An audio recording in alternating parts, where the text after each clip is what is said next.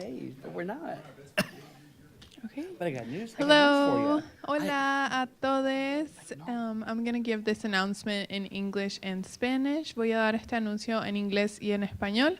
Nosotras somos intérpretes. Vamos a estar interpretando el día de hoy del inglés al español simultáneamente. Así que queremos darles algunos recordatorios que recojan el equipo si es que lo desean usar y cómo usarlo. So some reminders for today. We are going to be interpreting live from English into Spanish. We are simultaneous interpreters and we'll be using equipment. So anyone who would like to listen to the meeting today in Spanish can reach out to us and we'll bring you some equipment. Some reminders for the space. We ask you to speak one person at a time and please speak into the microphone so that we can hear you well. We ask you to speak at a moderate pace so that we can share the message that is being shared with everyone listening to the interpretation.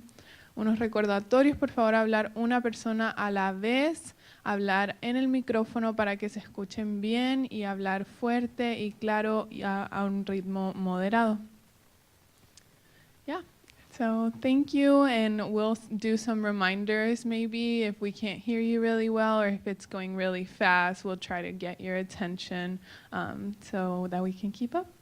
Y les vamos a recordar si están yendo un poco muy rápido o no se entienden bien para que hablen en el micrófono. Les intentaremos llamar la atención para poder escucharles y compartir bien el mensaje. Thank you. Gracias. Thank you all for being here today. At this time, we will call to order and welcome everyone to our very special called meeting of the Board of Adjustment for Buncombe County. We'll start with announcements from staff. The only announcement that we have is that you requested that the parties meet and try to stipulate to some of the issues. They did do that, and I have some stipulations for me to hand out to you. These will be incorporated into the record, and if you have any questions, let me know. Thank you. And if you want to pass those around so the board can begin to look at those before we, okay, yeah. And from there, we'll start with a roll call of board members, moving to staff. I'm starting with Joel. Craig Allen. Carla Barnard. Andy Ball. Greg Phillips.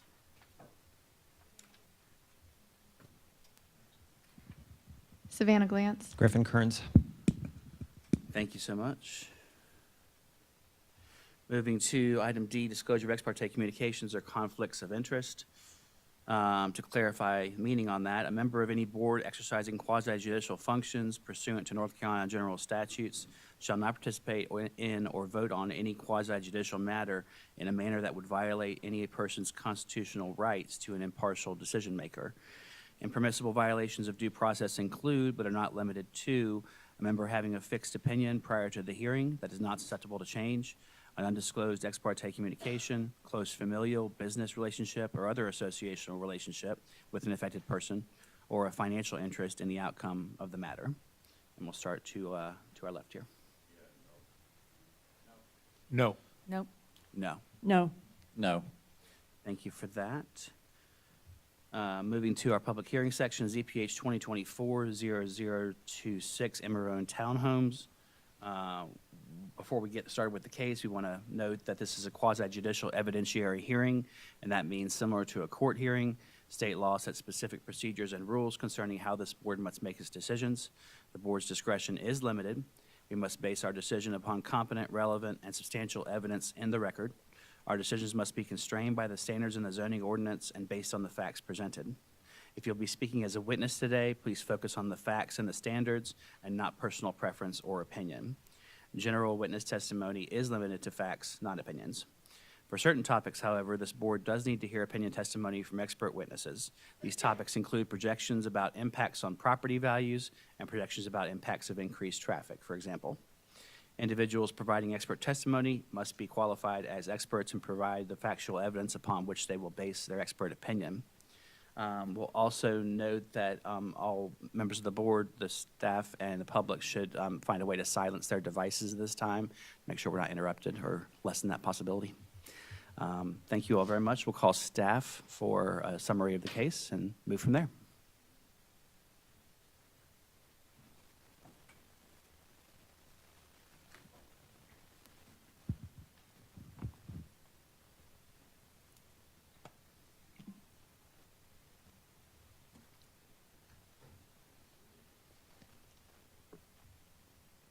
Please raise your right hand and state your name.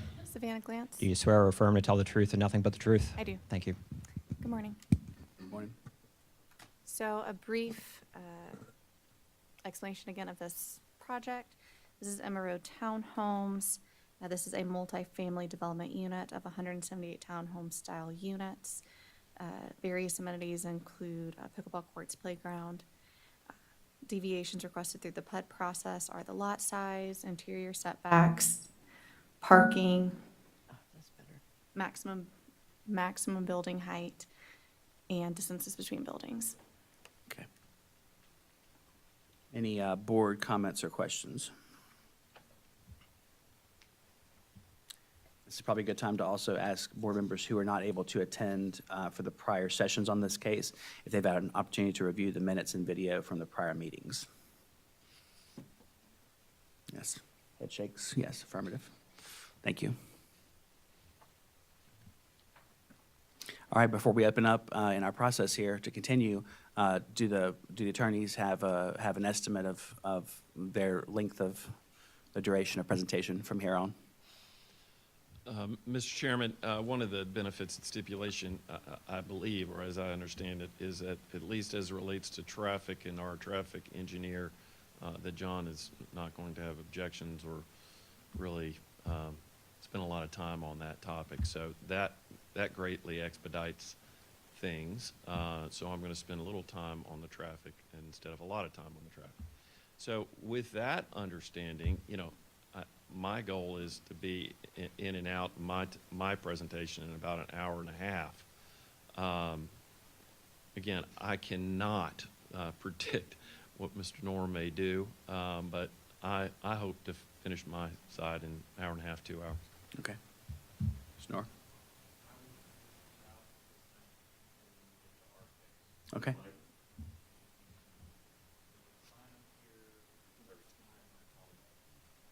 May not be on. There it is. There we go. I apologize. I anticipate about the same, hour and a half to 2 hours when we get to our side of the case. Okay. Looking at the schedule, we do have most of the day until 4 o'clock with a hard stop today. We want to move as quickly as possible without sacrificing any time on either side, or side for witness testimony as well. And so we're thinking about taking a lunch break, maybe in the 11 o'clock hour sometime after Mr. Justice is done. So we'll look at maybe 11:30 for that, depending on how we get through this. And then move to counter, and then move to witness testimony for an hour, and then it gives the board about an hour or so at the end for discussion. For here, we'll hand it over to Mr. Justice. Thank you, Mr. Chairman. We left off with Warren Suggs, and we're going to pick back up with him. So Warren, come on back up.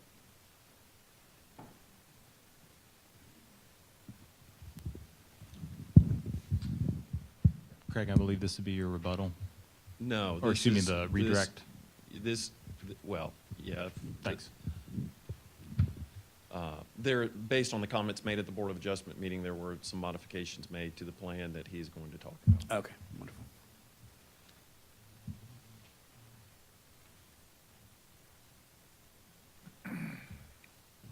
All right, Warren, good morning. So you're still under oath. You, of course, testified from a civil engineering perspective about our original applications. Since the last hearing, you had made some modifications based on comments that were generated at the last meeting, made some modifications to the site plan that you've submitted to staff. Is that right? That's correct. All right. If you would go ahead, do you have those modifications with you? So I brought 10 copies. It's an updated C201 sheet and an updated color map. All right, so we're going to use the color map as Exhibit 5A, is where we left off. And okay. All right, Exhibit 5 will be the colored rendering. And then you said this, how did you identify that? C201. C201 will make it Exhibit 6. Craig? Yeah, I'm gonna Thank you. hand it to you.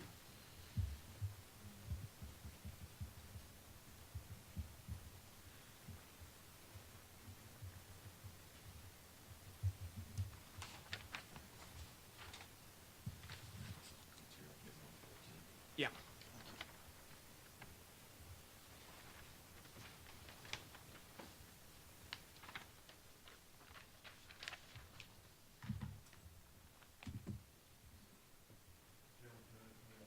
Please.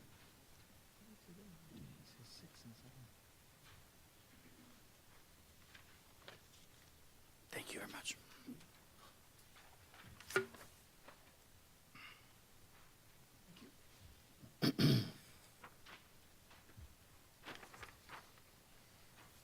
Craig, what were those numbers again? 6 and 7? 5 and 6.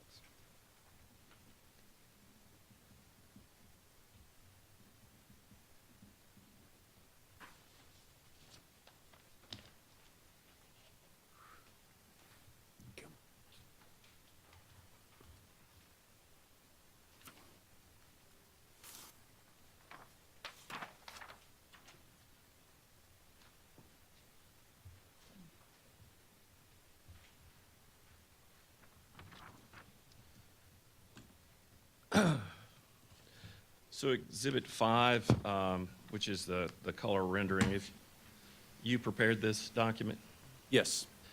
and this is a modification to the application that you submitted to the county around April 14th, is that right? Yes. And the other document, C201, is something you prepared as well Yes. and submitted as a part of modification to the application, is that right? Yes. Mr. Chairman, I'd like to introduce Exhibits 5 and 6 into the record. See no objection, so admitted. All right. Warrant, if you'll just walk the board through the modifications to the application. So if we'll go to 6 first, I think it's maybe a bit easier to talk from and see, while 5 is a little color coded and a little nicer. So 5 is C201, looks like this kind of piece of paper. So that's Exhibit 6. Exhibit 6, Yep. C201. So one of the items that was talked about quite a bit in the last meeting was walls E and F. And E and F were near the salmon-colored units that are on the northeast side of the property, where you see here it says FFE 2204. It also has a gold set of units that you see 2 of now that say FFE 2193. In the previous plan, where that FFE 2193 in gold, there was 3 units there. Those 3 units were causing the need for a retaining wall that was up against the 2 properties to the east there, and I believe Mr. Noor represents the northeastmost property. Because of that moving of that unit and making it just 2 now, we were able to remove that wall. So there is no wall that's beside where it says 2193. But we didn't get rid of that unit. We just moved it. So it's no longer up there. It is now at the bottom along Vesey Street, where it says FFE 2156. So we moved that unit down there. That was the first change.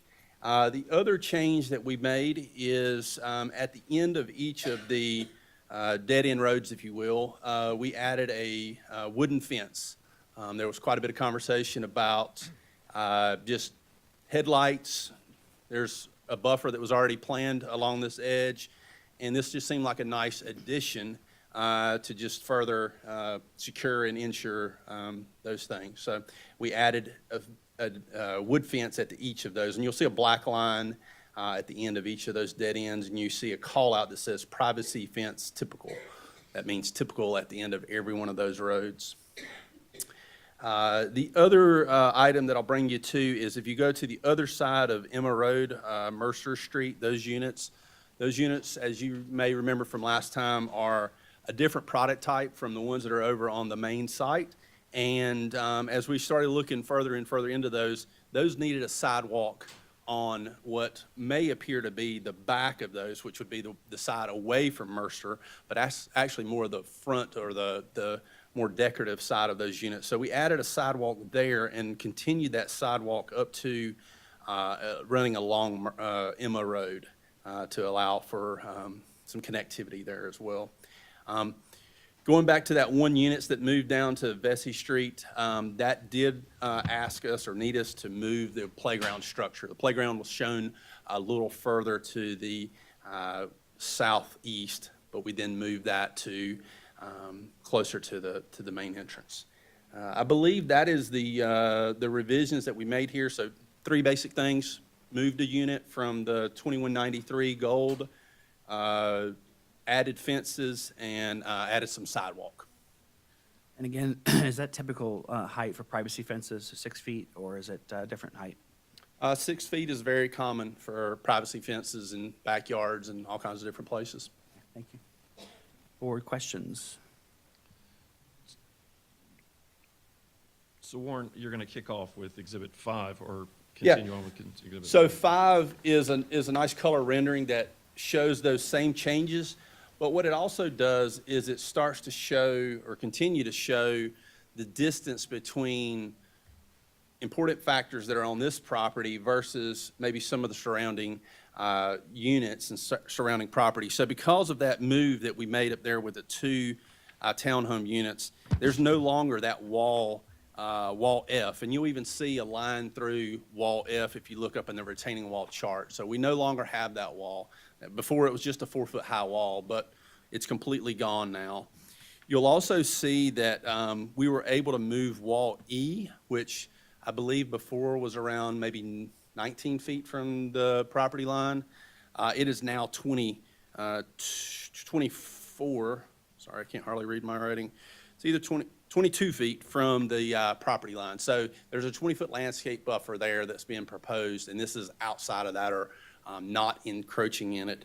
It also still shows the distance between those proposed walls and the first structure that's on these units. It also still shows the distances from the McMillan property over to the walls, which there again still are outside the 20-foot landscape buffer. So Warren, you talked about replacing or modifying the unit that's labeled 2193. The unit that's labeled 2204, there was adjustment made in the type of building or type of unit? No, we moved the wall closer to the building. Just move the wall? Yes. Okay. All right. Mr. Chairman, those are the questions I have for Warren, explaining the changes. Okay. Board questions?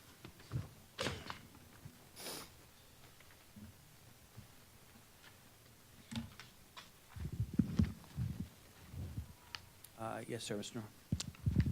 I think just one follow-up. I think on the Exhibit 6, where you've added the sidewalk area along Mercer Street, that sidewalk will extend from the end of Mercer Street towards Bowery Road, which is the entrance for the development, correct? Correct. Okay. And, but I don't see a crosswalk there, correct? Correct. Okay, so the sidewalk was added, but no crosswalk as part of Correct. the development. Those are my questions. Thank you. And Warren, just to state the obvious, a crosswalk would require the participation of the North Carolina Department of Transportation. Correct. And if the North Carolina Department of Transportation were to okay a crosswalk, we wouldn't have any problem putting one in if they're okay with it. That's correct. Yeah. Those are the questions I had, Mr. Chairman. Okay. Anything from the board for this witness? Just to follow up on that last comment, you will be pursuing a crosswalk, or are you going to wait for the Department of Transportation to determine the ones needed? I think to some degree, we would want to get direction from this board. And so that if you say, we'd like for you to continue pursuing a crosswalk there, we just can't get in a situation where we have the state of North Carolina, big Understood. giant, going, no, we don't want crosswalk, and then our project somehow hinging on that. So a lot of it will be a dialogue that we'll have later. We're just showing the willingness to do a crosswalk. Understood.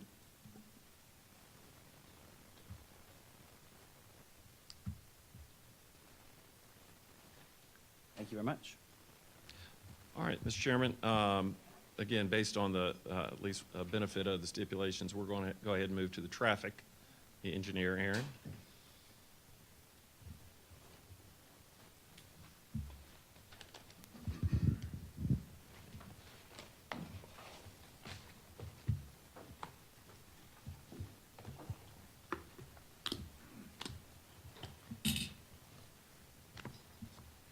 All right.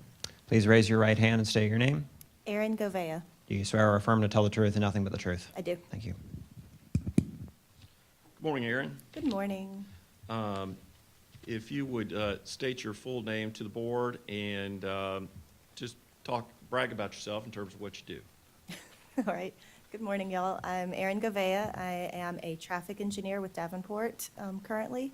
I have had my PE in North Carolina, my professional engineering license in North Carolina for about 6 years, and I've been a professional engineer in multiple states for close to 20 years. I graduated from Mississippi State with my bachelor's in civil engineering and from Clemson with my master's in civil engineering with an emphasis in transportation.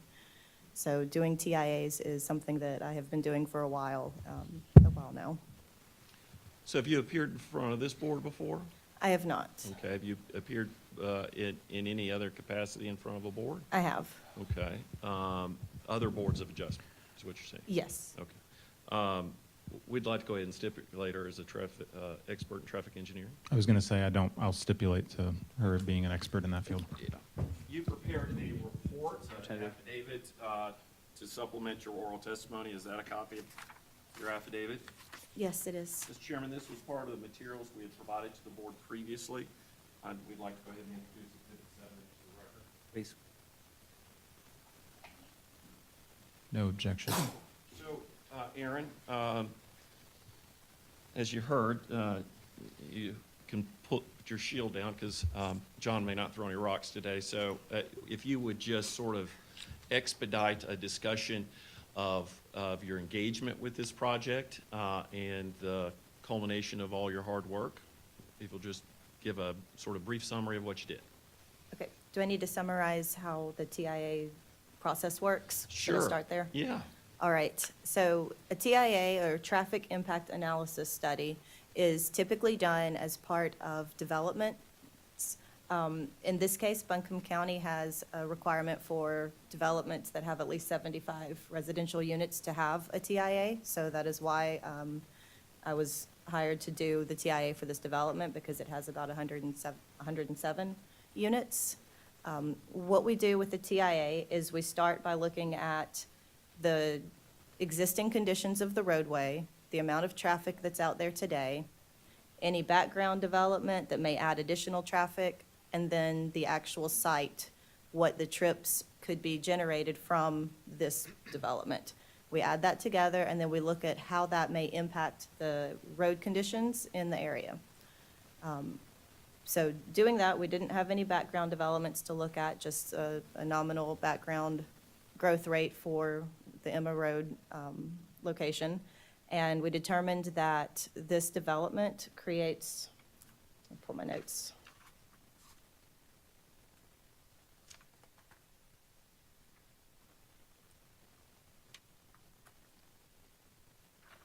It always takes longer to find things when people are waiting on you.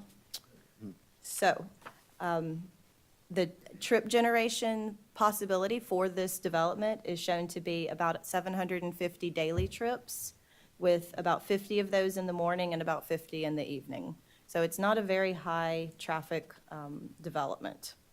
So we looked at those two intersections and determined, and this is all with the agreement of NCDOT. The Department of Transportation looked at our scope that we proposed. They approved our scope. We agreed upon the basic assumptions and then performed the rest of the TIA analysis. And the analysis showed that the driveways were expected to operate at what we call a level of service, and level of service B is what they showed. Levels of service range from A, with practically no traffic and really easy to drive around, to level of service F, which has a lot of traffic and really congested areas. Level of service D is about where many planning departments aim for their bigger roads. Like, you don't really want to plan for no traffic to be on your roads, because then you overbuild, and you don't want to plan for there to be a lot of congestion. So somewhere around C or D is what they aim for, and this development's driveways are looking at a level of service B. So that's definitely on the less traffic, less congestion side of things. So, And after you've prepared the traffic impact analysis, after the DOT approved the scoping, did the DOT approve your conclusions from your TIA? they did. The DOT approved the conclusions and issued an approval letter. And part of your study and your conclusions has some recommendations at the very end of it, is that correct? That's correct. And this is in the main to improve or relating to site distance? So the recommendations and requirements from DOT that were in agreement with what we determined with the TIA were to maximize the internal protected stem length, which just means make sure that the internal driveways are far enough back from the road that cars can turn in and get off of Emma Road. And then the site distances, maximize the site distance that is also on Emma Road. So with a bit of grading, we don't anticipate there to be any issues with site distance either. And, Mr. Chairman, obviously my client, as the applicant, is willing to abide by the conditions that are expressed in this report as recommendations. In conclusion, Aaron, you had noted in your affidavit in paragraph 9 that based on your experiences as a traffic engineer and your study of this particular location and the traffic that is proposed to be generated, you gave two opinions that are noted in paragraph 9 of your affidavit.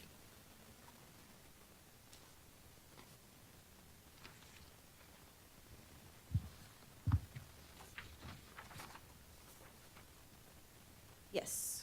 The first one being that the proposed development, proposed use of this property will not adversely affect the health or safety of persons residing or working in the neighborhood of the proposed development from a traffic engineering perspective, and that the development will provide satisfactory ingress and egress, and particular attention is paid to transportation capacity, safety, and mobility. Correct. Are those your conclusions? Yes. All right. Mr. Chairman, those are all the questions I have.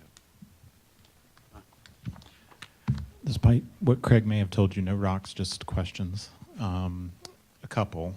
I think with the changes that Mr. Sugg just talked about with the sidewalks, and there is not going to be a crosswalk, considering the recreational amenities that are across the street, would a crosswalk be advisable in this kind of context when you have pedestrians that are anticipated needing to cross the road in order to access those material or those services?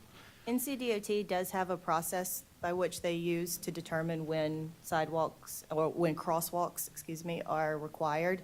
The typical number of pedestrians is closer to 20 in an hour to cross, so I would not expect DOT to want to install a crosswalk that they would have to then maintain regularly at a location that only has 8 homes on one side. However, with the improved site distance, with the grading on the road, it should be reasonably expected that pedestrians that would like to cross here can look both ways and see oncoming traffic with enough time to be able to cross. What about small children who might be going across the street for the playground? I would hope they would be accompanied as a parent. Okay. But, and I asked, do you think it would be useful to have that type of infrastructure in place to aid those who are trying to cross over to the recreational amenities, aside from what DOT might look for?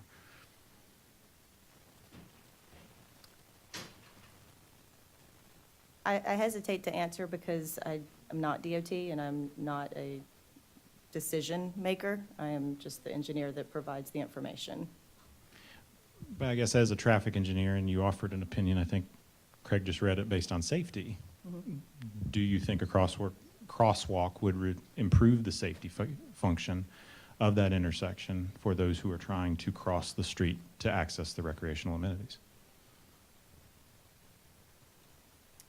Given the low volumes at the moment, it would not be my first choice, Okay, no. thank you. Those are my questions. Board questions? Could you speak to the annual growth rate of 1%? Those of us that have been on here, this board for a long time, are used to seeing a higher growth rate percentage than that. So I'm just kind of curious as to the genesis of the 1% versus something like 3%, which we've seen on recent projects. Sure.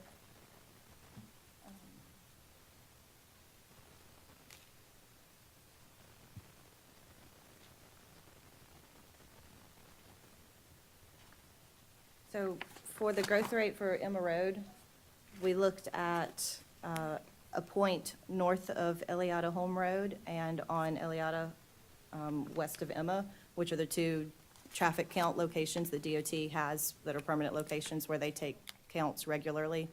And so we have historic data going back to about 2002. And looking at the numbers for this area, the growth rate's actually negative. So going with a 1% growth rate is a little bit conservative. You assume a little bit more traffic to get a little bit higher numbers so that we're conservative. The other question I had was, I see none of the scoping documents are signed by DOT. Is that typical? It is typical in a lot of areas. They usually just will send an email back that's like, great, go ahead. Thank you. Joe?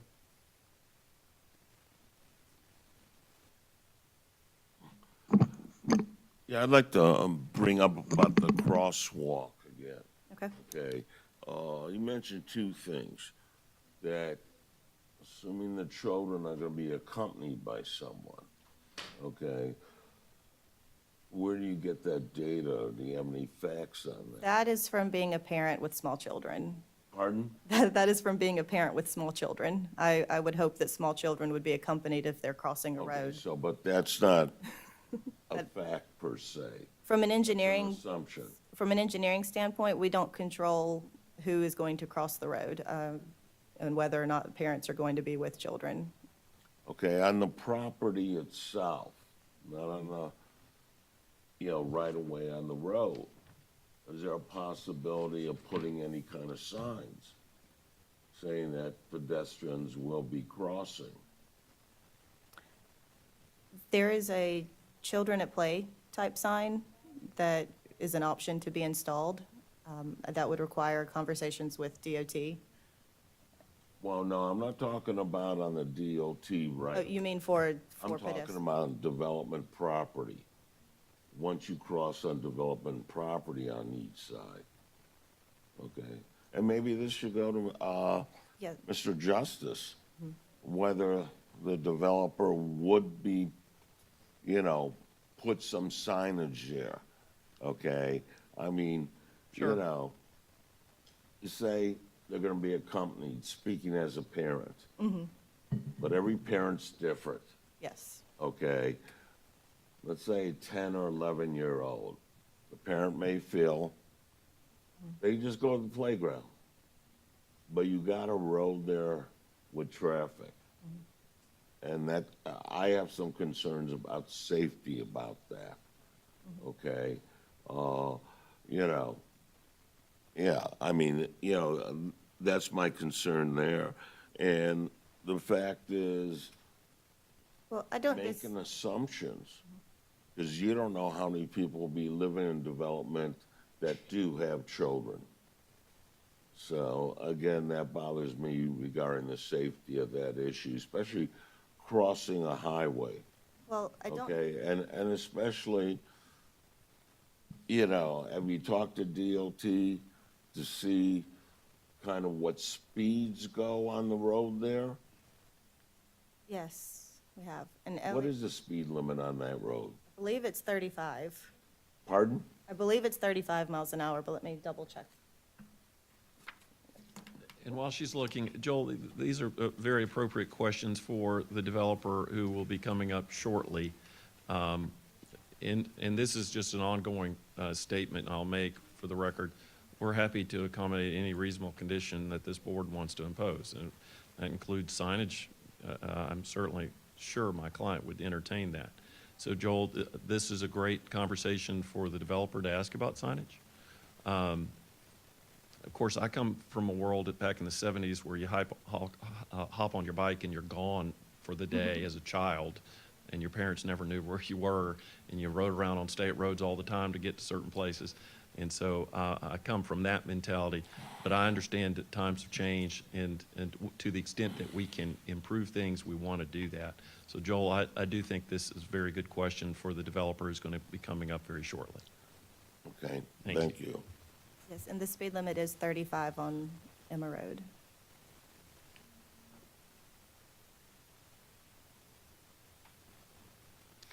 Other comments, thoughts, questions? One question. When you do the traffic study, is there any consideration for when schools start for the children that live in that, potentially will live in that community? There is. We make sure that traffic counts are taken when schools are in session, so we have that pattern included in the analysis. Okay, I just wondered about school letting out and the school bus dropping the kids off crossing the street. Whether you did the traffic impact analysis based on that.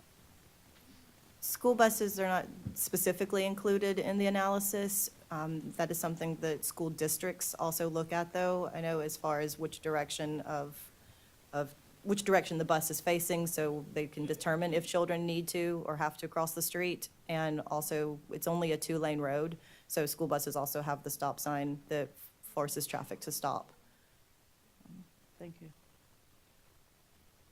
Yeah, have you looked at any other developments where you have a situation where you have a 2-lane road going through part of the development, and did any analysis regarding school bus traffic? No. It's not typically something that's done as part of a traffic impact analysis. Okay, because you did mention that eventually an analysis would be done or won't be done. School district, she mentioned. She mentioned the school district may take a look at it, but that's a third party. Okay.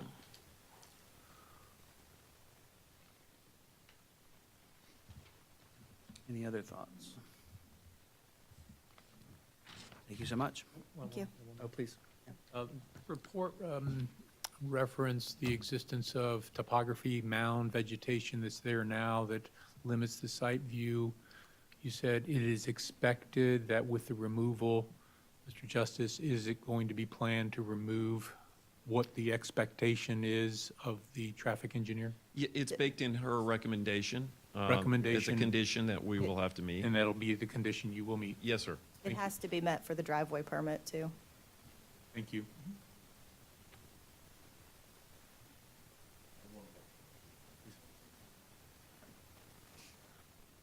Yeah, one of the things, and I go back to what Mr. Justice said, which is before his time. As a kid, you leave in the morning, come back at dinner time, okay? But also I notice, living off a 2-lane road, when the school buses are on there, and even though, I don't know, they may live far away from the school bus stop or whatever, but sometimes there's a line of cars to pick up the kids. So have you looked at that? Are they gonna line up on this 2-lane road? Now, where I live, there's some side roads nearby. The side road here would be the entrance to the development. How are you gonna handle that? If parents line up in their cars to pick children up from the school bus stop, if there's a stop here, is that the question? Yeah, well, I'm assuming children are gonna be living there. I would Because there's a assume, playground. yes. So school bus is gonna stop there. I don't know if the school bus, at least from what I've seen where I live, they don't go into the neighborhoods. They stop on a main road. So, again, nowadays, parents show up, pick up the kids. Where are they gonna wait? I would expect, based on the size of this development and the location of the road in comparison to the homes, that students would just walk home. You wouldn't have or parents could walk to the bus stop. I wouldn't expect drivers waiting by the bus stop for this development. Yeah, on this matter, the board can't really weigh in or doesn't have any jurisdiction over where people wait for the bus stop. But Yeah. if the bus came on the main road and stopped, they would be able to, everybody stops for that. Everybody in that case. stops if So, the bus yeah. stops, yeah. Thank you for that question. Other questions? right. Thank you so much. Thank you. Thank you. And Joel, there are a number, if you'll look in the site plan, there are a number of areas for if parents wanted to drive from at the end of the development to the beginning of the development, there are plenty of areas for people to pull aside and wait internally. But again, these are things that are hard to predict. We'll move on to Lynn Carmine.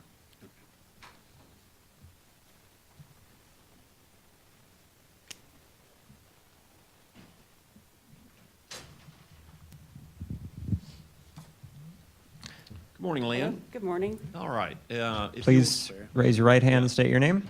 Lynn Carmichael? Do you swear or affirm to tell the truth and nothing but the truth? I do. Thank you. Thank you. Lynn, if you'll go ahead and state your full name and then tell the board what you do for a living. Good morning. My name's Lynn Carmichael. I'm a commercial real estate appraiser. I've been a commercial real estate appraiser in the Western North Carolina area since 2004.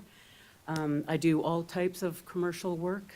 I got my general license in 2008. I got my MAI designation in 2011. I got my AIGRS designation in 2019. And since 2019, I've served as a member on the North Carolina Appraisal Board. And have you appeared before this board before as an expert? Yes, I have. Roughly how many times? Roughly 4 or 5 times? Okay.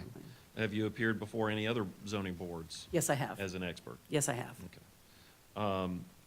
And in that capacity as an expert, had you prepared market impact studies relating to the proposed development? Yes, yes, And you have prepared one for this one? yes. Okay. Mr. Chairman, I'd like to tender this expert as Lynn, as an expert in market impact study analysis. Hearing no objections, so. No objection. So tendered. Thank you. Thank you.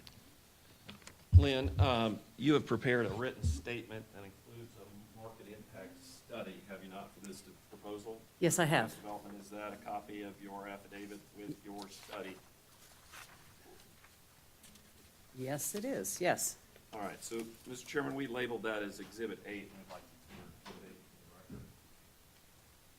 Please.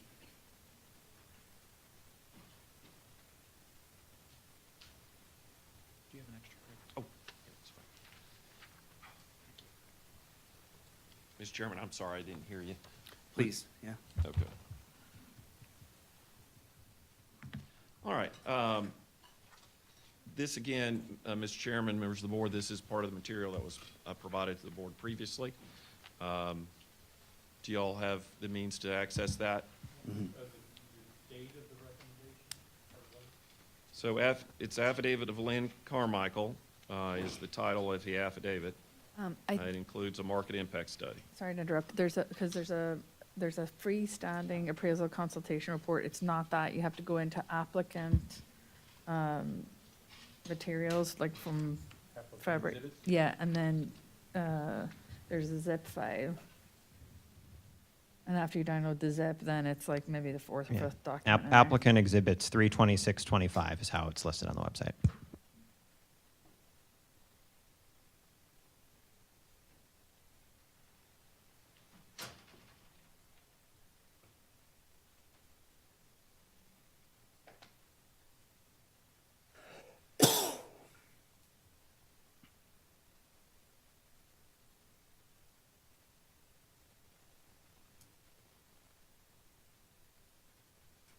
All right.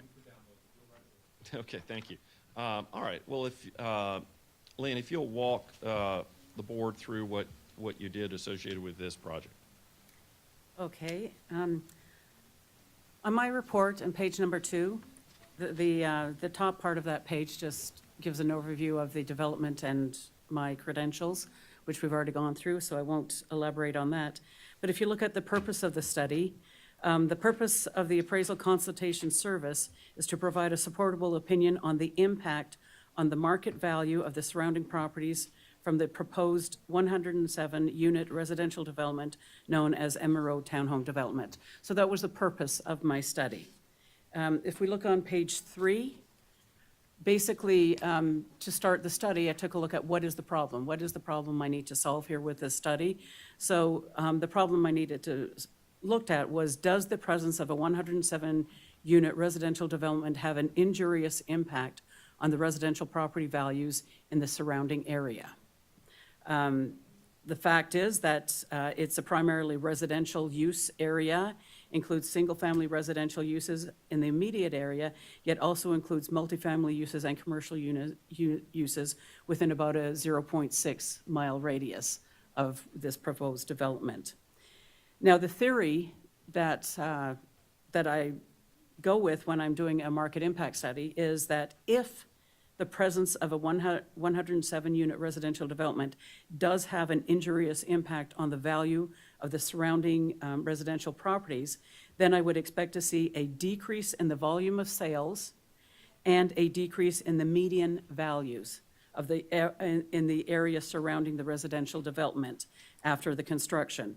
Furthermore, if a 107-unit residential development is injurious to the residential property values, then I would expect to see this consistently, a consistent drop in value and a consistent drop in the volume of sales in the surrounding area with similar developments. Okay, and so what I did is I took a look at 5 similar residential developments.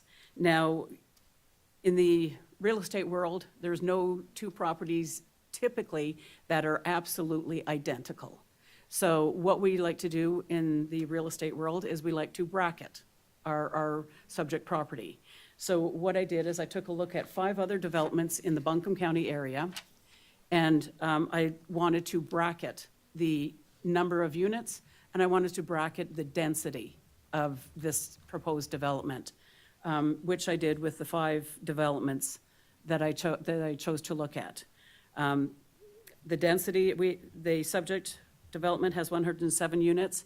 The range of the units that I looked at for the developments I looked at ranged from 48 to 272. The density of the proposed development is 8.9 units per acre, and the density of the developments that I looked at are 7.1 to 18.5 units per acre. So the property is well bracketed to do this study. Now, what I did for this study is I took a look at what was the volume of sales and what was the median values for the year prior to the year of major construction for each development, and what was the volume of sales and the median values for the surrounding properties for the year after the construction. So the year before construction and then the year after, okay? Took a look at the 1-mile radius and a 5-mile radius for each development, and just compared that. And I took a look at, okay, given the 1 year before, the 1 year after, what is the percent change in the volume and what's the percent change in the values? For 3 of the 5 developments, there was actually a decrease in the volume from the year prior to the year after, but the overall difference, the mean difference for the 5 developments is a positive 3% change in the volume in the 1-mile radius. And the values for the 1-mile radius, we've only got 1 development with a negative value change. The other 4 had positive value changes for an overall 23.2% increase in value between the year prior to construction and the year after construction. Within the 5-mile radius, we have 2 developments with a drop in the volume, 3 with a increase in the volume, for an overall increase in the volume of sales of 0.4%.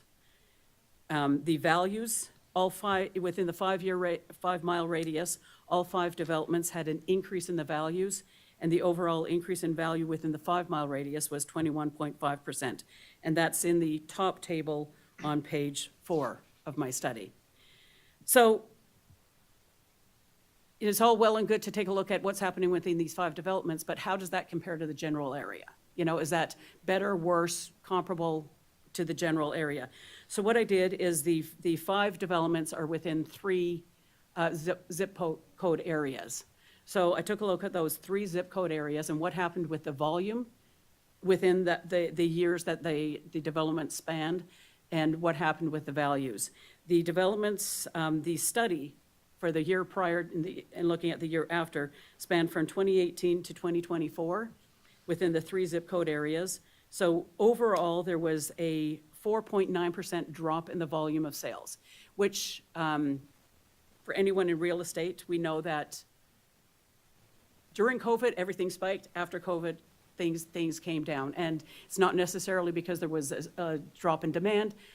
Quite often, especially in the residential market, it was because there was just not enough product on the market. You know, we had very, very low inventory. So sometimes, some of that volume could be because of lack of inventory on the market. It's not necessarily a drop in demand. But the overall area had a negative 4.9% volume change over that total period, whereas our the 1-mile and 5-mile radius both had a positive, an increase in the volume of sales. And the value, the values within the general area, the zip code areas, had a positive 20.7% increase in the values over the study period. Whereas in our 1-mile radius, we had a 23.2% increase, and in the 5-mile radius, we had a 21.5% increase. So they're all statistically within a reasonable range. But our our study areas, the 1-mile radius and the 5-mile radius, are both slightly higher than the general area, the zip code areas. So just getting back, if we look on, looking on page 5 of the study, that's just a map that shows you where each development is in relation to the Emma Road, the proposed Emma Road development. And you can see there's one to the north, a couple to the south, east, and west. So it's all surrounding within the Buncombe County area. Okay. So if we take a look at page 6, this is where the conclusions are. Okay, so again, getting back to the theory that we stated at the beginning, is that if the presence of a 107-unit residential development has an injurious impact on the value of the surrounding residential properties, then I would expect to see a decrease in the volume of the sales and a decrease in the median values in the area surrounding similar residential development after the construction. Furthermore, if a 107-unit residential development is injurious to the residential property values, then I would expect to see a consistent pattern of decreased property values after construction of similar developments despite other influences, okay? You can see from my study, from the numbers, and these numbers were pulled actually from the MLS, the local, or actually it's the regional MLS. But I pulled Buncombe County numbers for these developments. So this is actual numbers from the MLS. I did not see a consistent decrease in value, and I did not see a consistent decrease in the volume comparative to the general area. And therefore, I conclude, based on other developments that were bracketed, that bracket the subject property, that there will be no injurious impact on surrounding residential properties from this development. Thank you. So Lynn, in looking at your comparables, you are looking at attached housing comparables, is that right? Yeah, yes. So, some of the developments have a mix. Let me just see. Here now, let me just see. Actually, no, these are all townhomes or condos, so they're all attached, yes. And so based on your experience in this field and your analysis of this, of the facts that are shown in your report, you ultimately landed on a couple of conclusions that are part of paragraph 6 of your affidavit, is that right? That is correct. Have you got a copy of that affidavit? Can I see a copy of it? Thank you. At the bottom of the affidavit. Okay. And if you can read to the board what those conclusions were? Yes, there's two. Okay, the project will not injure the value of residential property within the neighborhood of the proposed development. The project will not be detrimental to the public welfare or injurious to property or public improvements in the neighborhood of the proposed development. And are these your conclusions from your experience and your analysis from your market impact study? Yes, it is. Those are the questions I have, Mr. Chairman. Thank you. Cross? I do. Thank you. Good morning, Ms. Carmichael. How are you? I'm doing well, thank you, and you? Good, good. I'm going to ask a few questions about the numbers in particular and various aspects of your report. If you don't understand something that I'm asking, please ask me to ask it in a different way. I want to make sure you're understanding my questions and the board's getting fair responses based on those. Is that okay? Absolutely. Perfect. I think you talked about this at the beginning, and I'm going to show it here. This is your report, page 3, but your theory, essentially what you looked at here was to say, okay, if the presence of a 107-unit residential development is going to have an injurious impact on the value of surrounding residential properties, I would expect to, 1, see a reduction in volume of sales, correct? Yes. And 2, expect to see a decrease in the median values in the area surrounding similar residential developments. 2, Yeah, yes. correct? Okay. And then, even if those 2 were present, I would want to, you're saying I would want to look back out and see how they compare to the larger area beyond that. And you picked the 3 zip codes where the 5 comparables were located, correct? Yes. Okay. So let's look at each of these. I think this was your, again, these are tables you prepared, you put together. The data is summarized in the tables on page 4, correct? Yes. Okay. Well, let's look at the first. I also want to ask a couple questions here. You said a before and after. Let's make sure we're on the same page.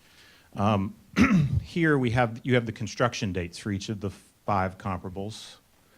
When the major part of the construction was occurred.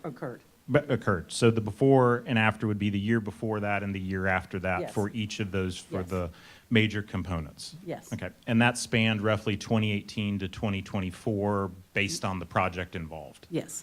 And is that range also why you picked, I would say, in the broader analysis here, at Yes. the lower part, why you range from 2018 all the way to 2024? Yes, it is. Okay. So before and after, ranging from 2018 through 24, is also why you've got that broader analysis for the same years. Yes. Okay.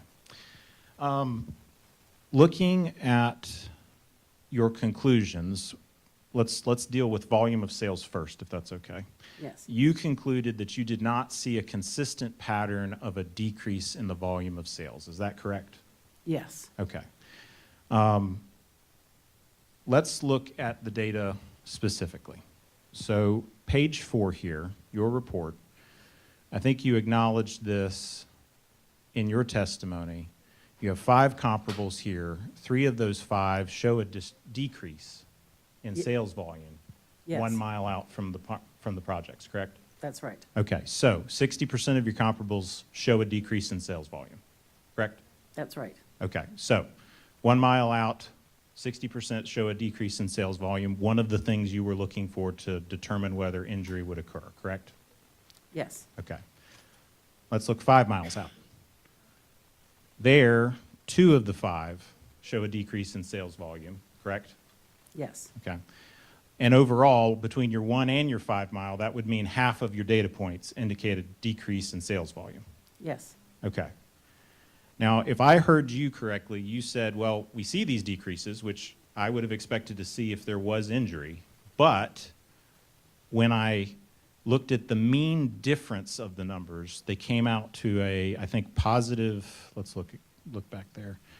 Here you had a positive 3% mean difference in the 1 mile radius, and I think it was a positive 0.4% difference in the 5 mile radius, correct? Yes. Okay.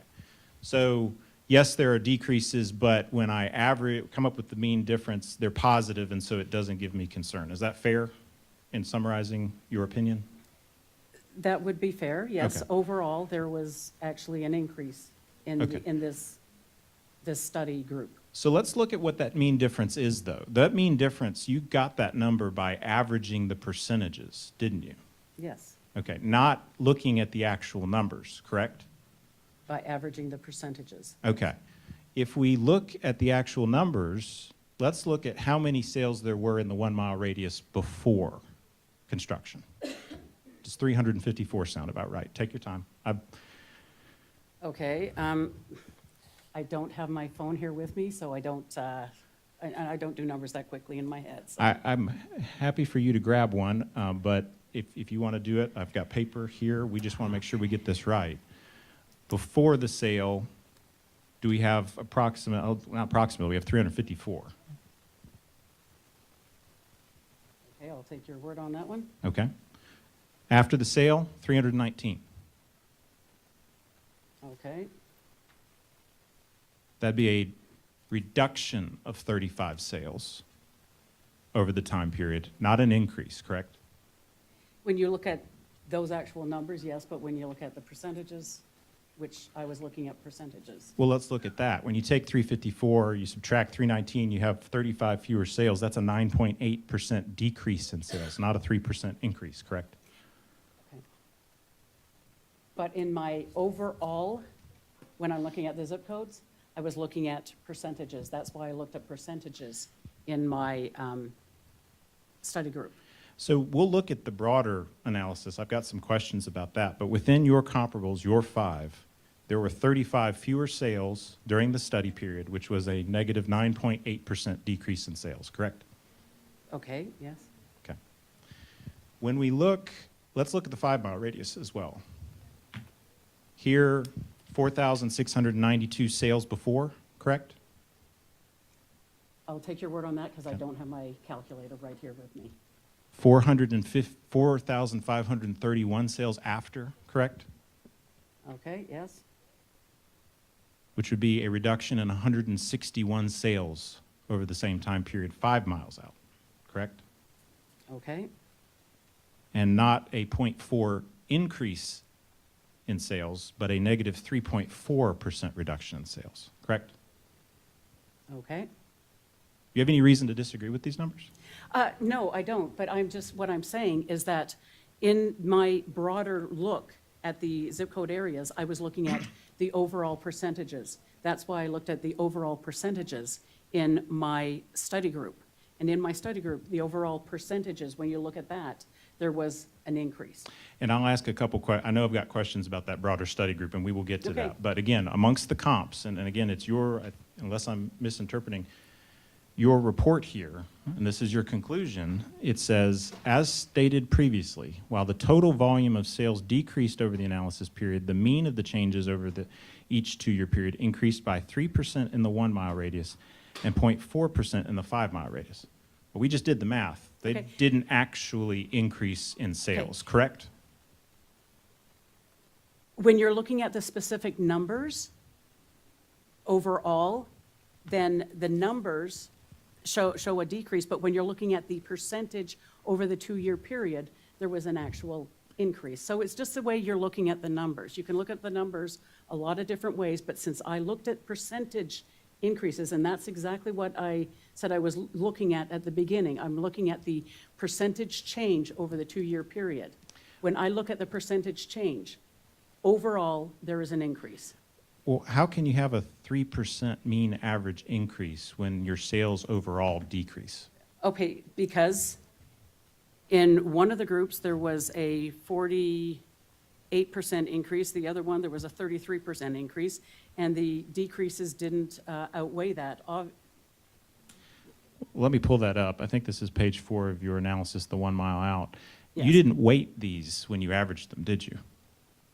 No, I didn't weight them. No, I just looked at the overall percentage changes. Okay, so Took the mean of it. you gave the same equivalency to a unit development that had, let's say, 137 sales before, the same way as you did one that had 50. You didn't account for the size of those sales in doing your calculation, did you? No, that's exactly what I said in my study, is I took a look at each development, and I compared the year before, I compared the year afterwards, and I looked at the percent difference. That's why I'm looking at the percentage difference and looking at the overall mean of that percentage difference.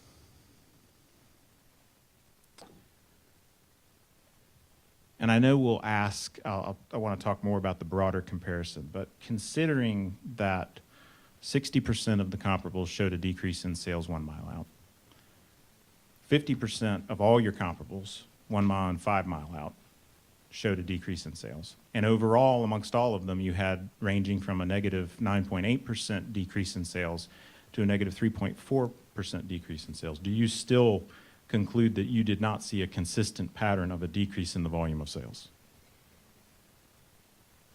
That consistent pattern, okay, and that consistent pattern has to be compared to what's happening in the overall broader area, because I can't conclude that these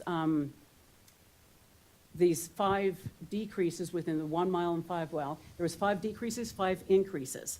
And I can't conclude that the 5 decreases were absolutely attributable to this development. That's why I take a look at the broader area. And in the broader area, it decreased. Therefore, you cannot say that any decrease was attributable to the development of these properties. So I want to be fair, you have pointed out the broader analysis. Let's talk about that. I think this is the portion where you looked and you pointed to the 3 zip codes, and essentially, as we already talked about, you said, okay, well, how is the broader zip codes performing in comparison to 1 mile and 5 mile out? Yes. Okay. These were the raw numbers. If I Yes. can make sure I'm understanding here how you're using them. You, again, these mean differences, you're not averaging the actual values, the actual sales. You're averaging the percentages. You're averaging the averages. Yes, and that's what I talked about in my study. I'm taking a look at with the percentage difference. That's why I averaged the percent difference. Okay. Because I'm not looking totaling the numbers in each comparison. I'm looking at the percent differences and how does that equate. Okay. And as a result, again, you looked and you found negative 4.9% decrease in the values and a 20% increase, negative 4.9% decrease in sales, 20.7% increase in value, correct? Yes, yes. Okay. Let's look at these numbers as well. Forgive me. Wrong slide there. So again, when you looked at the actual values, is it a 20.7% increase over the time period, or is it a 67.8% increase? Okay, I'm not looking at the actual numbers because like I said repeatedly in my study, I look at the percent differences and then average that out, the percent differences. So you're averaging the averages, not looking at the actual numbers. Yes, I'm looking at the percent difference. That is the best way to compare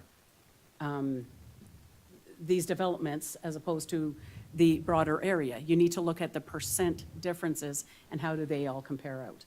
But if we actually looked at the numbers, the mean values that you placed in there, in 2018, there was a mean value within those 3 zip codes of $280,000, correct?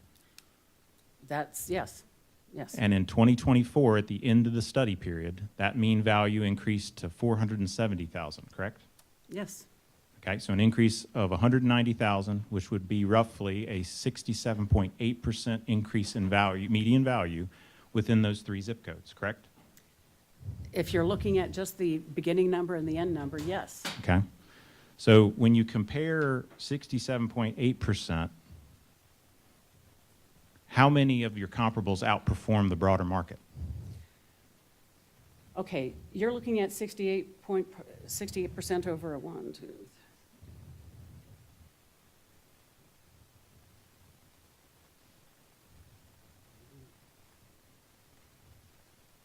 Okay, over a 6-year period? How many outperform your comparables? Okay, but you're looking at 60, you say 68%, and I'm taking your word on that because I don't have my And calculator I'm happy here, for you to get your okay? calculator. If you want to run those numbers, do them, please. I'll take your word on the 68%, okay? But when you divide that into an annual increase, it works out to, okay, when we divide that 68 divided by 1, 2, 3, 4, 5, 6, divided, okay. Why don't you grab your phone? Okay, let me just do that, 2 seconds. Yeah.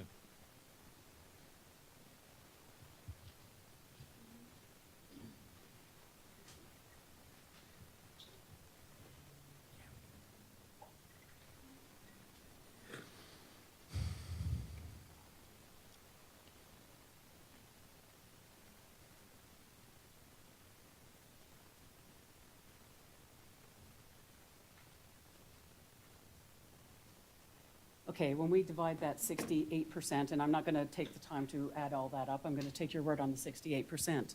But when we divide that by 6 years, we're looking at an 11.3%. So when we look at the 1 year or 1 mile radius, all except 1. Well, So four out of the 5 actually increased in value more than the general area. When we look at the 5 mile radius, again, 4 out of the 5. My question, and I'm going to break it down in a couple different ways, was how many outperform over the study period of 67.8%? 4. Not on an annual basis. My question is over the study period from 2018 through 2024. How many outperform?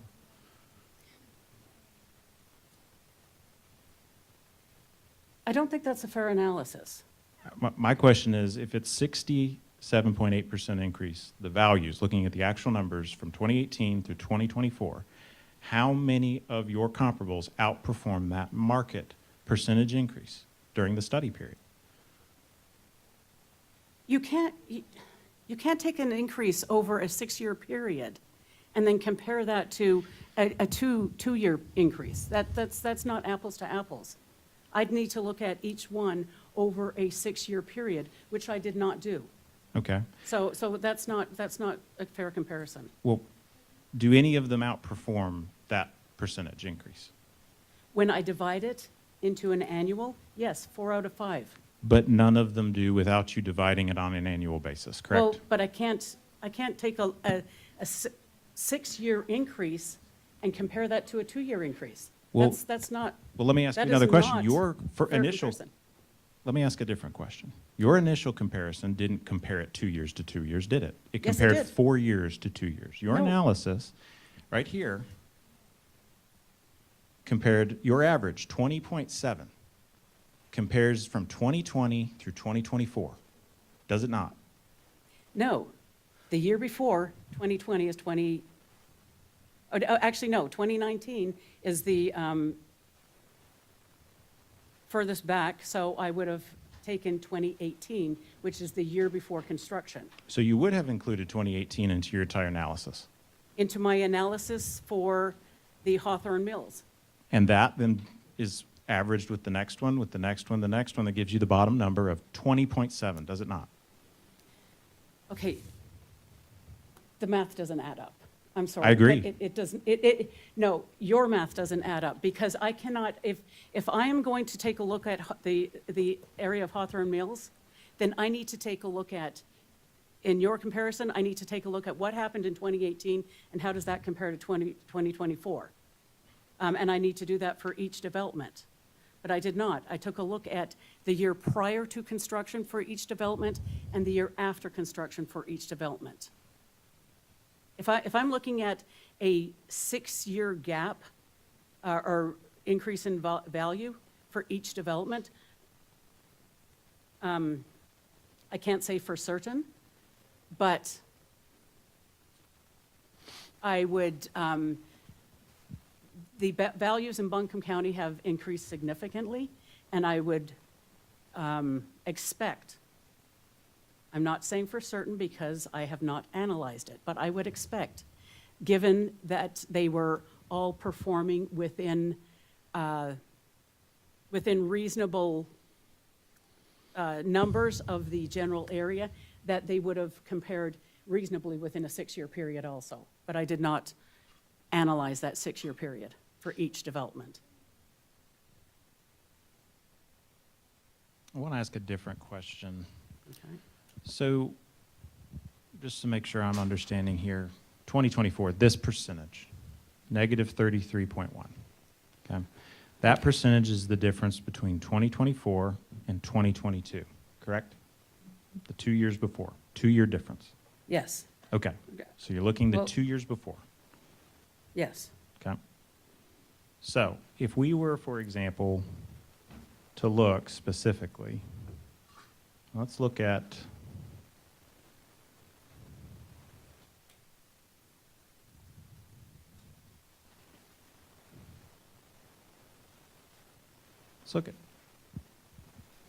Towns at Hamrick Farms.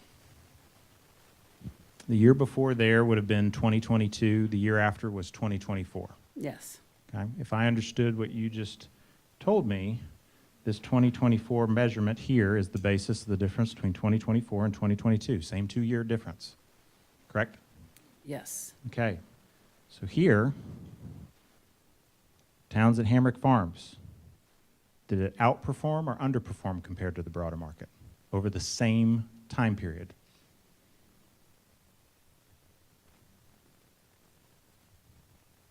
Okay, it had a negative, a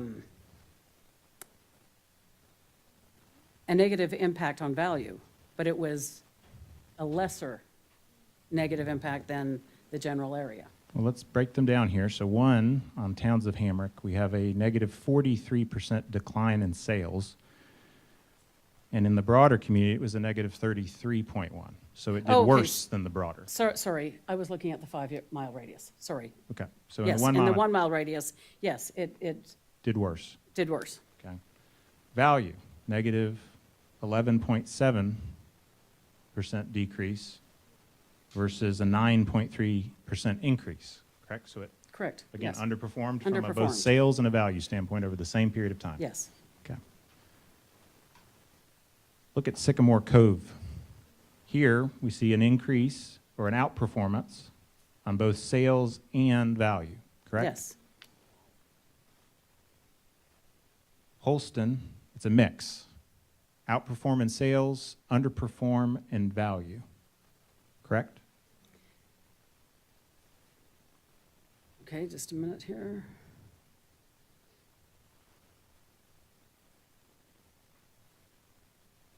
Okay, and where are you getting the, So in we're Holston, looking at the 1 mile radius, are we? we are, yes. Okay.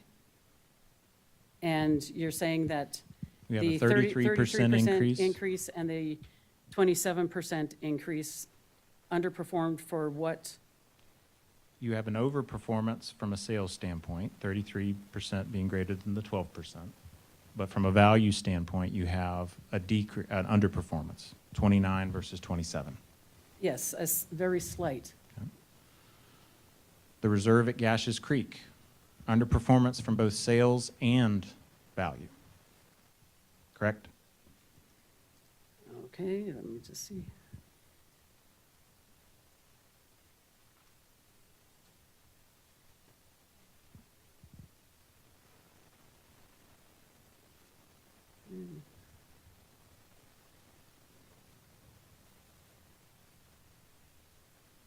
And again,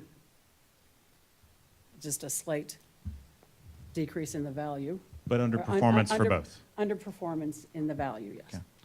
And then the last here, underperformance, worse off for Hawthorne at Mills Gap for sales, overperformance for value.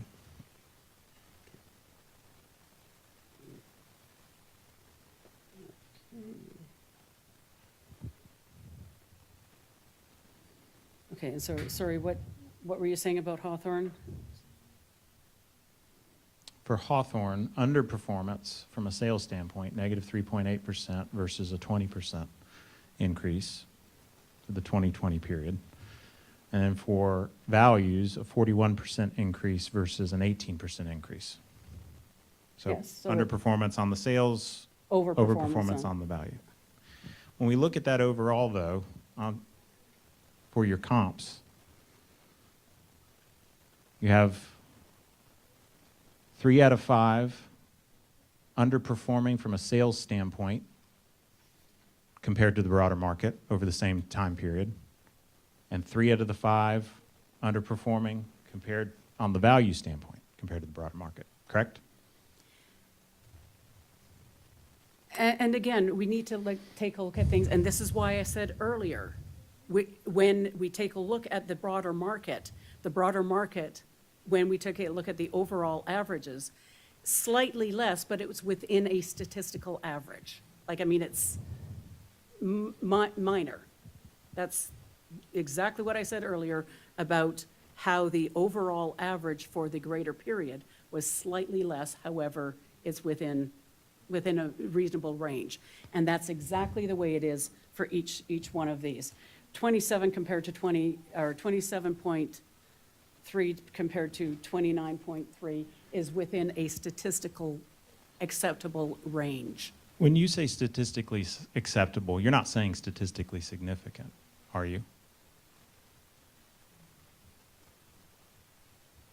Please explain. It's a known statistical analysis. Is it a statistically significant determination you're making here, or are you just averaging the percentages together?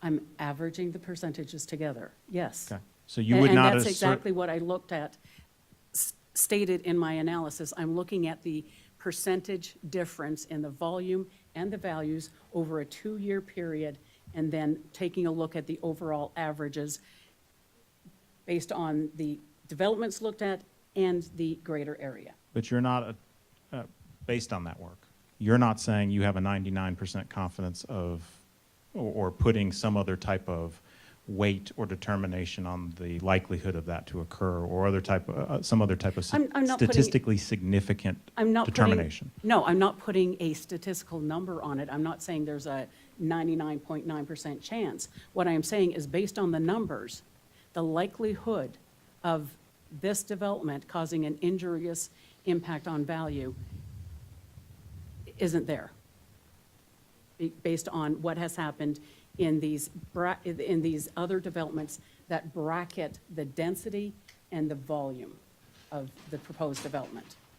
So even though there was an overall decrease in sales amongst all of the 5 comparables, 9.8% within the 1-mile radius, 3.4% within the 5-mile radius, 60% of the 1-mile radius comparables showing a decrease in sales.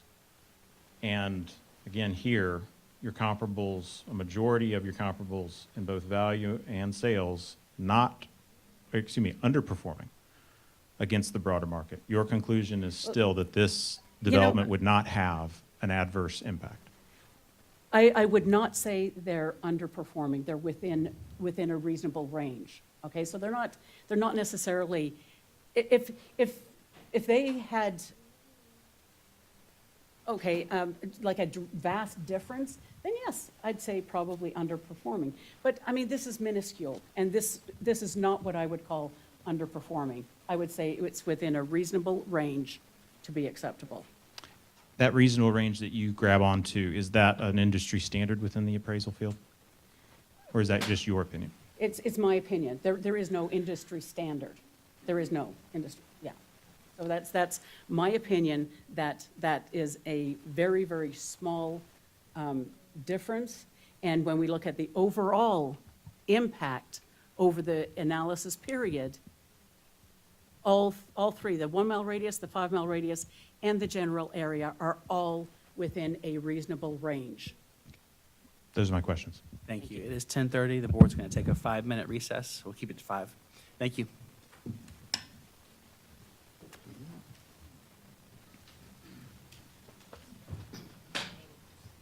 10:37.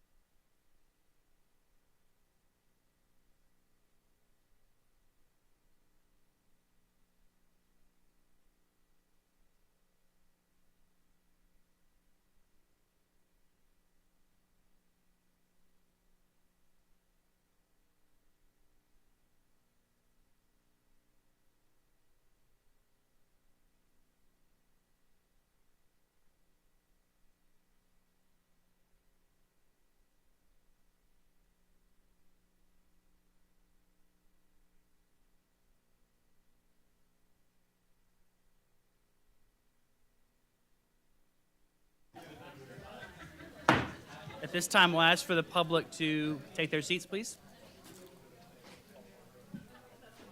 And if you have conversations to conduct, please take those outside right now. Thank you.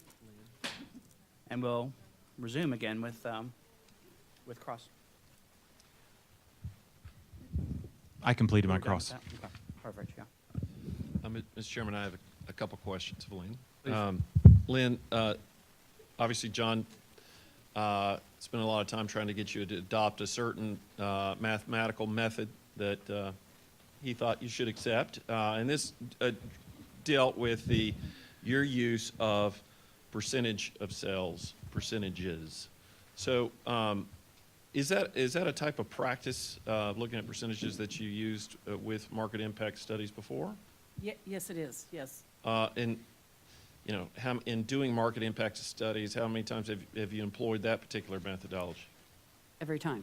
All right, and is there an industry standard relating to that methodology?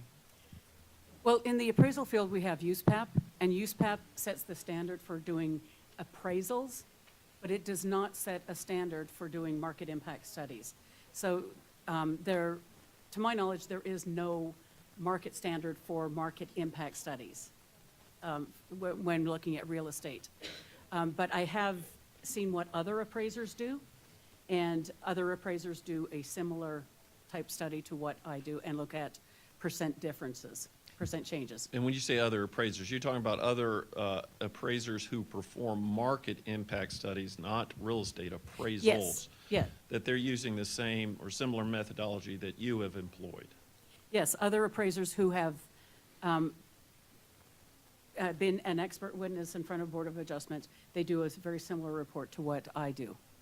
Have you seen these experts in their reports use the methodology that John was trying to get you to use? I'll No. objection to the characterization of me trying to get the witness to use a particular methodology. I don't think that's an accurate statement of my questions. I ask that it be stricken. Can Well, rephrase, yeah. Yeah. The methodology that John was offering up, that he was asking you questions about, have you seen that particular methodology used?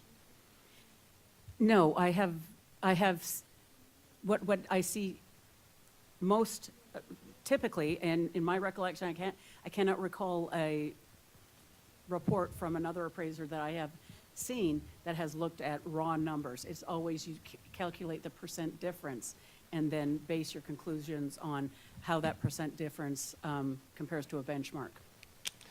In terms of COVID, in the effect of COVID, if you look at your table in terms of the comparables you used, and just looking at the first one, the towns at Hamrick Farms, you've got construction in 2023. That means you looked at 2022 numbers and 2024 numbers, right? That's correct. So from the standpoint of COVID and how it's affecting the real estate market in 2022, can you tell me what was going on here? Yes, we had a spike, a spike during 2021 and into 2022. That dropped off. When you say a spike, you mean more people were buying? Yes, yes, a spike. And in fact, when you look at the general area, you can see that the highest volume of sales was in 2021 during COVID. We just had a real influx, and anyone that worked in the real estate industry knows that 2021 and into 2022, there was a spike in the volume of sales, and that decreased after, starting in 2022, there was just a slight decrease from 2021. And then when you take a look at 2023 and 2024, those numbers came down significantly. And we saw that after COVID, is the volume decreased. And that could be in part in what I said earlier. I talked about how the decrease in volume is not necessarily a decrease in demand. It could be in part due to a decrease in inventory, because we got down to less, at times, the residential market in Buncombe County was down to less than a .2 year inventory, which is significantly low. It's at the point where we need development, and we need it right now, because there's just no properties. But you can see by the values kept increasing, so that tells us that this decrease in volume is not necessarily because of the demand in the area. There's some other factors happening in there. But yes, that first one, the Towns at Hamrick Farms, was right in that year after the spike in the volumes. And is that an example of why you do pull back and look at a general population area where you use a zip code to see what's going on there that might explain some of the numbers? Absolutely, absolutely. Kind of use that as our benchmark to say, okay, well, this is what's happening in the general area. This is our benchmark. What is our study group? What's our study group doing in comparison to our benchmark? And as you sit here right now, Lynn, is your opinion still the same, that you believe that the proposed use of the property in question will not injure the value of residential property within the neighborhood? Absolutely. Those are the questions I have, Mr. Chairman. Thank you. Just a couple follow-ups. You mentioned a spike, and I think you referenced COVID. Where in your report do you discuss the impacts of COVID on your data? I don't think I mentioned COVID in here. Okay, so you didn't mention COVID in your report, but now COVID is an explanation for some of the sales volume after the questions that I asked you. Okay. I did not mention COVID in the report because I took a look at the general area. I'm comparing it to the general area. And I'm simply stating that the spike in 2021, that's what we saw during COVID. During COVID. That's what we saw, and that's in comparison to this. So it's just a period of time when we saw that spike. Okay. It wouldn't impact the actual sales volume numbers, meaning the numbers are what they are. The numbers are what they are, yes, absolutely. The values, the mean values are what they are. Absolutely, Correct. absolutely. And the comparison between the two over the same 2-year period of time, I think Yeah. we looked at this, is what it is. A majority of the within 1 mile Absolutely, absolutely. underperform from a value or from a sales standpoint, correct? They did. Let me use a different hold on. firm. Let me retract the question. Let me withdraw the question. The percentages for sales, and I should say that you used, are lower than those same percentages within the broader study area for a majority of the comparables within 1 mile. The overall percentages, which is what we take a look at in a market impact study. We take a look at percentages overall. The overall percentages are within a reasonable range, and therefore, my conclusion is there is no injurious impact on the residential properties surrounding this proposed development. Yeah, I think as you said, that's your personal opinion on this, That's not based on an industry standard. Okay, like I said earlier, there is no industry standard for doing market impact studies. USPAP talks about doing an appraisal. It does not talk about market impact studies. What I base my market impact studies on is what are my peers doing? What are my peers doing when they are doing market impact studies? And that's what I do, is take a look at percentages, because that shows us a clearer trend in the market. Thank you. Thank you. Chair, question? Question. Lynn, I just have a question that Yes. goes back to your original premise or theory. Been a lot of conversation, and you were responding to a lot of questions with a reference to percentages. Yet, as I read your theory, I do not find the word percentage there. I see volume of sales. Well, looking at the percentage is just a way to analyze that change in volume. I take a look at the volume and how it has changed, and the percentage shows me how it has changed. But yet, if I look at the beginning number and the end number, in terms of volume.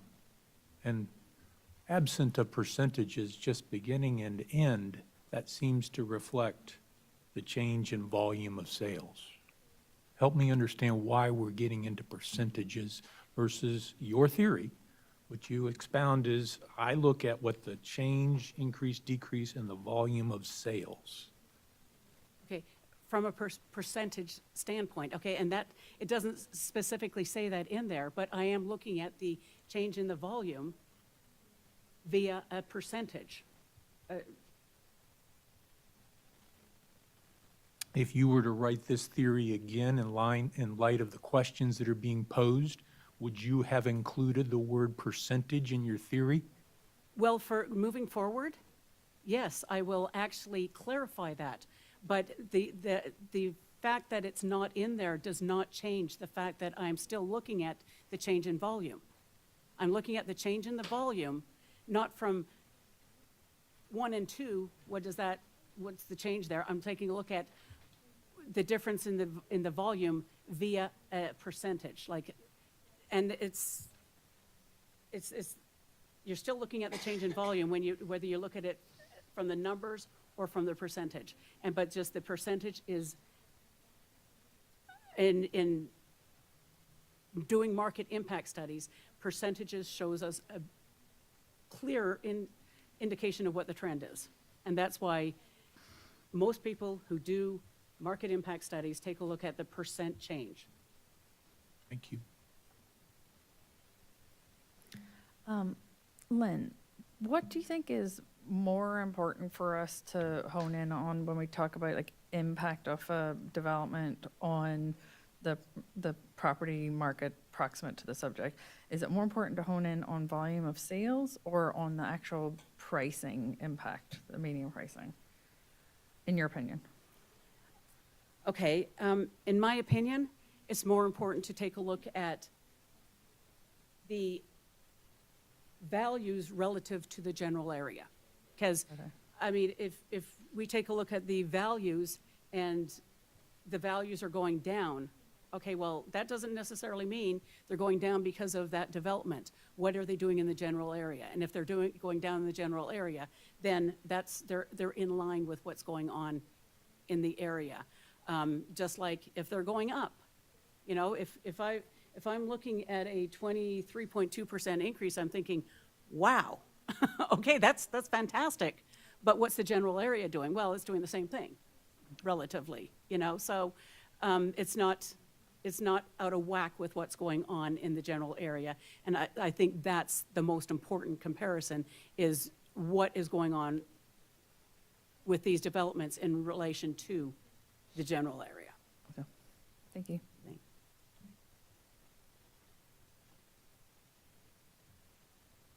Further comments, questions? Joe? Yeah, I've got some comments.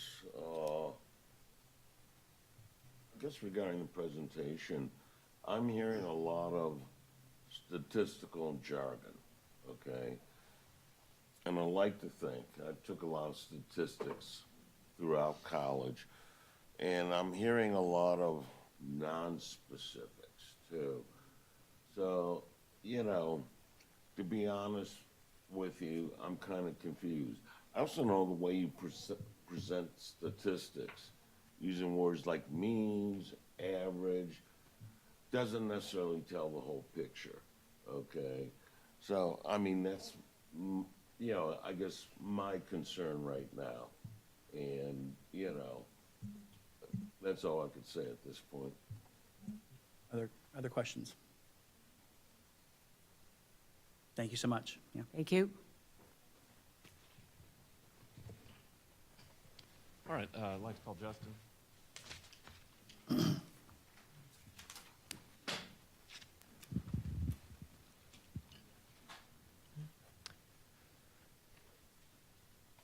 Please raise your right hand and state your name.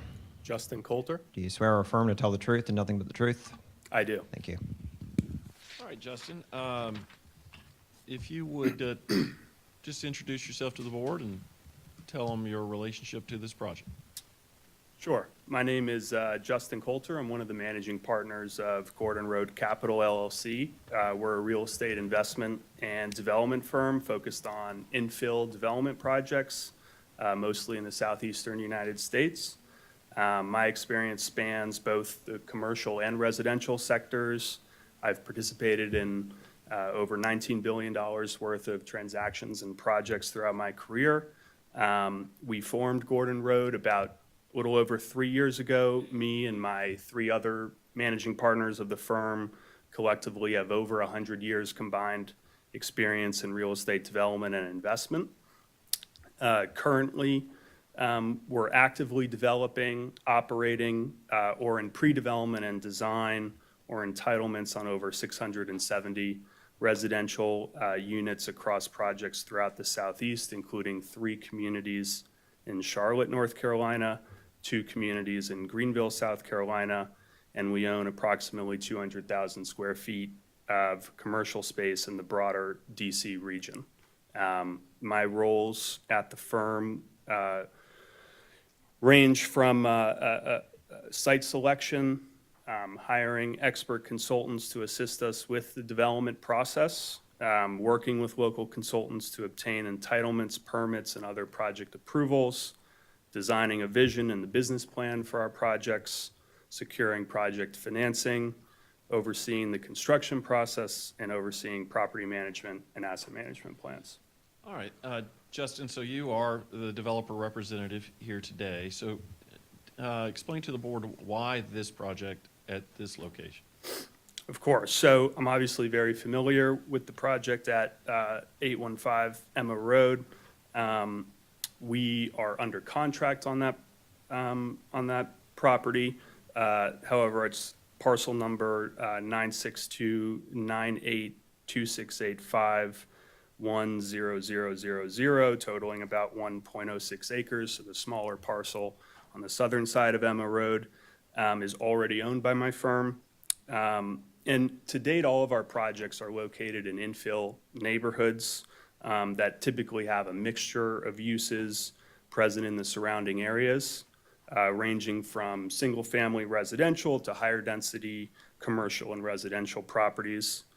The mixed use and infill nature of the region surrounding 815 Emma Road aligned extremely well with our firm's focus on these types of neighborhoods. Our plan, well, I'll stop there, I guess.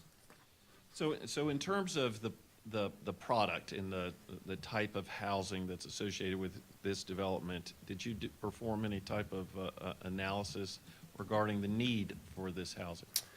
We did, and it's the type of housing that my firm is spending a lot of time working on these days. And, you know, we performed both sort of a macro study all the way down to more regional assessments. You know, we would point to first the sort of national housing shortage that I think many people are aware of. I'd point to a study that the Brookings Institution has performed, which would argue that there are about 4.9 million units short in the United States as of 2023. And I apologize, I just need to lodge the objection. I don't think we received the Brookings report if you're relying on it in advance and it's otherwise hearsay. So he's just giving information of why Asheville, and so we're not offering up, I'm only speaking he's just to giving my- some background. I think And no the witness source- can no definitely talk sources- about what he did, but I don't think he can cite to other documents or sources Yeah, outside of this. No source has been cited, though, right? No. Okay. There was a recent report published by the Bowen National Research And Group. again, I'm going to raise the same objection, Mr. Chair. Mr. Unless Chair, that- he's just simply saying, why come to Asheville? What led him here? We're not introducing studies. This is just part of his deliberative process. And I Okay? think he's citing to the This is a statistics. Publicly published study that was well reported in the papers, but focus on, I guess, your take on that Sure. Well, study itself.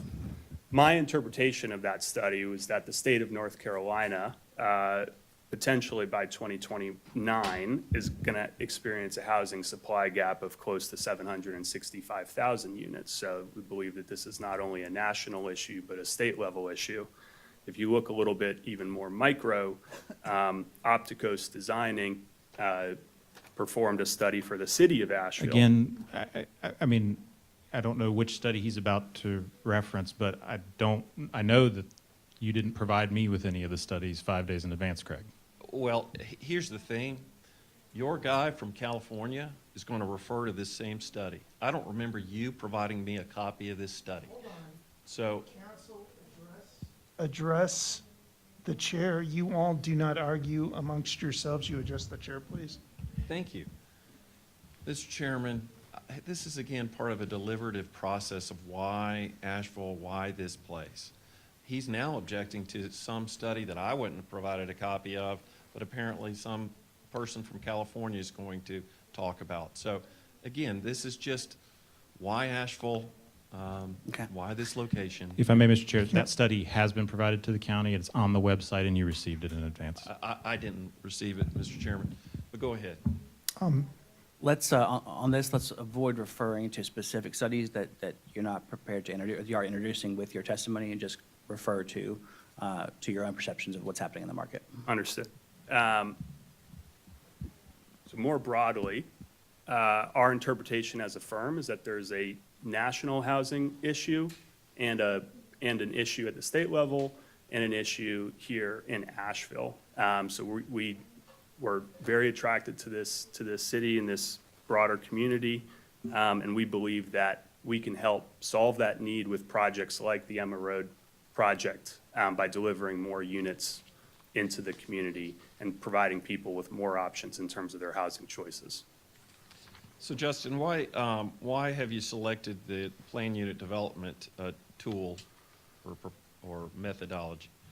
So while our project is under the density limitations of the R3 zoning code, which I believe is 12 units per acre, we have selected the plan unit development option here, mainly because of the ability for that to afford substantial advantages for greater flexibility and improved marketability through the benefits of efficiency, which permit flexibility in building siting, mixture of housing types and land use. So in a nutshell, we're leveraging this PUD process here to deliver a mixture of housing types. You can see on our site plan, we have a mixture of anything from 4-unit buildings all the way up to 7-unit buildings. We believe the PUD process also allows us to deliver more communal open space and green space and amenities for our residents to enjoy. So in terms of the housing types, this 4-unit buildings up to 7-unit buildings, is this type of housing called something in the marketplace? People frequently refer to it as missing middle housing. Well, and why do they refer to it as missing? Because I would say historically, development throughout the United States and in urban areas has frequently focused on 2 types of housing. You have ultra-high density product types like traditional multifamily projects, and then you have single-family detached, frequently on up to quarter-acre or acre-plus lots. There's not a lot in between, and we think that there's a need and demand for something that's not a traditional apartment or a traditional single-family home. So in terms of, you were obviously here during Warren's presentation, and I made the comment to the board that you would be willing to entertain reasonable conditions associated with this development. Is that correct? Of course. Now, you were here for Erin's testimony regarding the TIA report, correct? I was. And she made recommendations about improving site distance, and she has conditions that are recommendations in her report. You've agreed to those conditions or recommendations, correct? Correct. In terms of the changes to the site plan that Warren testified about today, these are obviously changes to the application that you've agreed to, is right? Correct. If moving forward, the Department of Transportation is desirous of or wants a crosswalk or thinks it's worthy, that is something that you would be willing to do? Yes. Now, talk to the board, if you would, about the southern portion of the property. There are modifications that you are requesting as part of the PUD process, and if you would explain to the board why you're making those requests. Yeah, there are a few reasons why we're making that request. The first is, I think we've discussed this in the past, Warren's mentioned it, but the grade on the project goes down rather significantly down into the 1 acre parcel on the southern side of Emma Road. Just so from a perception standpoint and optically, those 3-story units will feel, at least from the folks that are standing on the larger Emma Road portion, will not feel like they are 3 or north of 35 feet, 3-story plus units. There's no residential area behind that parcel. The large piece of land that's behind that southern portion is a property owned by iHeartRadio. As far as we know, there are no plans by that institution to convert that to a residential community. We also think that leveraging the PUD process here, we can provide additional product mix into our community. So the units that are on the larger side of our project are all 2-story units, providing one additional option in terms of a 3-story product would be, we think a net positive to the project. We think that the layout here provides a better parking layout for this confined portion of the site, given that this type of townhouse is able to deliver 4 on-lot parking spaces. And we think that these footprints also help preserve open space on that southern portion in a way that if we were to convert back to the wider and deeper 2-story units, that would be harder to achieve. Well, to touch on that last point, in terms of this application before this board, is the project totally dependent upon that modification that you've asked for on the southern part of the project, overall project? Totally no, it's Yeah. not, yeah. And so if the board had some dialogue about drilling down to the requested modifications in a Plan B option, you would be happy to at least have those discussions? Yes, we would. Okay. Now, in terms of this project, I believe Warren had testified that you're extending sewer to this site?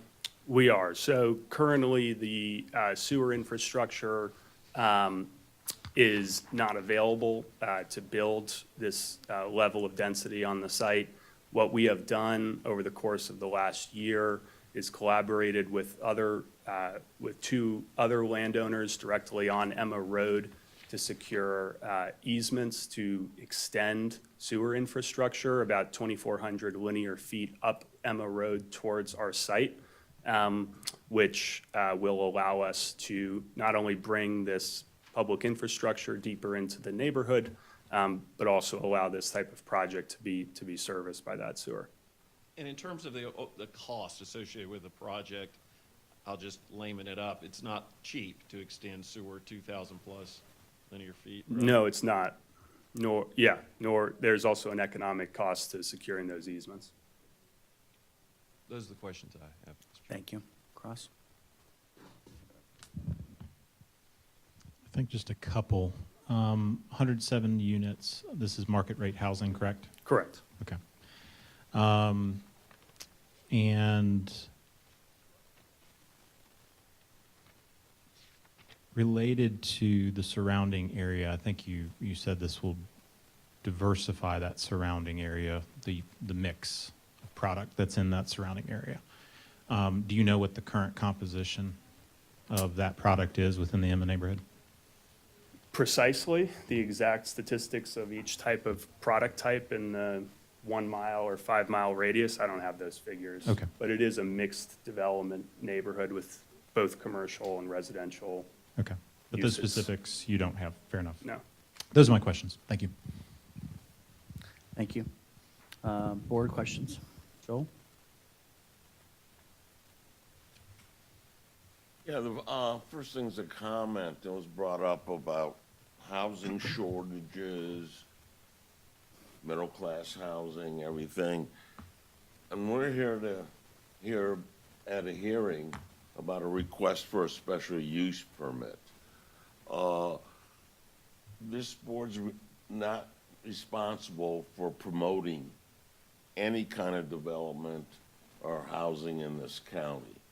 We do not take that into account in serving as a quasi-judicial body here. Now, I got a couple questions here. Still concerned about the lack of crosswalk. Now, I realize basically DOT does what it wants to do. The power has no sway over DOT. So the question is, you know, representing here, and not talking about, I mentioned earlier, not talking about the Emma Road or its right-of-way. What are you willing to do, just as a precaution on this road? And from what I see here and haven't been on Emma Road, there's no traffic lights nearby, is there?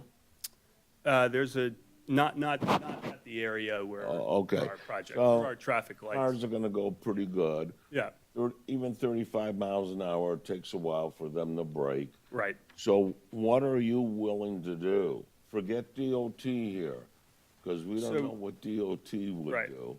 What are you willing to do as far as safety with people going over to the playground? So I think there's one thing we've proposed we do, and then there's another thing that, you know, I think came up today. So one thing we've done already, and I forget which exhibit this is, Craig. 5. Exhibit 5 is a little easier to see.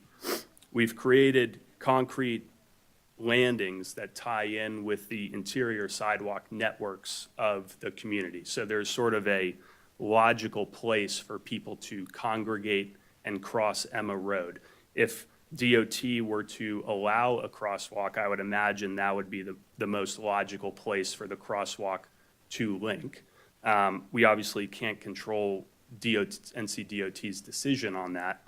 And then you had raised, which I think was a great point, is better interior signage on the development side of our property, which we absolutely could sharpen up and specify to make sure that, you know, that there are appropriate caution signs, particularly around the amenity area and the playground area, so that people know that these are trafficked areas.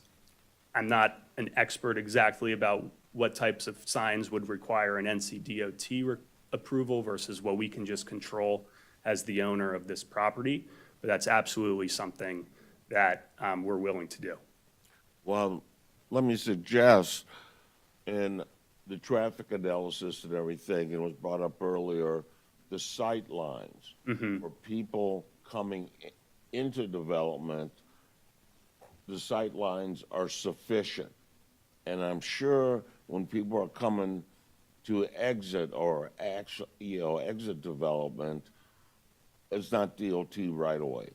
Would you be willing to put some signs there that drivers could see that, you know, watch out for pedestrians or whatever? This would be on your property. Yes, and then, yeah, absolutely. And then secondly, the other, I would say, change that I failed to mention, if you look at Exhibit 5 as well, our original Board of Adjusters application had a narrower entrance into the larger Emma Road project.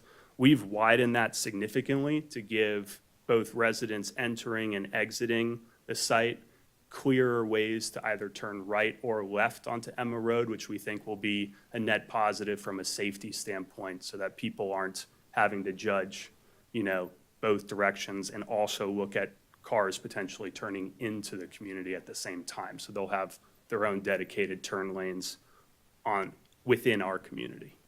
Well, like I said, it's not so much the turn lanes. Understood. People crossing, you know, and I know you can't put something on DOT right away, Right. but with the sight lines seen, you know, cross traffic, so are you willing to put that in as a condition? What exactly? What exactly? Putting up some kind of signage. Yes. Now, it would be on your right of way, but if people from development are exiting the development, suppose these sight lines are sufficient, they could see oncoming traffic. So traffic could see them exiting. So they should be able to see a sign saying, watch out for pedestrians. Would you be willing to do that? Yes. Okay. Yes. The other issue, this may sound trivial, okay, pickleball courts, okay? We've had people requesting special use permits for pickleball courts, and I have brought it up before. I live about 2,000 feet from a development pickleball courts, and even though there's probably 100-foot patch of woods and some other small houses, I can hear the balls being whacked. And I have played pickleball. And this is going to be right by the units there. And I'm just wondering, are you willing to put up some kind of buffer there? So we obviously will have landscaping in the community areas. We, you know, we've seen our residents at other communities really enjoy this one active amenity option. One thing that we also are thought about as it related to your comment earlier this month on this issue was to make sure that there was clear signage at the pickleball areas that you essentially can only play the pickleball during sunlit hours. So at sundown, you can't be playing, so that at least we know that pickleball is confined to the daytime. Okay, that's it. Thank you. Other questions?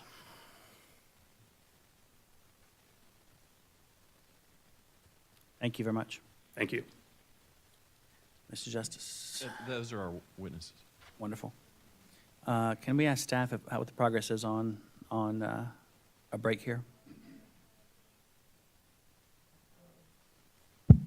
It is my understanding that we do have lunch. Okay, so what we'll do here, it is 11:19, 11:20. We'll take a 45-minute break here rather than an hour to kind of, in the interest of pushing this along and see if we can get there today. And so 12:05 would be wonderful. So we'll do a quick break here for lunch. Thank you.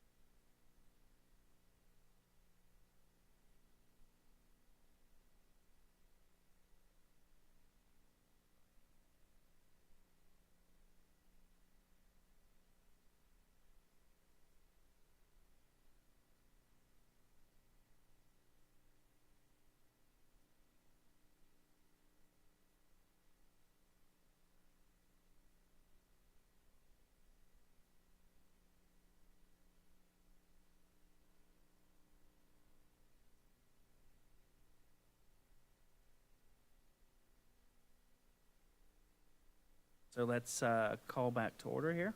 And Craig's not here. Oh, I didn't see that. Okay. Let's wait a few minutes for Craig here.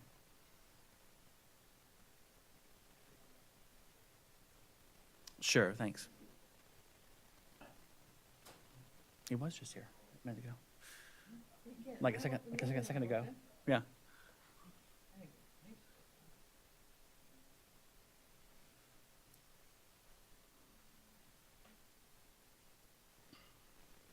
Thank you.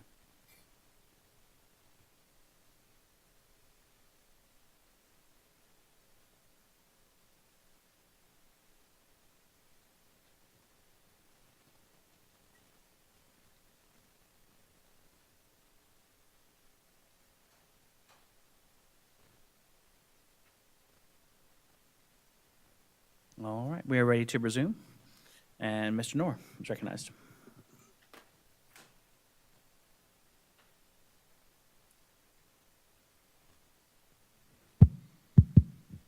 There we go. Okay, we are going to start with Sarah McMullen, please.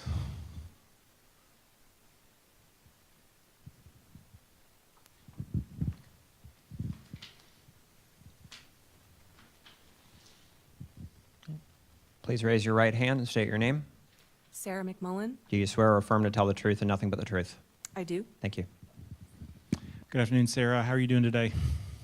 I'm a little nervous. That's all but right. Okay. We don't do this every day. At least most of us don't. I'm going to ask you a few questions about, just to sort of orient the board to your property, if that's all right. I've thrown up on the screen here what is, this would be applicant's Exhibit 5. Can you identify for us where your property is? Sure. It's on, if you're looking at the Exhibit 5, it's on the left top, corner. So, yes, that one where your pointer was is my property. Let's pull that out. I think it's even labeled Sarah McMullen and then the PIN number. Is that your property? Yes. Okay. How long have you lived there? I've lived there for about almost 2 years now, since Okay. 2023. And why did you buy into the Emma community? I really liked how peaceful the neighborhood is. It's very close to town, and it seemed like it was an affordable option. Okay. Who else do you live with there? I live alone. Okay. When you heard about the development, what are your concerns? What caused you to retain my service without going into what we've discussed, but what were the reasons why you've opposed the project?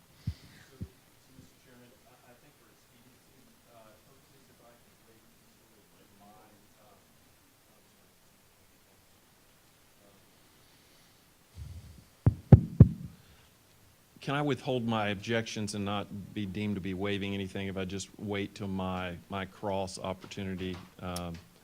That's Because agreeable. generally, what her concerns are, it's not evidentiary, it's just her personal opinion Sure. of things. Let's So- save that for cross. Yeah. Yeah, thank you. Go ahead, Sarah. What were your concerns?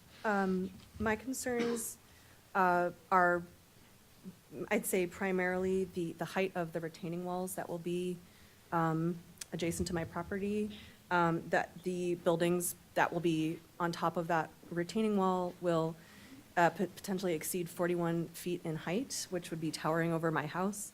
I think in general, about that specific, with the retaining walls of the project, I felt like that it was out of character for this neighborhood, which is primarily single-story homes and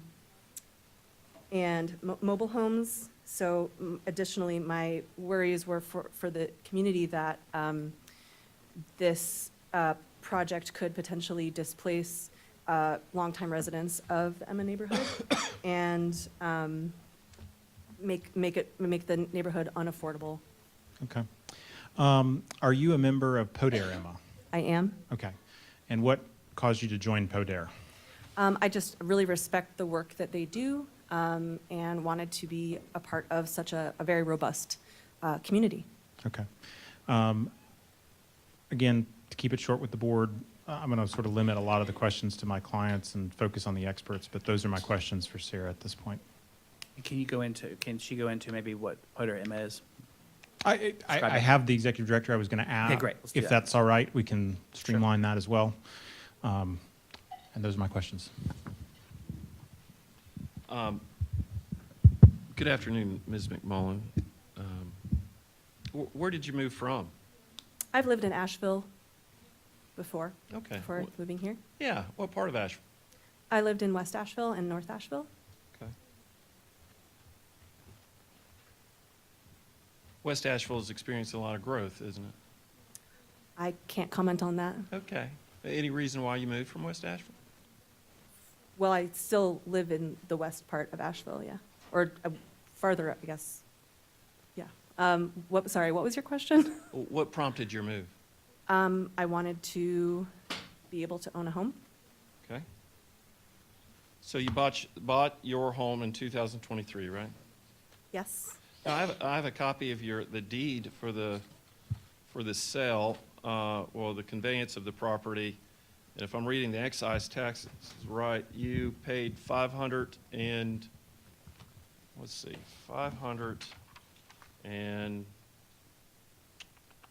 roughly $543,000? That's not correct. Let's see, the excise taxes were $1,060, I'm sorry. So how much did you pay for the property? I can't recall the exact number. It was over $500,000 though. Yes. Yeah, so I'm sorry, my math was wrong. It's $530,000 is what you paid for your property? That's probably pretty close to it, yeah? And so you talked about buying into a community. One of the reasons you bought in was you said an affordable option, right? And so for you, an affordable option was a sales price of $530,000.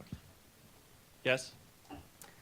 That was over what I wanted to pay, but at the time, that was the option that I had. At the end of the day, you agreed to it, and that's part of the free society of our great capitalistic system. You ultimately agreed on a price. You paid $530,000, right? Yes. Yes. So, have you studied any of the regulations for retaining walls in Buncombe County? No. So you're not familiar with the fact that Buncombe County really doesn't start regulating a wall until it gets over 10 feet in height? I was not familiar with that. Were you familiar with the fact that this area, to a large degree, is zoned R3? I learned that, yeah. Learned it before you bought your property or after you bought your property? I honestly don't recall when I learned it. Did you look up what R3 meant in terms of what generally the county is trying to get at with R3? Yes. Okay, and that's the highest residential density category for zoning in the county, right? I don't know if that's correct, but I believe you. But it is a high-density residential zone. You know that, right? I do. So in terms of your single-family discussion of what your preferences would be, you realize that the zoning of the site in question and much of your surrounding area is certainly designed for higher intensity multifamily uses. You know that? Yeah, I guess so. Okay. Those are all the questions I have. Thank you. Board questions? Yeah. Okay. Thank you so much, Sarah. Ms. McMillan? No further questions. Thank you. Thank you. My next witness would be Jackie Sullivan.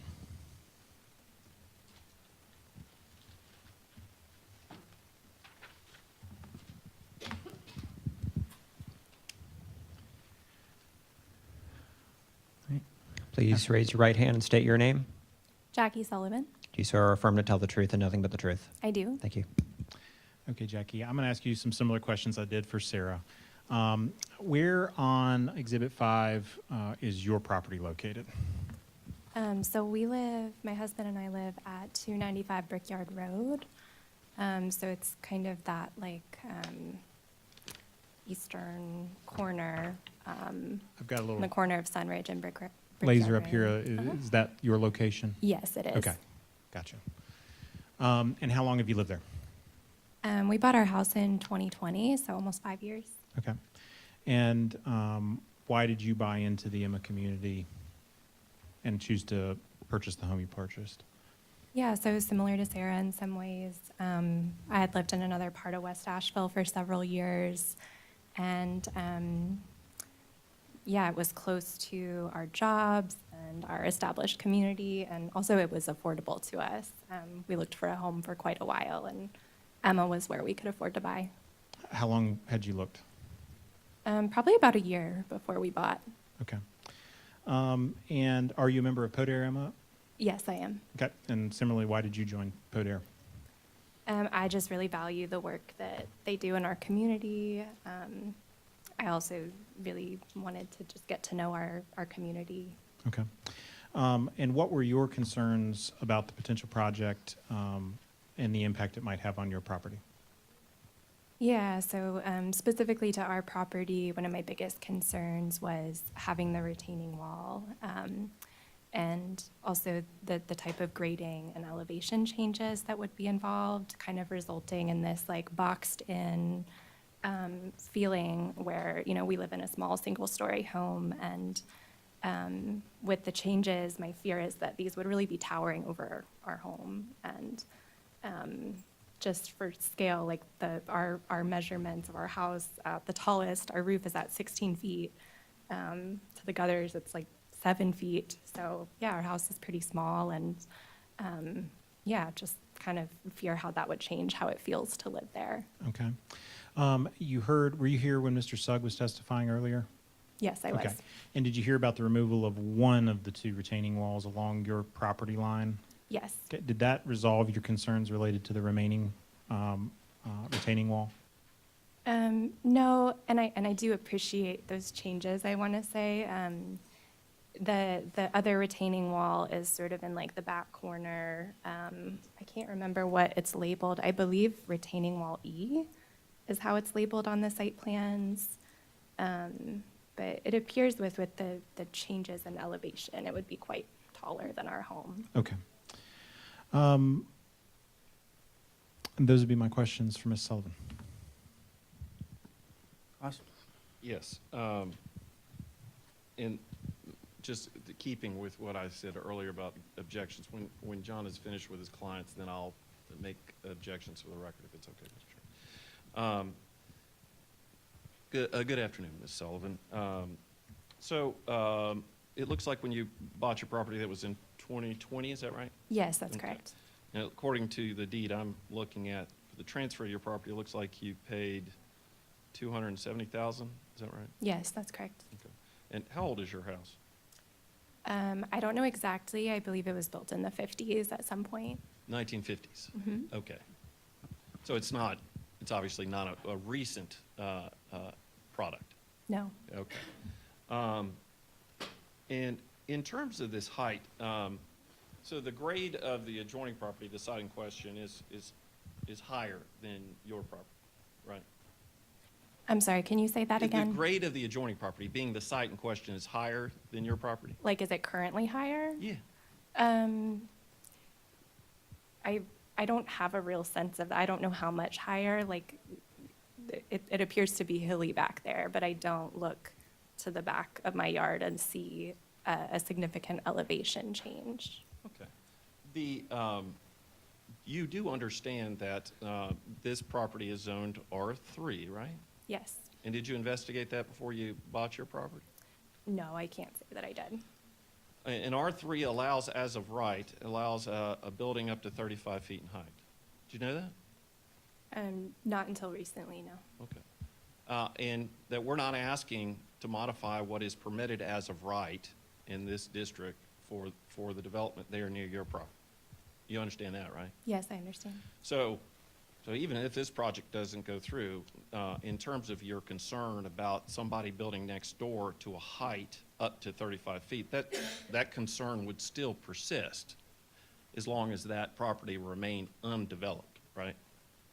Yeah, I mean, I can't speak for how I would feel about any other properties other than this project.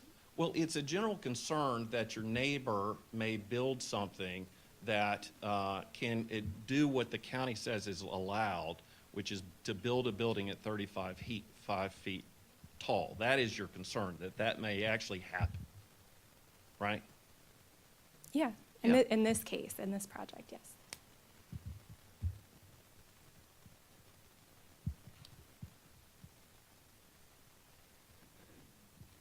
And in terms of the retaining wall that was discussed, you were here for the testimony that that retaining wall is not very high, right? You heard that, right? That the retaining wall, the 4 feet retaining wall? Yes. Yes. Okay. That's all the questions I have. Thank you. Board questions?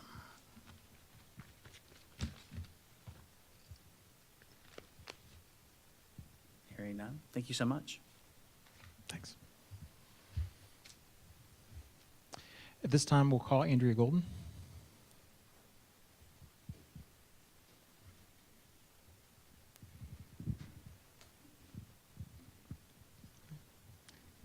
Hi, good afternoon.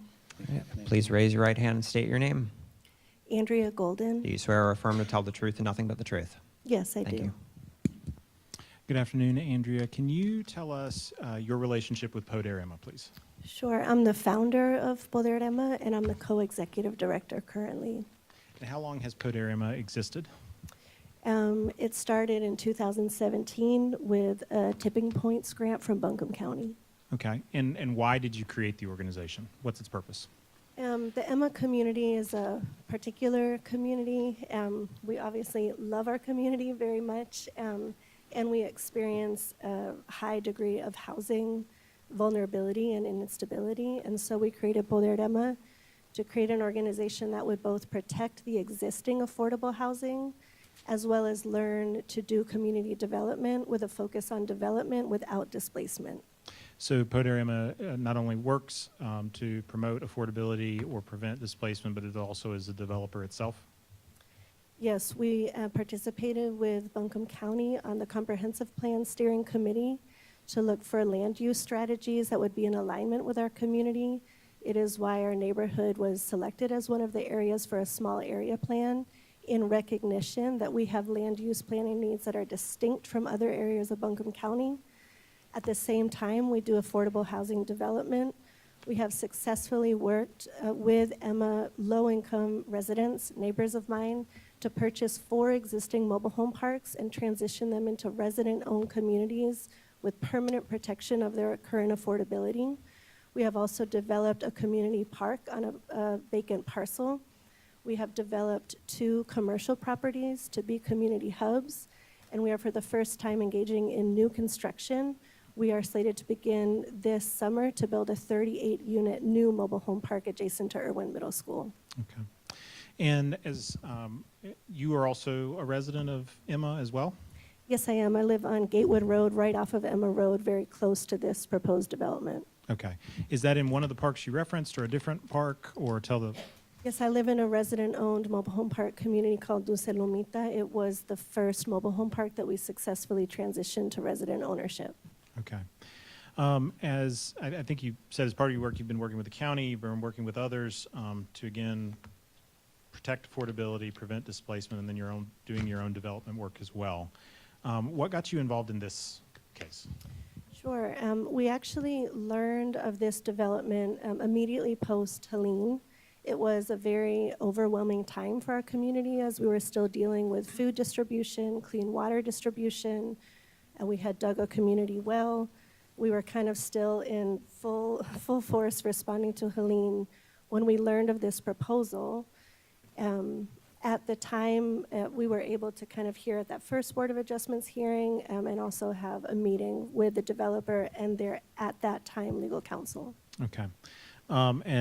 Based on that, you obviously hired me to assist you in this. A couple questions. I think you heard from Sarah and Jackie. They are members of Poder Emma?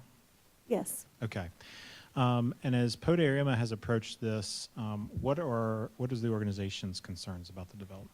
Yes, I mean, we went into that meeting with curiosity. We had particular questions about the level of affordability. However, we were not able to discern, and the developer was not able to provide any information about the level of affordability. We had over 100 community members come out to that meeting, And the consensus of the community was that this particular development is not in alignment with our community needs.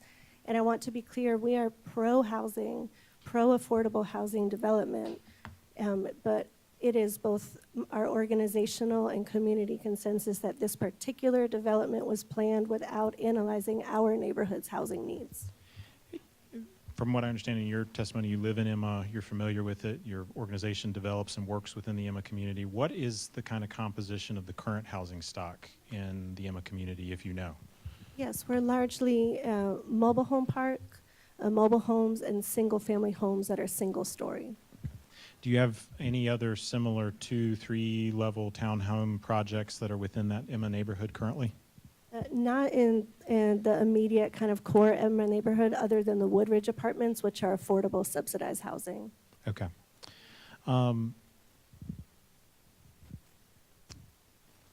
Based on what you've heard, you've been here, I think, throughout the entire hearings till now. You've heard all of the testimony.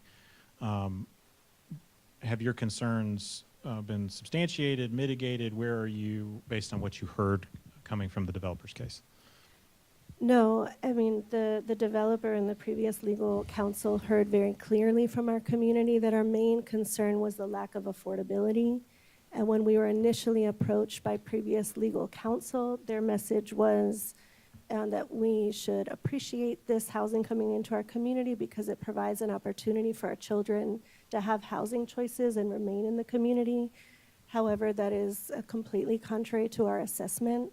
Our community's income makes living in housing like this prohibitive. Okay. And I think we have heard, missing middle aspect. I think you indicated you were part of the comprehensive plan. You have been working on this within the Emma community. Would you consider this, in again, your experience, to qualify as missing middle housing in the Emma community? No, and both in our work with the City of Asheville and Buncombe County, both local governments have recognized that the Emma neighborhood, similar to other vulnerable areas, will need specific considerations when it comes to the application of missing middle housing. And I want to be clear, we are pro missing middle housing when it is the right housing stock fit for our community. However, that is not the case for this development. Those are my questions. Thank you. Thank you. Thank you. Ms. Golden, good afternoon. Good afternoon. I think you mentioned a small area plan. Yes, sir. Has that been completed? It has not. The Emma community was initially identified by Buncombe County to be one of the first areas that the county would work with. Unfortunately, after Helene, Commission redirected staff to focus first on Swannanoa. We are currently in conversations with the county that on the timeline for the small area plan. And that is particularly why the timeline of this development is concerning to us, because we have not yet been given the opportunity to collaborate with both planning staff, boards and commissions to determine the appropriate land use tools that will both allow for new development of different types while protecting the existing naturally occurring affordable housing that the Emma community currently has and is one of the last areas in our county to have that kind of housing stock. So, generally the surrounding community is zoned R3, right? Yes, sir. And R3 is an area that is designed for multifamily housing, right? Yes. And multifamily housing up to a potential of 12 units per acre, right? Yes. And you understand that the current zoning of Buncombe County in R3 doesn't have a criteria or condition relating to affordability or market rate or rental rate. I do understand that, which is why we are anticipating the opportunity to work with Buncombe County on appropriate land use tools for our small area plan. I understand. And how long have you lived in this area? For 19 years, in the Emma community specifically. And is there any reason you didn't start a small area plan 19 years ago? Buncombe County has never done small area plans before, so while as the City of Asheville has neighborhood plans, and we have worked with the City of Asheville on recognition of our plan of the page, this will be the first time that Buncombe County is engaging in small area planning, particularly because the county recognized in the comprehensive planning process that there are areas of the county that need special consideration due to our vulnerability. So when you say there are areas that deserving of special responsibility, we do not have a statement from the county commissioners that has been adopted through a public hearing process where everybody, including people outside Emma, could give their voice. That has not happened. The comprehensive planning process provided ample opportunity for public input, and you will see that our community is referenced in the report created by Buncombe County. The small area plan is not, though, complete, right? It is not complete due to the county not being ready to start due to the impact of Helene. Now, you mentioned I think I wrote down protection of Emma's housing needs, is that right? Of the existing naturally occurring affordable housing in Emma, otherwise known as NOAA. So in terms of needs, you just had two people testify who are members of your organization who moved from portions outside Emma into the Emma area, right? Yes, sir. And so what about their needs in terms of people outside Emma having the opportunity for more housing choices within Emma? Is your organization concerned about that? That is not our primary focus. Our primary focus is working with low-income residents to ensure ongoing access to affordable housing. However, as you can see, we have in our membership also newly arrived community residents. Newly arrived community residents, that one of whom paid for her house price of $530,000. Did you hear that? I did hear that. I'm not sure how that's relevant to my testimony. Well, I'm not sure how any of your testimony is relevant, but I was just asking you in terms of membership, because you talked about these organizational goals. Two of your members have testified who didn't live in Emma, who bought in Emma, one of whom paid $530,000. So I guess I'm just trying to understand of your organizational goals, are you leaving out the opportunity of people moving into Emma and having more housing choices? Are you leaving them out? I believe it's demonstrated by our current membership that our membership is open to any resident of the Emma community. All right. Those are the questions I have, Mr. Chairman. Thanks so much. Couple follow-ups. Please. You were asked about leaving folks out. I think you testified that you're a developer, correct? Yes, And you are about to break ground on a new project that would allow for others to move into the Emma community, correct? yes, Okay, so it's not that you're leaving people out, it's you're creating space for them in a way that doesn't displace existing residents, correct? that is correct. Okay. I think you were also asked about a statement from the county commissioners about that. I've thrown up on the screen here 78-676. These are the standards this board has to use in making its decision. It says the proposed use will not be detrimental to the public welfare or injurious to property or public improvements in the neighborhood. Did I read that correctly? Yes, Okay, so that's a standard adopted by the county commissioners to apply in special use permit proceedings like this one and that this board must follow in making its decision, correct? that is correct. Those would be my questions. Thank you. Can I ask a couple of questions? Please. Public welfare that was thrown up on the screen, is that public welfare that's defined by a specific area, or is that, do you know if that public welfare is defined by Buncombe County as a whole? I would not be able to answer that question, I'm sorry. Would you even be able to answer the question of the definition of public welfare that was on the screen? Can you point to anything that provides a definition? Not in this moment. I would be happy to come back with an answer in the future if you would like me to bring one. So as a developer, and did you say you have a company that you own that develops property? No, we are a nonprofit organization that develops affordable housing in the Emma and Erwin communities. Is it your company, though? It's a nonprofit organization, and I'm the executive director. Okay. So who are the members Of Boulder Emma? of this developer entity? Can you rephrase that question? So is it the Poder Emma that you've talked about before? They've just opened up a development wing. That is not an accurate way to describe it. Are you familiar with nonprofits? I'm familiar with nonprofit. What is the name of the entity developing land? Boulder Emma. So it is that. All right. And you're the executive director. Yes, sir. Boulder Emma is a member of a neighborhood collaborative called Colaborativa La Milpa. Thank you. Yes. That's all. Board questions?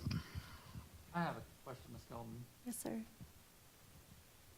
If, and I'm not proposing the developer is offering this or that they do, but this is just for my information. If we took this same plan, everything on it's identical, and the developer would have brought it in and said, this is all going to be affordable housing. Same plan, same building, same retaining walls, same roads. And said this is going to be affordable housing. Would your group have supported this plan? Yes. And we would have done that in conversation with our members who are adjacent property owners. So the only thing, your push here is these are going to be the wrong price. These will be the wrong price for our neighborhood. Yes, sir. And while it may be nonprofit, as a developer, obviously you would be at some point selling a product to someone down the road. Yes, sir. We are a cooperative ownership model, resident-owned housing. So maybe not in direct competition, but conceivably in competition with somebody trying to sell something on this parcel. Sure, we purchase properties on the housing market just like any other developer. That's right. All right, thank you. More question or future question for Kurt is if we end up talking about public welfare and what the definition of that is, I might ask for some direction, including specifically, is affordability wrapped into the definition of public welfare, or has that been litigated on? I appreciate the heads up, and I will get on researching that issue to make sure that when the time comes, I will be able to give you some type of opinion. Thank you. Good afternoon. Good afternoon. Couple of questions.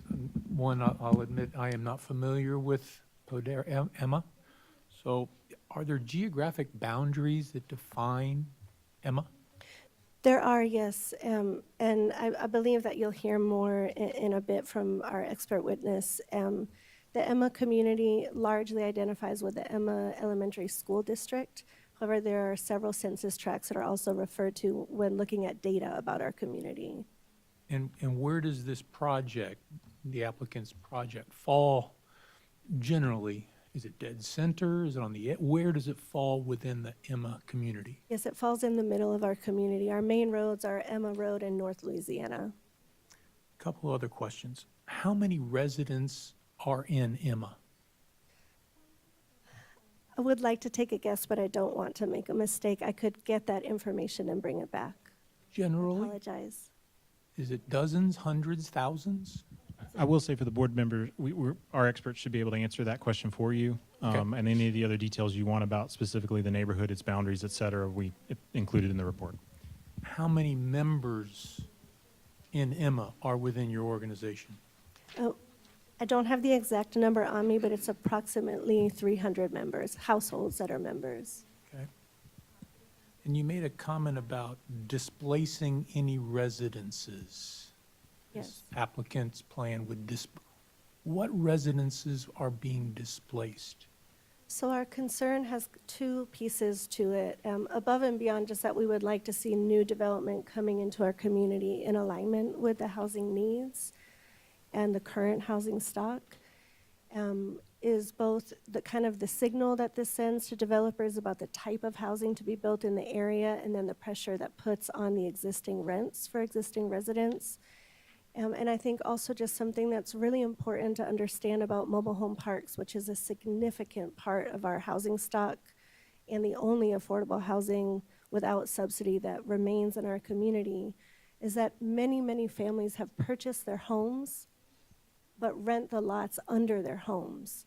And so that makes communities like Emma extremely vulnerable to redevelopment. There is no protection for those homeowners if those properties are sold, bulldozed, and redeveloped. And unfortunately, we've seen that happen around Buncombe County. So I appreciate, can I translate back what I think I've heard? Sure. There are no residences being displaced by this applicant's plans, but yet your fear is that there may be, hypothetically, others who will follow, and in the course of doing so, create a scenario where the land will be sold out from under the mobile home. Yes, sir. Okay, but that would be a consequential hypothetical later on. Yes, sir, although we have seen that happen both locally and around the country. Okay, thank you. And I will note Thank for the you. board, that's exactly what our expert's going to be talking to you about Okay.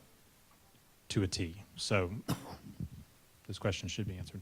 I don't have any further questions unless board members do for Ms. Golden. Other So questions from I- the board? Yes, please. I have a question. In your application, you said the development will create dangerous traffic patterns. The study does, I'm assuming you're meaning that the traffic study they presented does not reflect actual road size or accident and pedestrian injured death rate. Is there another? I believe in the traffic study, it said there'd been one bicycle accident. Are there other accidents that we're not aware of? I cannot speak to the numbers of accidents. Okay. A follow-up on that, I thought that we had stipulations where Yep. we agreed to not challenge the traffic study. And that is correct, Ms. McCrory. That is an affidavit taken as a snapshot in time when it is entered. Since that time, we reviewed materials and done our own work, and that is why it's been stipulated to, in the stipulations you received. It's no longer an area that we're contesting at this point. Everything? Mr. Chairman, well, let me ask you, John, is this a conclusion of your, I guess, your neighbor component of your presentation? This would be the conclusion of that testimony for my clients. Yes. Exactly. Okay. Well, May have another board question or two. Do you have something now? I was just going to lay for the record my objections to this line, which Okay, will let's- also be a Let's do it precursor. right after this here, yeah. One more, I have one more question I wrote here, and looking at an overhead Google map, is the Ascent apartment homes within Emma?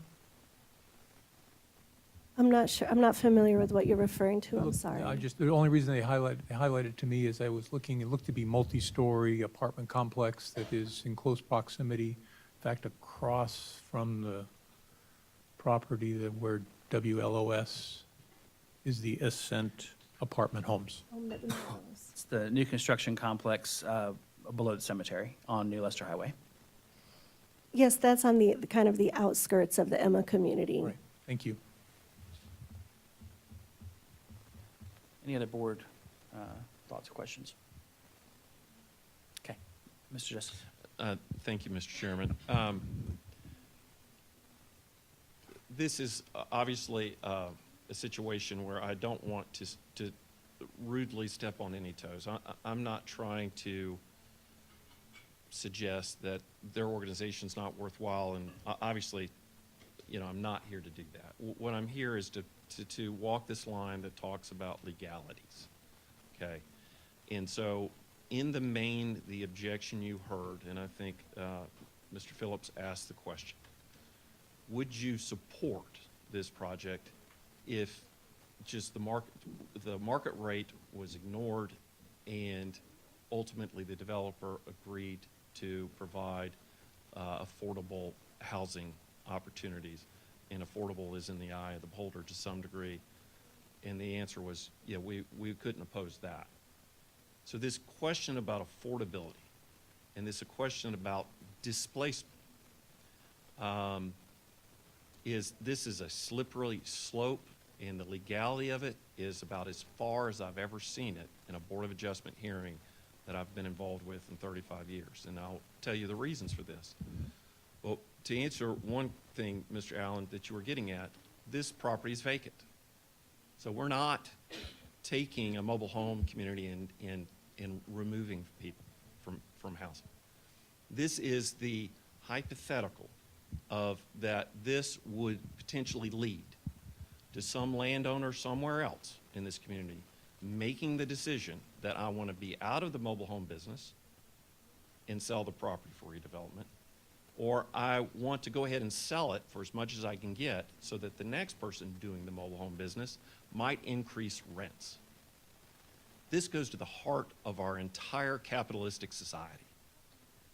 And some people may say it's not a great society, but I would hope to say that this is not for you to judge that today. Now, some of the legal things you asked of your attorney. So obviously, I object to the testimony given about, not to downplay the concerns, but obviously to point out the legality of what was expressed. But in terms of legality, Craig, could you specifically state what your objection is about the testimony as opposed to, it it's just not seems relevant. very general. Okay. It's not relevant. It's not relevant. It is beyond the authority of this board. There's a lot of reasons. I was about to get into them, but if you had to hone me in on two specific labels, it is completely not relevant. It is not a standard in your code.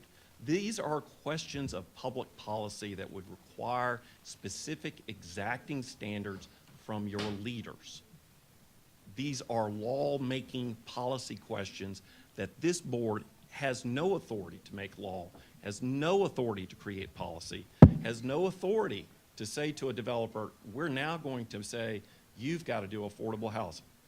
Even if it was legal somewhere in the county government system to do that, it's at the top end with your county commissioners, not with a voluntary board at a quasi-judicial level. The objection is registered. And Thank you. so Yeah. the reality is, and so there are cases and statutes that I was going to go over at some point in time. Mr. Chairman, I don't need to necessarily take up the time now, but I'm going to have to take the time later. Let's think about it during closing, yeah. Because you're going to have this so-called expert tried to piggyback on what was just said. And this is a Pied Piper, head down this road that's not great. It reminds me of the Steve Martin movie, Planes, Trains, and Automobiles, when Steve Martin's going down the wrong road and everybody's screaming at him, don't go down that road. I'm screaming at the board very professionally, hopefully, but please don't go down that road because you don't have the authority and it's not relevant. Thank you. Mr. Chair. Love the movie, but let's not speculate on future relevancy of a witness or I gave at that. a great deal of latitude, Mr. Justice, in the speaking objection. I'd like to respond because I think he's planted a lot of things and ideas in your heads to which I should be able to respond before we go forward. Briefly. And I will And be then we'll brief. have closing to do that too. And I know So- we'll have closing, which is where I anticipated Right. this coming. But right here, your ordinance, adopted by the commissioners, black and white, the standard you have to use. This is in your ordinance, no doubt about it. From there, cases were mentioned, and I want the board to be aware, this is a Supreme Court case, Woodhouse. Once an applicant shows the proposed use is permitted under the ordinance and presents testimony of evidence which shows that the application meets the requirements for a special exception, the burden of establishing that such use would violate the health, safety, and welfare of the community falls upon those who oppose the issuance of a special exception. We have that obligation to present that to you. That's our case. You have to look at it. We have to give you evidence. Ultimately, this board gets to decide. So I don't want the board to be led to believe that we're asking you to do something that isn't in your ordinance and isn't provided for. I'm just going to cite to this case. There are 4 others I can give you if we do that at the end, but I'm not going to waste the time now. But this is our case. We look forward to presenting it to the board. Mr. Chairman, I think we've got, the board has what it needs at this point on this topic, so I don't want to go back and forth. Yes. I think that we are still in the evidentiary portion Sure. of this hearing. I think that if council has an objection, and I'm assuming that you are objecting to the testimony of these 3 witnesses as being irrelevant or not relevant, I think the board should rule on that objection.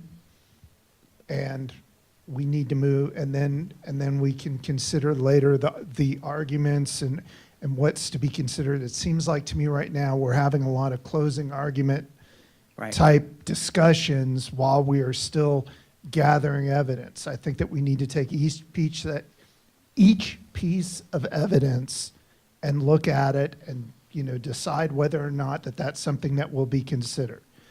I think that the board has you need to rule on the objection. Well, we've heard from neighbors and we've heard from. You've heard Yeah. testimony and the We're not going to throw objection. that out, so I think, yeah. So I would I think then the objection would be overruled. It is, yeah. And we can move on. We want to hear that kind of argument, though, at the closing statement Well, portion. Yeah, with Yeah. all due respect, Kurt, if he's going to rule on the objection, then I need to go through all the reasons why, to counter the fact that I have cases that directly address the public welfare standard itself. And there's a statute, this statute says local government's preempted from requiring or regulating the rental rates of property, period. But once again, I think you were getting the horse or the cart before the horse before the cart. Or, I don't know the correct analogy. What we are trying to do is get through the evidentiary portions. If you want to make that argument at closing argument, I think that is fine. But right now, the question is whether you have objected to their testimony being part of the record, if I'm not mistaken. No, yes, but they have already testified. What I'm suggesting is that we hold the evidentiary rulings to the end when we go through in great detail, John Knorr explaining his case, I'm explaining mine, because if we do it at every single witness, then we're going to greatly expound this case out. I've made an objection to the record. I think we can deal with it later. Regardless, too. I think everybody should I think so, talk. too, yeah. But at the same time, I think let's make the case later, too. Let's register objections at the point they occur, of course, like you're doing, but then let's not go into the detail until we get to closing, I think, is the appropriate course. The board has, obviously, authority to judge what's relevant and not to the ordinance and the findings. So let's continue. Yeah. Those were my questions for Ms. Okay. Golden, unless the board members have anything. Any further board questions? Thanks so much. We appreciate it. Thank you all. At this time, we call Rick Robeson.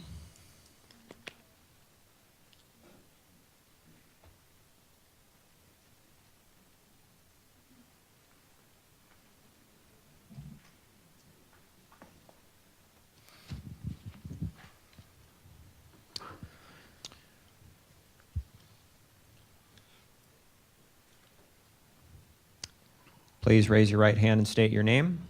Richard M. Robeson, Do you swear or affirm to tell the truth and nothing but the truth? I do. Thank you. Rick, how are you doing? Good. Good. All right. Can you give, where do you currently work? I work for the North Carolina Appraisal Company, which is an independent fee appraisal company in Jackson County. And how long have you worked for the company? 30 years. Okay. Are you one of the founders? I was, yes. Okay. And are you a licensed appraiser in the state of North Carolina? I am. Okay. How long have you been licensed? In North Carolina since 1994. Okay. Roughly how many appraisals or other market impact analysis type products have you performed over your career? I've been an appraiser for 48 years. So, 48,000. Quite a few. How many times have you performed analysis like the ones you submitted to the board today? Specifically 5. Okay. And how many times have you been qualified as an expert in the area of market analysis or appraisal? 200. Okay. Can you talk the areas in Western North Carolina that you currently practice? I work anywhere anybody hires me to go, but predominantly it's west of Asheville. Okay. And when you say you've been involved in 200 different some odd cases in different components, have you done some for developers, some for those who are opposed to development? Do you do both? Do you specialize in one or the other? I usually work for whoever calls me first. Okay. Fair enough. In those 200, what communities have you been qualified as an expert in? And I should say in front of what boards of adjustment or other legal tribunals? Jackson, Haywood, Transylvania, and then any number in Florida. I was in Florida for 20 years before I got here. Okay. Have you worked for Mr. Justice before? Yes. Okay. I'm showing now what's been marked as Exhibit OPP1. This is a 17-page document. At the end, I believe, is your resume, qualifications of appraiser. Is that an accurate summary of your experience at this point? Yes, it is. And at this point, we would ask that Mr. Robeson be qualified as an expert in the field of market analysis and appraisal. Hearing no objections, so accepted. Okay. Can you walk the board through the analysis, and I guess I'll say the 17-page document, is this the analysis you performed to assess the impact, if any, that the proposed development would have on, or I won't say values, but on the neighboring properties owned by Ms. McMullen and Ms. Sullivan? Yes, it Okay, is. we'd ask that this be admitted into the record. It's already been provided. So admitted. So I will have objection for the relevancy of this that will be fleshed out later, but I just want to make an objection. to Okay. the record. Okay. Can you walk the board through the analysis you provided? Is this Exhibit 9? So this would be Exhibit 9? Well, I've got it marked as OPP 1, so it's Opposition 1, as opposed to building off of Craig's numbers. So I think Craig's numbers are complete. I'm flexible. Opposition 1 it is. Okay. The issues we found relevant were the retaining wall and the building height on top of the retaining wall. So we searched for properties in Buncombe County that had retaining walls so that we could find out if they had a positive, negative, or no impact at all on values on adjacent properties. We didn't find anything in Buncombe County. So we expanded our search to Charlotte, and we found 5 comparable situations. Can I ask you, let's talk about those comps. How did you pick them?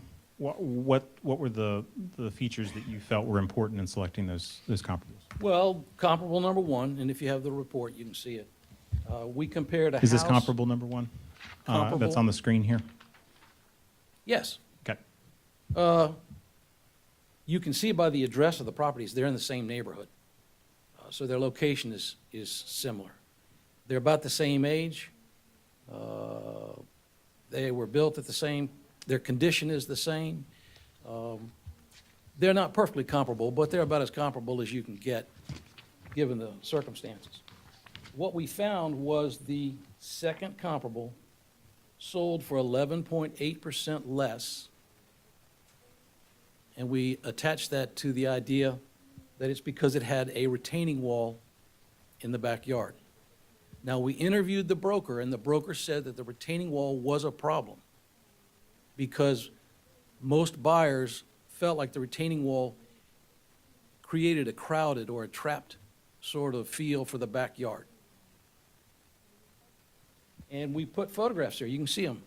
You can see the retaining wall on the second, the bottom comparable. You can see it on the right-hand side of the. Is this what you're referring to? Yes. Rick?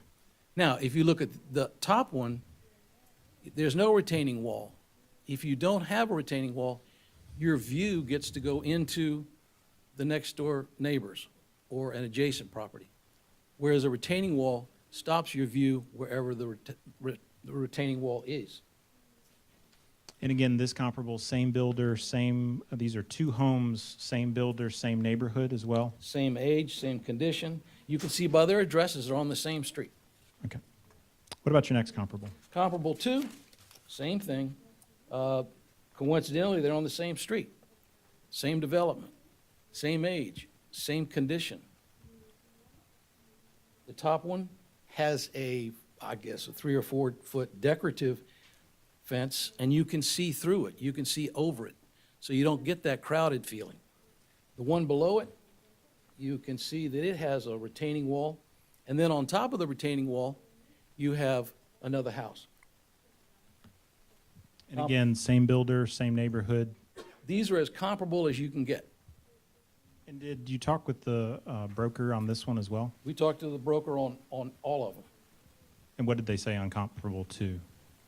They said basically the same thing. They said the people that looked at the property, many of them just rejected it because of the retention wall, because they wanted to have more control over what their backyard was about as opposed to being locked in or blocked in by the retention wall. Comparable 3, same thing, same street, same issues, same builder, same age, same condition. The primary difference between the first sale and the second sale is a retention wall, and you can see in the lower picture the retention wall through the back screen porch. and above it is a house. In that situation, the one with the retention wall sold for 11% less than the one that did not have the retention wall. What about comparable number 4? 4, they don't have the same address, but they're in the same subdivision, same age, same condition, same location. The primary difference being that one has a retention wall and one does not. You can see the top photograph, the wall in the back of that yard is just a see-through sort of fence, a decorative fence. And in the bottom one, there's a retention wall, a short one, and then behind that, there is a taller one. And in the bottom one, the shorter one, that was, you saw a reduction in value even though it's a shorter retaining wall, vegetated buffer above it, et cetera? Yes, it was a 5.3% loss in value. And then the last one, comparable 5, again, same subdivision. These houses are in the same subdivision as each other. They're the same age, same condition. And you can see the retaining wall in the lower picture, and you can see in the upper picture that there's no wall at all, or fence. And it sold, the one with the retaining wall sold for 9.7% less. So based on, talk through the rest of your analysis. You found these comparables. How did you compare that to the proposed development here? Well, there are retaining walls proposed in this project. I think they go from 4 feet to 10 feet. But as I understand it, the retaining wall actually sits on a 2-foot foundation. So if the retaining wall is described as being 4 feet, it's actually going to be 6 feet.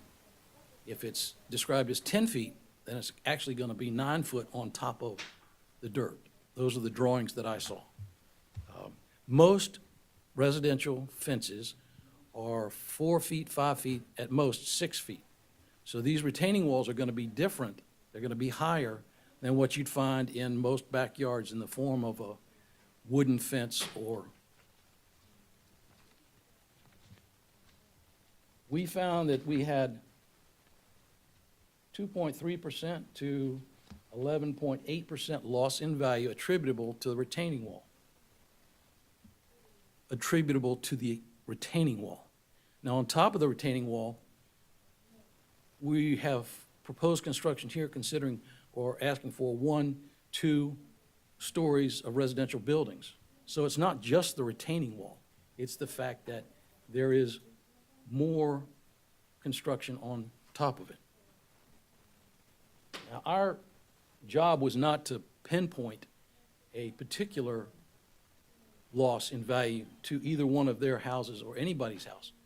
We were just finding that no matter where it was, a retaining wall has a negative impact on residential values.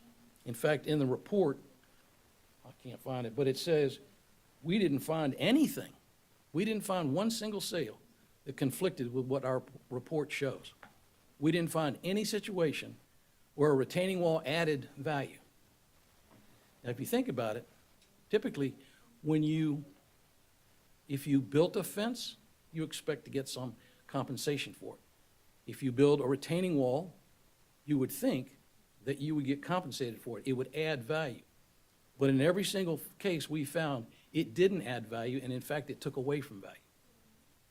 And the explanation we got from the brokers that we interviewed was that most people didn't like retaining walls because they were crowding. They created a trapped sort of feel. And then, of course, there is the additional problem of houses being built on top of it. The problem with that is you then have a neighbor looking down in your backyard. So our conclusion was that the presence of the retaining wall should be 10%, but because of the proposed building height, that should be in excess of our range. In other words, if our range is from, say, 3 to 11% for just the retaining wall, then the damage here should be in excess of that range because on top of the retaining wall, you have additional residential floors.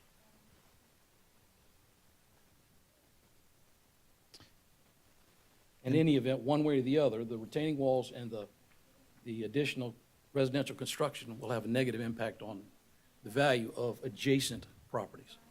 And those adjacent properties, that would include property owners like Ms. Sullivan and Ms. McMullen, but also others who are adjacent and have that Yes. retaining wall in their proximity, or its proximity to their property, correct? Okay. Yes. Not just those two, correct? Yes, we didn't focus just on their properties. We looked at all of them that were adjacent to the proposed project. Okay. Those are my questions. Thank you. Thank you. Mr. Justice? Hey, Rick, how are you doing? Fine. Good. So you've mentioned 48 years of doing this, doing appraisal work, right? Yes. Western North Carolina is, I think, your primary turf, right? Last 30 years, yes. Okay. So how long did you look for a development or property that had a retaining wall in Western North Carolina? Or at least a week. And you found no property that had a retaining wall? I went to look at apartment complexes in Nashville thinking that surely I could find some retaining walls there, and I could look at the rents being paid for units that cited a retaining wall and those in the same complex that didn't, and I couldn't find any. So just to be sure, understand what you're telling me is you could find no situation of a property with a retaining wall in Western North Carolina that you could study? Well, if it had sold, I could, but if it didn't sell, no. Well, sales happen a lot. There's a lot of sales that occur in Western North Carolina, right? It's a rhetorical question. So you're telling me that in 48 years of experience, you could not find one project in Western North Carolina with retaining walls that you could study where there were sales? Other than Charlotte, right. All right. Did you find places in Western North Carolina that had retaining walls and from the sales you could tell there was no impact? Did you see that? I made a statement in the report that we did not find any of that. Zero impact, not a positive impact, but just no negative impact. I think we said we didn't find anything that conflicted with what we found so far. I'm not trying to dodge your question, I just don't know. Well, I'm just curious, did you in fact find retaining walls in Western North Carolina on pieces of property that you examined? Sure. And did you look at the sales? There weren't any. Yes, I looked for sales, but I didn't find them, and that's why I had to go to Charlotte. And when you said you went to Charlotte, who found these quote-unquote comparables in Charlotte? Did you find them or somebody else find them? Well, I did. And just to be sure, in terms of a general theme running here, these retaining walls are on the property that is impacted, right? Or adjacent to the property that is impacted. I'm curious, because I went through your report and it looked like all the retaining walls are on the property being quote-unquote impacted. So that the person buying the property, so supposedly impacted, is also buying the retaining wall. I don't know that. All right, going through your report, just walk me through the comparables where you can, under oath, tell me where the retaining walls are on adjoining property. I can't. I don't know the ownership. There's no survey information that would show that. Well, so at the end of the day, you can't even tell me that any of the comparables you mentioned are looking at retaining walls on adjoining property. No. Okay. It's just the presence of the retaining wall that has a negative. Who owns it doesn't matter. Well, you say who owns it doesn't matter. I think you said, one broker said it felt like the buyer wanted to have more control of their backyard, right? Right. Their backyard would suggest that the retaining wall is in their backyard and their backyard is being bifurcated by a retaining wall because it's their backyard. Doesn't that suggest that we're talking about someone doesn't want to buy into a yard that has a retaining wall? Doesn't that seem obvious? I'm not sure where you're going with this, but I don't disagree.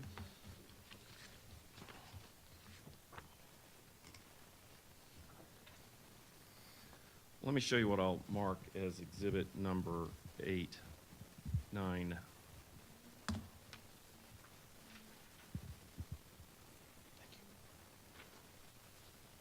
Exhibit 9 is an aerial of your your comparables. Okay? And there are four comparables because you use one twice, right? Yes. So these are aerials of your comparables, right? And Yes. where the retaining walls that are located, correct? Yes. So. Mr. Justice, I'm sorry to interrupt. Do we have this? I'm about Oh, to okay. ask you if I can hand it up. Thank you. And turn this in as Exhibit 9. Thank you. Can I introduce this as? Please. Okay.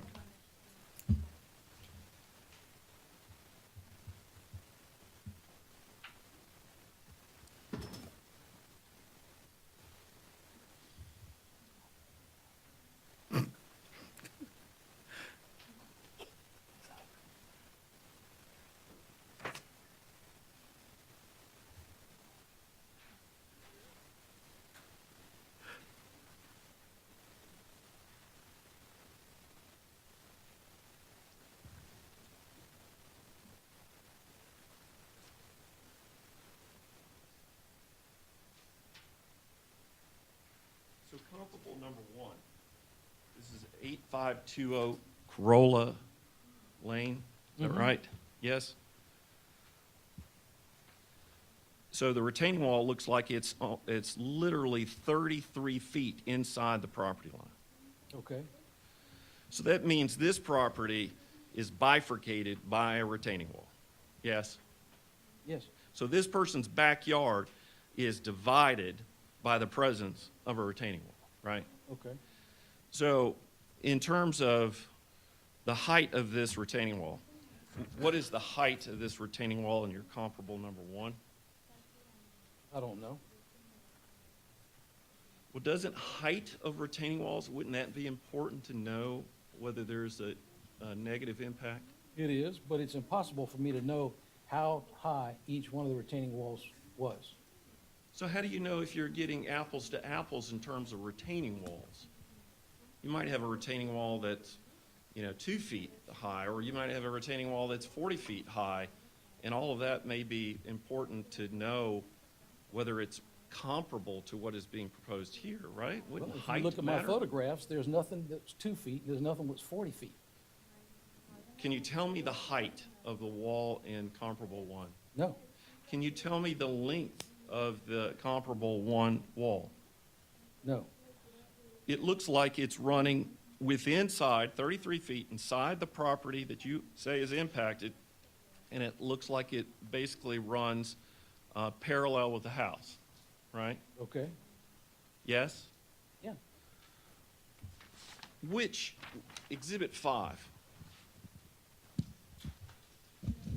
pick out one wall in relation to John Norris clients that you would say is comparable to the wall in comparable 1. Well, as I mentioned a minute ago, we're not trying to analyze individual situations for his clients. But it looks like Ms. McCullen's property is going to have a 10-foot wall, and it's going to run the full distance. Actually, were you here for Warren's testimony about that? No. All right, and so you see that the wall doesn't in fact run parallel to Ms. McCullough's property. It runs parallel to the back property line.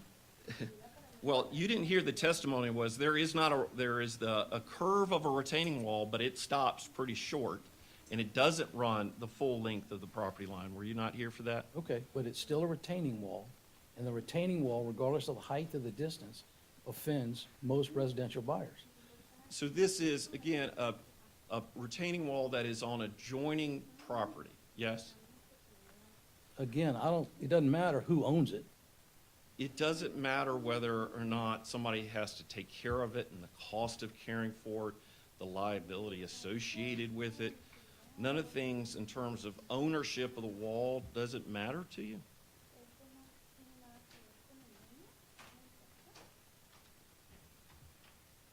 You're saying your client is going to be responsible for maintaining that wall? Ms. McMullen is not. Okay.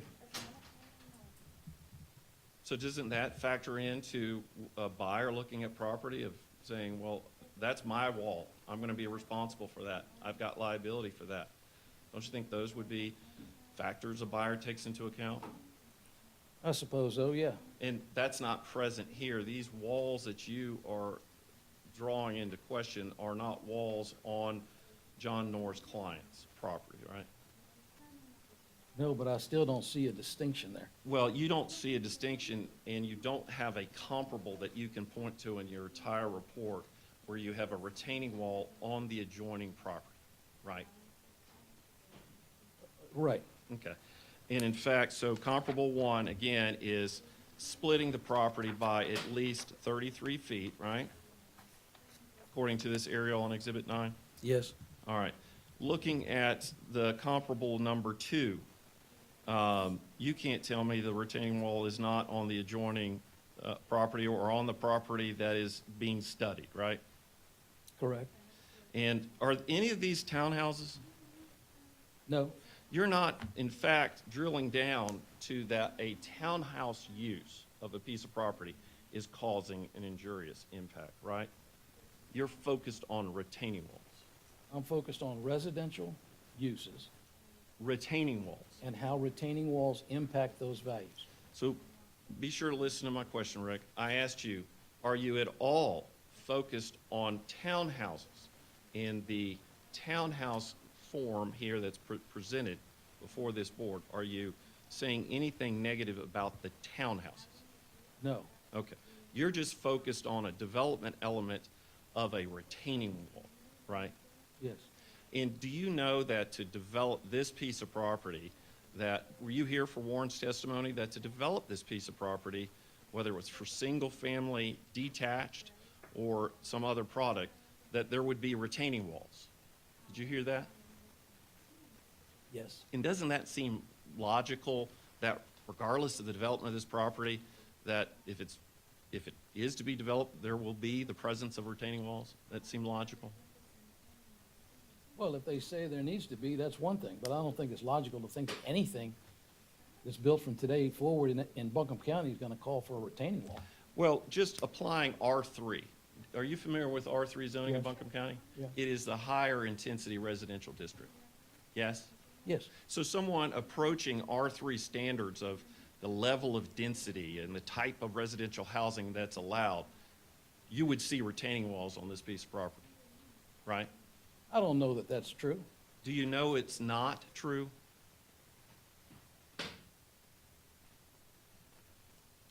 I disagree. You're saying, I'm sorry, do you have developer experience to be able to say that there wouldn't be the need for retaining walls on the property in I looked question? at 20 apartment complexes, multifamily complexes in Asheville, high density, and none of them had any retaining walls that I could find. So I don't know that it's just a natural conclusion that this property, no matter what you do with it, would require a retaining wall. Did they have the similar elevations and slope changes? These No, but others? if I didn't find anything, that certainly is evidence to the opposite of what you're saying. Okay. So looking at your report, does everybody have his, the OPP1 in front of you? So just walking through this with you, Rick, on page 1, you mentioned that in the first paragraph, is to assist you in better understanding the impact on property values surrounding a proposed development in South Jackson County. That's a obvious. Oh, no, South Buncombe County, sorry, Right. or Buncombe County. So this was a report, is this a report that you used a form, a shell, that you then added stuff to and didn't delete the South Jackson Yeah. County? Yes. And when you refer to this report, you're calling it a real property appraisal consulting report. Right. Is that a USPAP requirement in terms of what you're calling it? Or why the name, Real Property Appraisal Consulting? Because we're trying to explain what the report is. Typically, when you see an appraisal, you're expecting to see comparable sales. In this case, we had comparable properties, not sales. And when you say comparable properties, you're talking about the properties you've listed here? Yes. Yeah. And you mentioned then, on the first page, the problem to be addressed arises from a proposed mixed-use development. Do you see that? Yes. Is this a mixed-use development? Well, you could say that. You could say it's a residential. You could say it's a townhouse. You could say it's a rental property. You could say it's multifamily. Did you mean for it to say mixed-use development, or was that a typo too? No, I think that's what I meant. So this is a mixed use in the sense of the different housing styles? Is that what you're saying? Yes. Okay.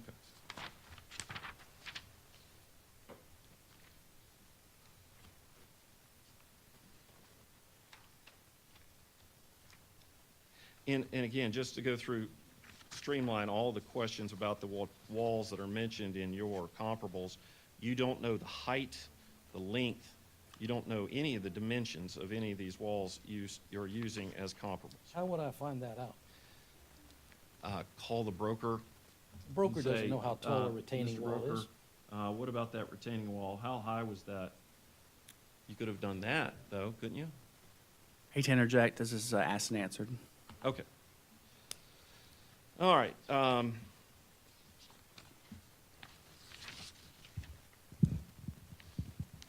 So in terms of, at the end of the day, you saying there is a logical link between the retaining walls that you were looking at in your comparables and that they had a negative impact on the property where they were located, this is coming from your analysis of the sales in your discussions with the broker. Yes. Yeah. And in terms of asking the broker, did you ask the broker, was there any other negative influences with the buyer's choices here? Sure. Okay, and what were they? In each condition, they said that the properties had normal condition issues.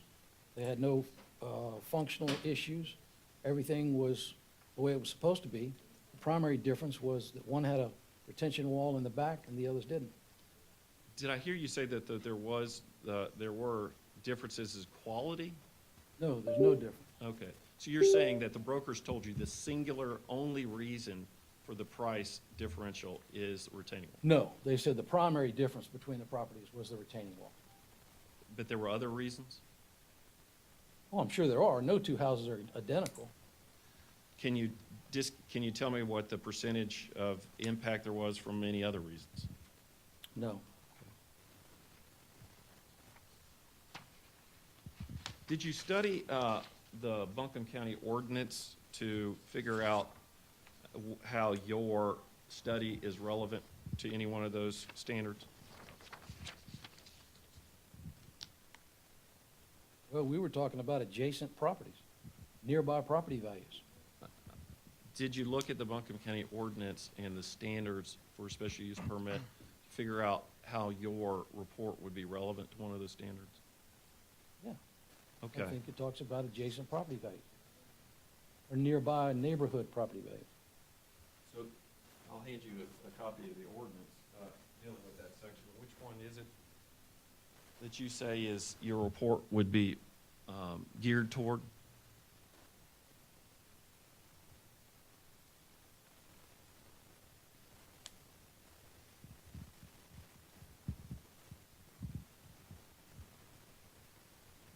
Well, 2 says the proposed use will not be detrimental to public welfare or injurious to property in the neighborhood. We're in the neighborhood, right? So is that the standard you're pointing to?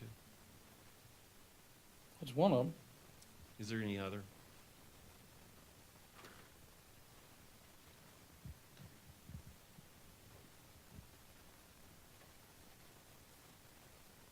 We'll stick with that one. Okay. In terms, you skipped the first part of that. What does it say? The proposed use The proposed use. will not be injurious. Will not be, let's see, it says the proposed use will not be detrimental to the public welfare or injurious to property or public improvements in the neighborhood. Right? So what is the proposed use here? Isn't the proposed use in question something that the Buncombe County actually regulates as a use of land? It's a pretty narrow assessment of what we're talking about here. Narrow assessment, I'm just applying words. So isn't the proposed use here, isn't that reflective of what the county would regulate as a use of property? Wouldn't you seem that that would be reasonable, that what the proposed use is meaning is what the county regulates as a use? Isn't that fair? Okay. Yes. And did you know that for the county regulates multifamily units, yes? That seems logical, right? Sure. The county doesn't regulate retaining walls of the size or the dimensions that we're talking about here. They just don't regulate it as a use. That's all the more reason why we should look and see if those retaining walls that they don't regulate have a negative impact on adjacent property values.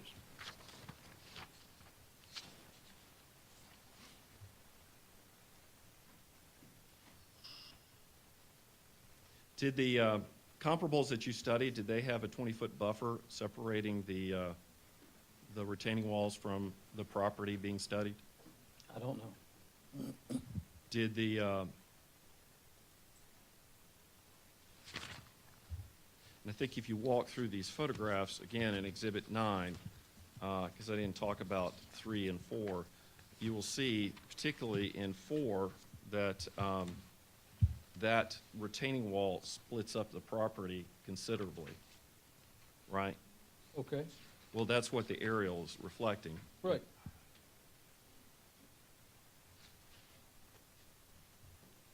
So isn't it possible then in these comparables where you are getting information about retaining walls, that the negative condition is buying into a property that has a retaining wall that will divide up the property, and that the buyer would then have responsibility for that retaining wall, both in maintenance costs and liability? Don't you think that those could have been primary influencing factors? I think what we have here is a situation where if you own the retaining wall, you're in control. If you don't own it, you're not in control. And so in my comparables, these people, according to you, own the retaining walls, and that's a better position to be in, but they still don't like them, even if they own them, even if they can paint them, even if they put up an ivy vine on it. I think when you're talking about somebody next door and you're depending on them to maintain the wall, that's worse than if you own it and you can make a decision about maintaining it the way you want to maintain it. What study have you done for that assumption? It's pure ownership. If you own something, that's better than not owning it. I mean, if it's going to impact your property physically and it's your neighbor's property, and you have to worry about them keeping the fence up or repairing it or painting it, that's more negative than if you own it and you're responsible for it. Is that being driven by any study you've done? 48 years of being an appraiser, talking to people that own fences and don't own fences. How many studies have you done of retaining walls? Maybe 3. Well, I wrote down that you, think, appeared in front of a Board of Adjustment 5 times. I have worked on assignments that were supposed to go to zoning commissions. Well, I wrote down 5 times, which I 5 thought times. was the But time. some of them, like the one I worked with for you, never got to the board. Again, I'm drilling down on the 5 times. Did those 5 times involve retaining walls? One did, yes. Which one was that? A year ago, Who'd you do that for? John Knorr. And was that in Buncombe County? No, in Jackson County. So the only experience you have in retaining wall studies is one other time you did for John Knorr. I said before, there are very few retaining walls. If there aren't many retaining walls, I can't be involved in many studies of them. Besides the one you did with John Knorr, have you ever done any appraisal consulting looking at impacts of retaining walls? No. That's all the questions I have. Yes. I have a few. I want to clarify something here, and I'm sort of holding my objections to the end too, just for the flow, if it seems to work a little bit better that way. But Rick, this, what was marked as 9, you didn't prepare this, did you? No, I don't know who prepared this. Okay, so can you speak to the accuracy of any of these green lines that are on the exhibit? I don't know, I don't really know what this was supposed to accomplish. Okay, so you've not heard anyone today verify the location of the lot lines or otherwise substantiate that these are accurate as depicted on this handout Mr. Justice provided, correct? Correct. Okay, let's look at a couple things here on this first one. That would show the lot line running through the neighbor's driveway, wouldn't it? Yes. Okay. Is it typical that you have a lot line running through the neighbor's driveway? No, but the public records does their best effort to tell you what the property lines are. So Do you know they- that this is from the public record or not? Do we know where this came from? No, I don't, there's nothing here to tell me where this came from or who put it together. Okay, so it's just a picture with some lines on it that was provided to you by Mr. Justice, correct? Yes. Okay. Another question here. I think, and it may be on the one down here, Mr. Justice asked you a number of questions about whether the retaining walls were on the neighboring property or the owner's property. I think this is the, on the first page, the second one at the bottom. This would suggest the wall is on the neighbor's property, correct? Right It here? could be on either one. Or running the lot line? Could be, it could be a party wall. Okay, so we don't know where it is, Right. correct? Right. Okay. Let's look here at the second page here. I think this is comparable sale 3. I'm going to try to zoom in just a little bit closer here. Well, that one, that'd be on the neighbor's property, wouldn't it? Where that wall comes down here and part of it being up here, correct? I think that's right, yes. Okay, so again, we don't know where that wall is in relation, we don't know where the lot lines are because no one's substantiated that, but even if we were to accept that these green lines are the lot lines, it appears that the wall is on the neighboring property here for comp 3. Well, one of the points I made earlier was, if I had surveys, they would show where the wall is, but we don't have surveys. We have public information, but the public information is extremely general. Okay. I know Mr. Justice asked you about whether you'd heard testimony from Mr. Sugg. I want to make sure everybody understands, though, you were here during the last hearing for the duration to hear Mr. Sugg's testimony, correct? Yes. You just were a little late this morning? Yes. Okay, so you heard all of Mr. Sugg's testimony last time, correct? Yes. Okay, and missed a little bit of it this morning, correct? Yes. So just the changes that had occurred in the plan. Okay. But the changes don't include, there was a wall and now there's not a wall. There's still a wall on everybody's property, if there was. And to be clear, your opinion doesn't just apply to Ms. McMullen and Ms. Sullivan's property. It applies to any of the adjacent property owners that have the visual impact of the retaining wall along their property line. Yes. Correct? Yes. Okay. Those are my questions. Thank you. Thank you. Board questions? I've got a question. Please. So obviously you've been in this area for 40 years, and I get and appreciate that. In Jackson County, I think is more mountainous than even Buncombe County is. Yes, sir. So would you agree with the statement that Buncombe County, Asheville, and Mecklenburg County, Charlotte, that there is a vast difference in the topography of the land in those two counties? Sure.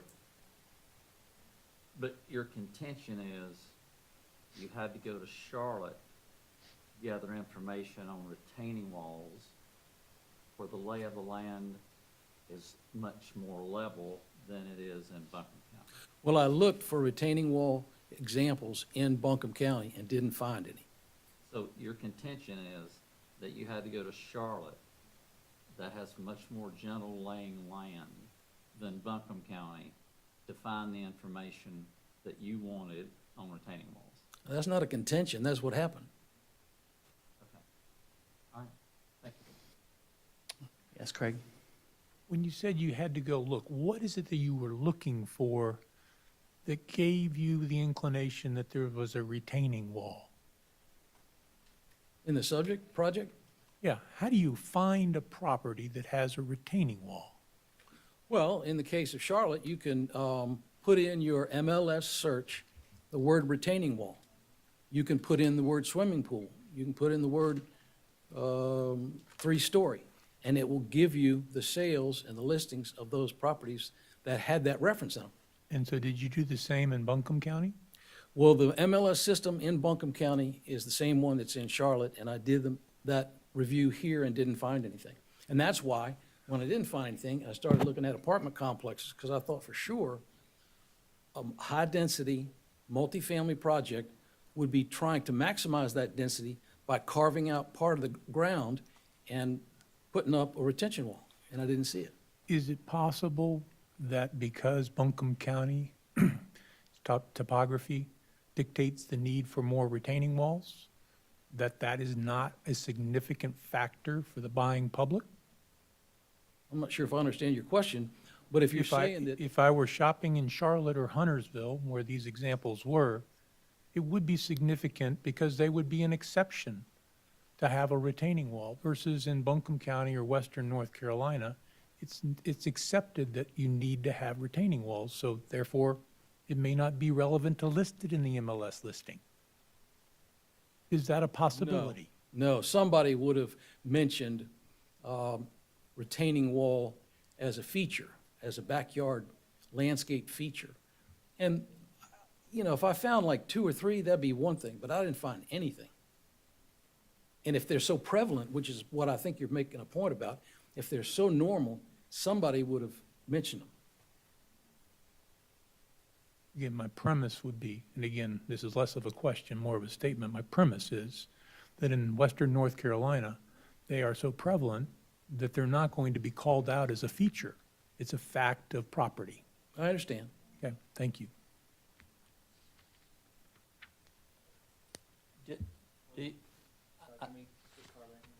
I have a question more generally about the location of the comps that you used, being that I'm not as familiar with Charlotte. So are the properties that you honed in on for comps, are they located in areas that have the same supply and demand strain that we have here that plays into what property values are and what people are willing to pay? Generally speaking, yes, but they're not identical. If we had found my comparables here in Asheville, it'd be the same thing. They wouldn't be an identical neighborhood to Emma.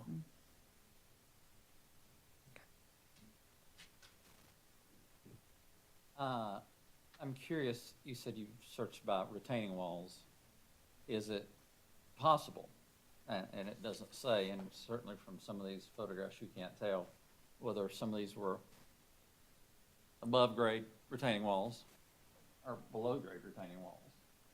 In other words, I've built many retaining walls behind the house that were below grade.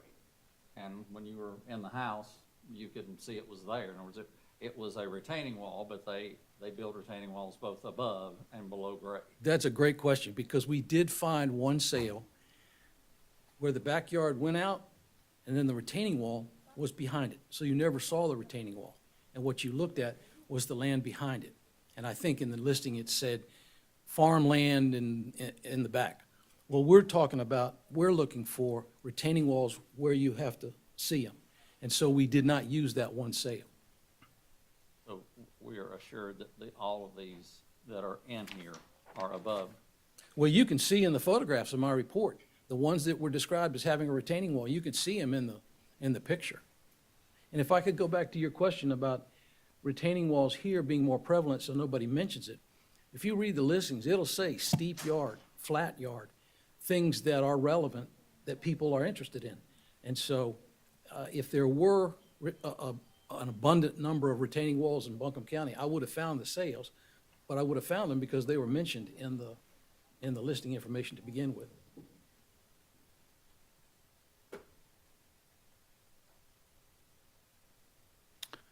In your report on these 4 comparable sales, you list 2 photos for each as an example. In at least 3 of those, it looks like the adjacent properties beyond the retaining wall to the next property are the similar product or are a similar home. Yes. Than the subject property on Yes. these comps. Unlike our proposal here in front of us, we're considering where there is a condo development, a neighborhood, a different product entirely, and then single-family homes adjoining that. Do you think that fact weighs at all in your determination? Well, the primary concern here was the retaining wall. And then the additional concern was how much building was going to go on top of the retaining wall. In my photographs, you can see where one of the houses that backs to a retaining wall it also backs to a house on top of it. But that house up on top is not as tall as what's proposed here. What we're talking about here is a really unique situation. We can't find perfectly comparable comparables because that's just the way the world is. This is the best information we found, and this is what we based our conclusions on.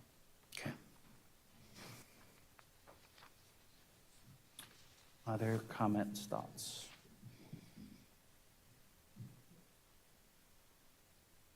Okay. Thank you very much. Please.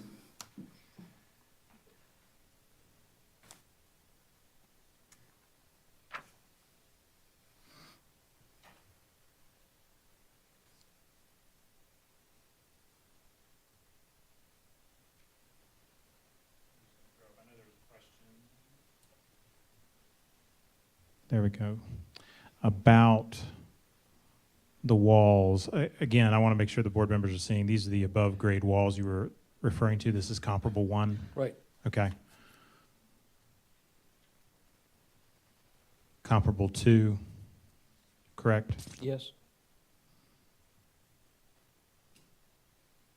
Comparable 3 above ground, correct? Yes. Okay. And then your last one here, this was the multi-tiered one with the vegetative buffer on the Yes. back, correct? Yes. Okay, all above ground. Okay. Thank you. Those are my follow-ups. Mr. Chairman, I have a question from the photograph. Well, actually, we go with that one as well. Rick, in terms of at least comparable 1 and comparable 4 and 5, and 4 or 5 being the same, you can't tell me how far off the property line these walls are located, right? Correct. So you, in looking at that 4, that terraced landscaped area, there's actually another retaining wall behind that. Did you know that? Yes. And so that landscape terrace area appears to be, I guess, buttressed, or this retaining wall is holding that up, right? Yes. Okay. And so this clearly is a piece of property that has differing elevations on their property with different uses going on, where you have a grassed backyard versus a terraced landscape area that's not grassed, right? Okay. Yeah. And so if you had gone back to look at comparable 1, there's this wall that, according to the aerial I gave you, is 33 feet inside the property, so that the owner owns land on the other side of the wall. Do you have anything to dispute that narration? No. It was based on what you gave me. I understand. I'm asking if you have anything to dispute the fact that in comparable 1, that wall that we saw in the photograph is present, and behind that there's considerable land, 33 feet almost, of land owned by the same owner. Your aerial photograph says 32.96 feet, but it does tell me, okay, from the property line to the retaining wall. Okay. Do you have any information to dispute this area? No. Okay. That's all the questions I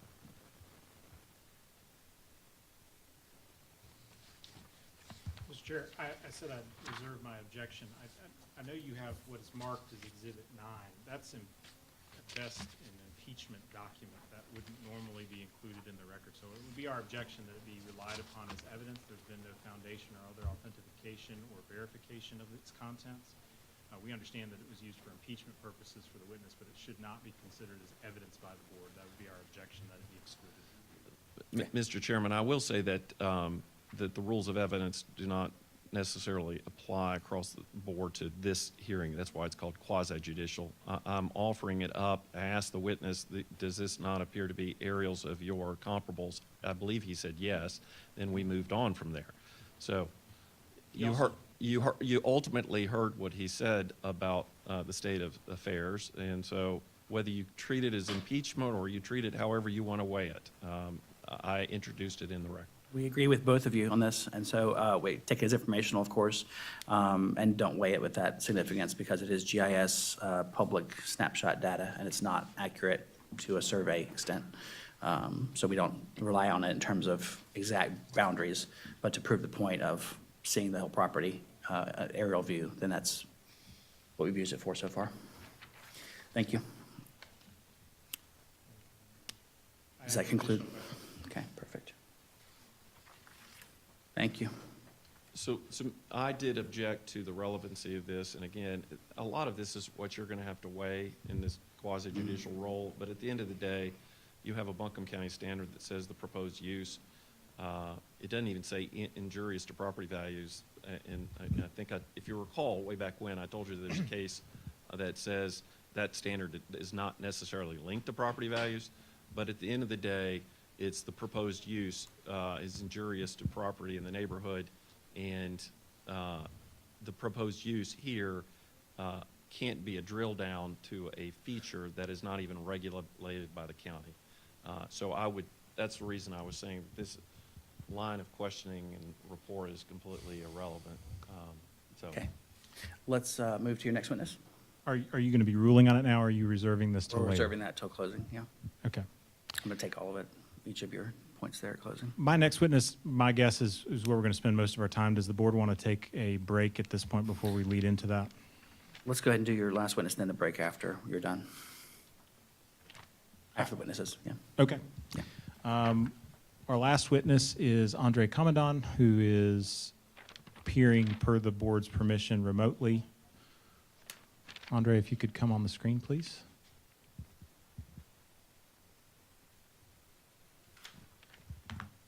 Can you see me and hear me okay? It's really light right now. Can we turn up the volume here in the room? Okay. I don't know if...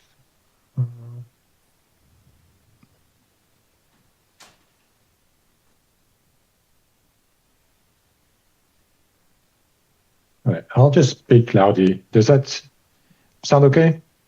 Let's see if we can increase the volume here in the room. If we can. Can you try again, Andre, please? All right, can you hear me better now? It's about the same. Same volume.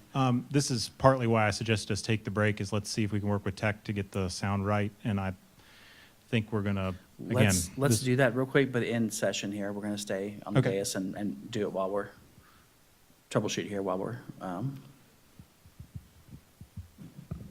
in open session.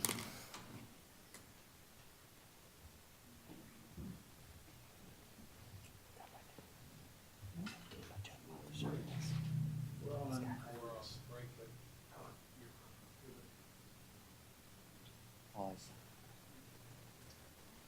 If you've got to, then run, but.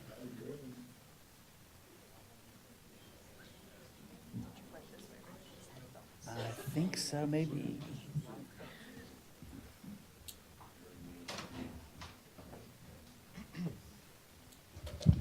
Andre, if you could come back on screen and give us a couple more tests audio-wise. Sure. How's that? No, just keep talking. I think they're trying to figure out the setting. Okay. I'm not sure, right? Because yeah, the headset has a mic integrated in it, so it should be fine. I'm not sure what else I can do on my end. Sounded like you got slightly louder.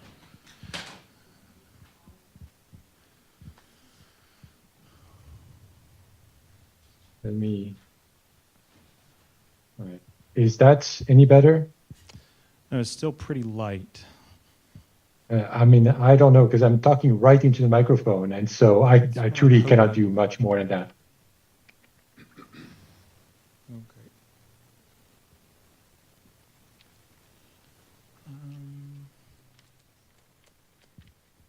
Okay.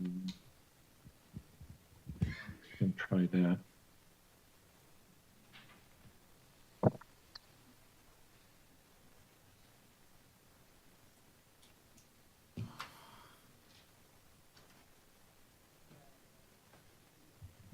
How about this?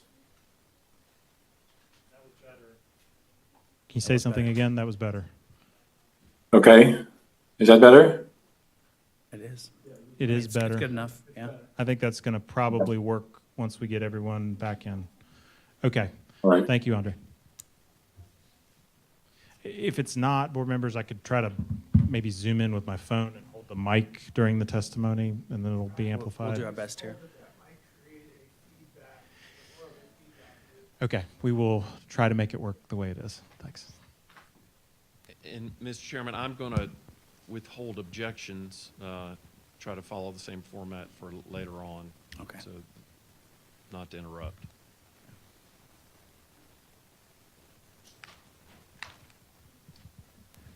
Ready to begin? All right, please raise your right hand and state your name. My name is Andre Comandin. Do you swear or affirm to tell the truth and nothing but the truth? I do. Thank you. Okay, Yeah, let's go ahead and resume here. Yeah. I think we're missing Greg, so I'd like to. We are, okay. There he is, okay. We got him. Okay, Professor Commandant, can you please tell the board where you're currently employed? I currently work for the University of Southern California. Okay, and what is your current title? My title is research scientist. And what do you do for the university? My primary functions are to conduct research on projects for which we were contracted by either government agencies or other entities, to do independent research on my own, and to raise funds through research grants. And what does that mean as a research scientist? What is that job description, so to speak? It means that I dedicate myself only to research. I do not have to teach, and that my focus is really more on applied research, so research that is applicable to real world situations, similar to what you would do as a consultant. And it also means that I have what we call PI privilege, so I can lead my own studies and research projects. What degrees do you have that qualify you for that work? I have a Bachelor of Science in Economics and International Affairs, Master's of Arts in Political Science, Master of Urban and Regional Planning and a PhD in urban planning as well. And how long have you been working in the field of urban planning, land use, and zoning? About 11 years. Okay. Is your resume, I think I know there's a document we provided in advance to the board. We've marked it as, I believe, OPP2. Is that your report, including your resume on page 27?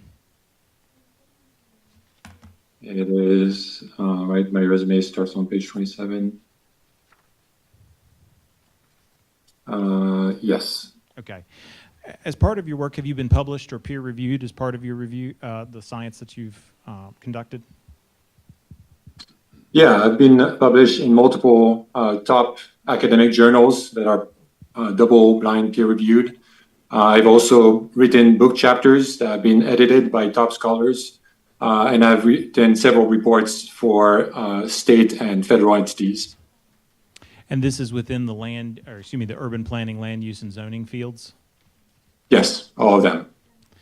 I think you indicated you've been working for approximately 11 years in the field. What type of research, where are the areas, what type of projects have you worked on? Yeah, so my research focuses largely on housing, and this is a very broad topic. So it ranges from what we call housing economics, so how housing markets change over time, to housing inequality, so how people access housing and how this interacts with their ability to afford housing. It also deals with mobility, right? The ability of people to move into different kinds of housing and their inability to move in certain kind of housing. And this also includes displacement, when people don't have a choice in moving from their current housing. And this has really been the focus of my work in the last 5 years, really put a lot of emphasis on this mobility part, as well as the interaction with transportation. So how people get around once they are, for example, displaced or have had to move to a different location. Okay. At this time, we would ask that Mr. Commandant, be qualified as an expert in the fields of urban planning, land use, and zoning. Mr. Chairman, this will be a running theme. I will object to this because I don't believe it has any relevance to the criteria that's before the board, especially anything of a legal nature. I believe this witness is ultimately trying to set policy and lawmaking, which is not an appropriate topic. So obviously I have an objection to this witness and his qualifications. Are you objecting to his qualification and certification as a research scientist for the purpose of commenting on this application? Or are you objecting to his testimony as a whole? Well, I don't think you say commenting on this application, with all due respect, I don't think this witness has any expertise as it relates to the criteria that's in the Buncombe County ordinance. Look, I'm going to object a lot to this is such a slippery slope that they're asking this board to go down, but I'm just simply denoting this for the record. I don't doubt that he is someone with expertise in urban planning. I just do not think there is a correlation between his expertise and the criteria legally that's before you. If I may, Mr. Chair, it really is.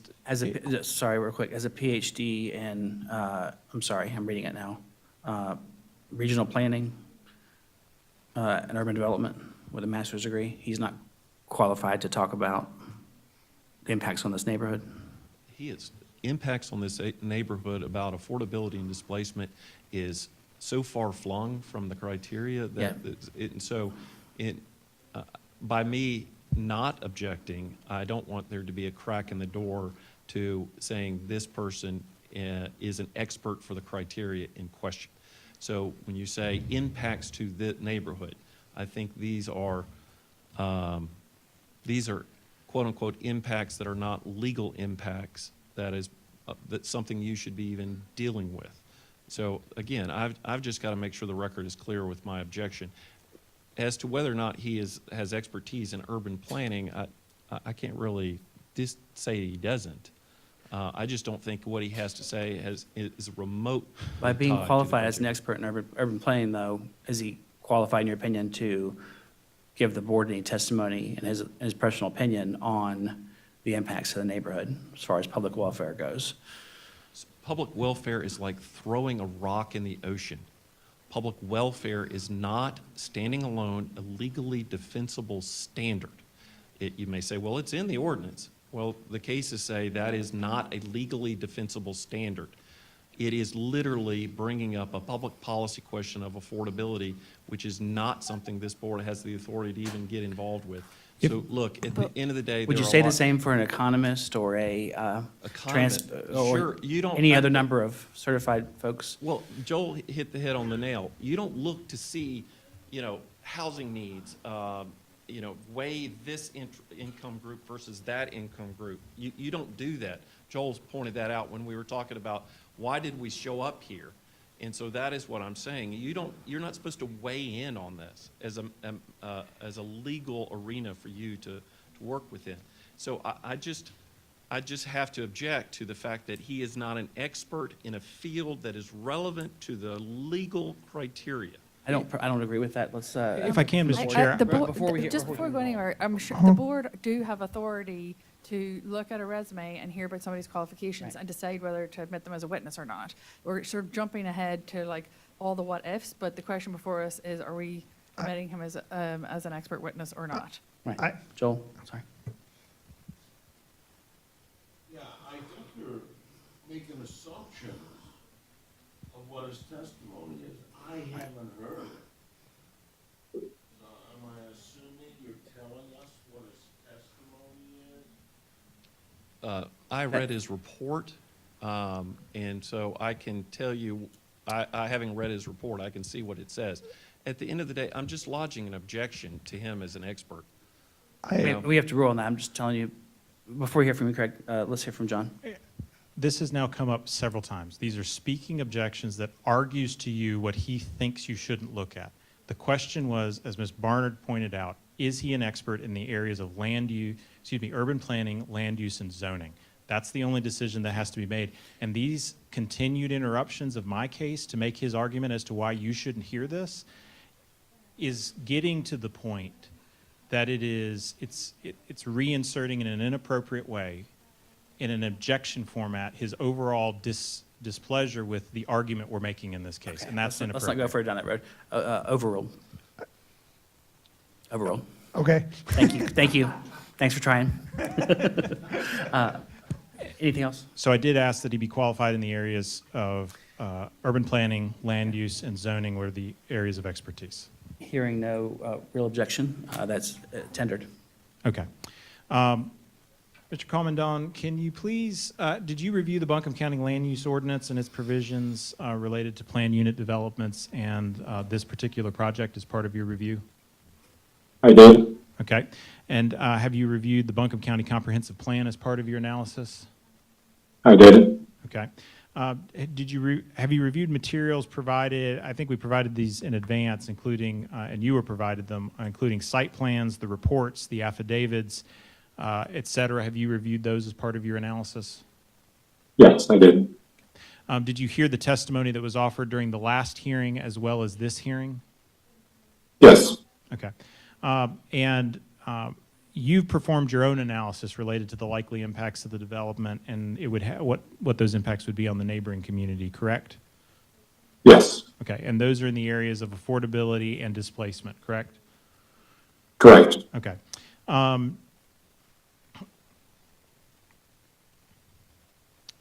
When you did your analysis, did you utilize, what kind of data did you utilize? I used three main types of data. The primary data source was from Buncombe County through their open data portal.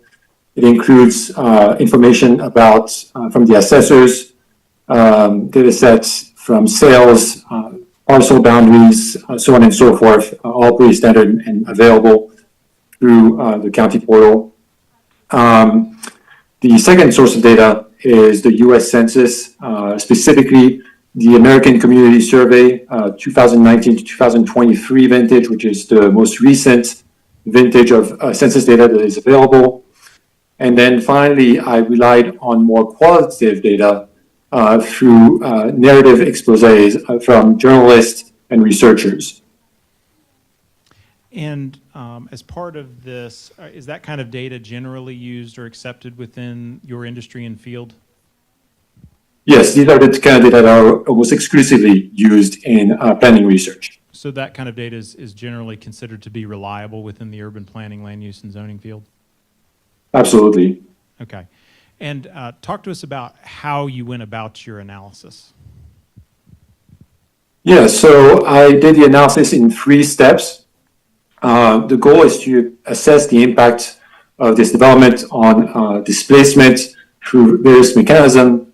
And one of the things that has come out in research is that we cannot look at one factor alone, right? It's always going to be a combination of factors. And so I looked at 3 kind of broad sets of factors. These would be the ones that you see at the top of the reports, and I don't know if it's useful for me to refer to specific places in the reports. I can do that. Feel free to use the page numbers you're referencing to let the board know. Yeah, so, yes, so with the section titled Emma Community Displacement Risk Analysis, that is on page 8, you will see that the 3 areas that I looked at are housing composition and land market, housing and socioeconomic characteristics, and location. Location in the location of Emma in relation to its surrounding. And the summary or the complete detailing of your analysis is what's contained in OPP2, correct? Correct. We'd ask that that be admitted into the record at this time. So admitted. So let's talk about how you mentioned. What, the 2019-2023 American Community Survey, was that what the question was? No, the question was the data that was relied upon, and then we went into the review that he did and his analysis, and he identified OPP2 as his analysis. Oh, yes, I of course object for the record for all the reasons I stated before. We don't need to get into the weeds about that. Overall. Okay. So let's start with you talked about the data that you relied upon. It started with Buncombe County's data. You used census data that's collected within the Emma community, correct? And then you also used the other survey that you had mentioned. Let's look at the factors that you reviewed in performing your analysis. Let's start first with, I think there was a question raised by Mr. Allen earlier in the hearing of what is Emma? Can you orient us, that I think you do on page 4, of what Emma is and how you came up with that definition? Yeah, so Emma is what would be considered a neighborhood in planning, but it is a special kind of neighborhood in that it is not within the boundaries of an incorporated place, right? It is not within the boundaries of, say, Asheville. It sits outside the jurisdiction of the city of Asheville, and it is entirely within Buncombe County. You heard earlier that the Emma community itself often uses the school district as their definition. I did not use the school district because the boundaries of the school district overlap with both Woodfin, Asheville, and the county. We're talking here about only the county, right? This case is under the jurisdiction of the county, and so I did not want to include jurisdictions that were not relevant. So what I used instead is something called the census designated place. This is a category of geographical unit that the census has created specifically for the purpose of identifying neighborhoods that correlate strongly with community. What this means is that if you were to ask people in Emma, are you a community? Do you identify as a community? They would say, yes, we are a community. We have cohesion that defines us as a community. And so the boundaries that you see in figure 1 correspond to a area that the census feels confident encompasses the community, or most of it, and also does not overlap with any of the surrounding jurisdictions. Right, so it has the benefit of being wholly encompassing of a jurisdiction that is defined objectively by the census based on a set of criteria that are applied nationally and capture our idea of a neighborhood in a way that allows us to do the analysis. And importantly, this definition includes the 815 Emma Road parcel. So let's orient the board. Page 4 here, the picture you have from your report. If we were looking at the brown area, that's the CDP area defined by the census as the Emma community, correct? Right. Okay. And if we look at the dark blue area, that's the proposed development site, correct? Yep. Okay. And the lighter blue area is the city of Asheville, where it exists, where its zoning would apply, correct? Right. Okay. The green area is the town of Woodfin, correct? Mm-hmm. Yes. And then the green line here, are these the boundaries of the school district? That's correct. Okay. So the Emma CDP that you selected as the definition of neighborhood doesn't overlap with the others. It's a distinct unit as defined by the census, correct? Yes. Okay. So that's how you define Emma. Let's talk about the factors you used for assessing the proposed development. What are those factors? What relevance do they have? I think you mentioned maybe housing composition is the first one. Yeah, so the 3 sets of factors focus on housing composition. So this is really the type of housing that is present within that CDP. And so this is really a critical factor when assessing the risk of displacement, because different types of housing have different vulnerability to displacement. The CDP is a majority mobile homes, right? 71% of households in the CDP live in a mobile home, most of whom live in a mobile home park, right? If you look at figure 2, you will see the location of the mobile home parks, both within the CDP and in the surrounding area. And also it distinguishes between mobile home parks, which are in that dark orange color or dark brown, and mobile homes that sit on individual parcels, which are in the orange color. And so mobile home parks are, I would say, the most vulnerable to displacement for various reasons I can go into. And then the ones in orange are still vulnerable, but less so because they tend to also kind of own, it's more like a home ownership situation as opposed to mobile home parks where people own the mobile home but not the land underneath it. So let's break down a few things that you said there. One, I think you said 71% of the residents within the CDP live in a mobile home. Is that correct? Yes. Okay, and you got that data from where? How did you come up with that? So this is based on the census, and it is corroborated by the number of mobile homes that are within the boundaries. So if you count the number of mobile homes, and calculate the number of households that would live there as opposed to in single-family homes, you would arrive at a consistent figure. Okay, and when we look at figure 2, I think you talked about dark orange versus light orange. Let's make sure that the board understands here. When you say dark orange, are you referring, these are the darker of the two shades that have larger tracts that you're Yes. referring to? I'm highlighting in red with on the screen. And then the lighter ones those aren't mobile home parks, but they're parcels where mobile homes are located, correct? Correct. Yeah. Okay.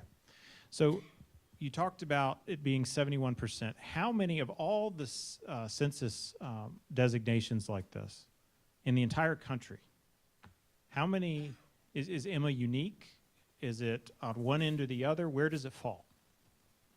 Yeah, so there are about 32,000 incorporated places and CDPs in the entire country. In the entire country, only 75 have as many or more mobile homes within their boundaries, where it makes more than half of the population, right? This is important because a large city, for example, Charlotte, might have more mobile homes, but as a share of the housing stock, it makes up maybe 1 or 2% because there's so many other types of housing. In this case, what I looked at are places where you have both a large number of mobile homes and the mobile homes make up a majority of the population, because it really kind of defines then the type of place that it is. And what type of role do mobile homes play in the affordability housing conversation? I mean, it's quite simple. Mobile homes are the largest source of new affordable housing in the US. You heard about the lack of affordable housing before. I'm not going to necessarily dwell on that, but in terms of new housing, it is incredibly difficult for many developers in cities, especially cities where housing prices are going up very quickly, to make affordable housing development pencil out for certain types of housing. But mobile homes, their low cost of construction makes them affordable across the board and are one of the best ways to build new affordable housing. So with 71% of the households currently in a mobile home within the Emma community, this would be a fairly affordable community to begin with because of the presence of that housing stock. Is that correct? Exactly. And I will come back to that, but it means that a relatively small share of residents are what we call housing cost burden. I think, so the next factor, we've talked about housing, or was there anything else about housing composition or market factors you'd want the board to know? The other thing I would point to is, right, there's housing, of course, housing sits on land, right? The land is just as important as the housing itself. And so if you look at figure 3, I want to highlight something that's quite important for this analysis. There are no comparable developments within the CDP to what is being proposed at 815 Emma Road. It is a large-scale townhome development, 107 units. But what is important is that it's going to sit on a 12-acre parcel. When we think about impact, one of the things we think about in planning, we think about the longer term, right? There's the immediate impact. As someone pointed out, there's not going to be any displacement on the parcel itself because no one is occupying this parcel right now. But in terms of impact on the surrounding, on the neighborhood, this is where we have to think a bit more broadly and a little bit more longer term of what is going to happen to this community, to this neighborhood, once we allow a new housing type in the neighborhood. And so what we see here is that there's multiple parcels that are primed for redevelopment at this higher density. And it is within the zoning, and that makes it even more prime, right? There's no need for rezoning. It is already R3. And so those large parcels that you see highlighted in figure 3 in the brighter orange are all over 3 acres. And you can see that a lot of them are next to each other. And so you could do the same thing that the developers for Emma are proposing to do, which is to aggregate several parcels to create a larger one and therefore achieve a higher number of units on the project. So if I could The other thing I want, a couple oh, of sorry. things that you just said. I think Board Member Phillips may have raised this as well as Board Member Allen about how displacement works. So I think you were, a previous witness was asked, well, is this getting rid of anyone today? Can you go over the 3 types of displacement so that we have a shared understanding of what you mean by that in this context? Yeah, so the literature identifies 3 types of displacement. The first one is redevelopment linked displacement. And this is one that may be the most intuitive, right? Because if someone buys a property and tells the current occupants, you have to vacate within 30 days, then we can see, oh, these people had no choice. They are being told to vacate, and that is the end of the story. That is what we call redevelopment linked displacement, and it is not happening with this specific parcel. Affordability linked displacement is what happens once we have these new developments happening that raise, for example, land values in the neighborhood, that signal to other property owners that, hey, people can afford or want to move here who can afford higher rents. So why shouldn't I raise my rent so that I can get more revenue? And so what happens here is usually a domino effect, where you see a gap created between what people are charging and what they could charge based on this new signal or this new information they have about the current market. And so what this leads to is either increasing rents that puts people under increasing pressure to afford their current housing, or it leads to then other properties being sold or redeveloped by their owners to make way for higher rent housing stock.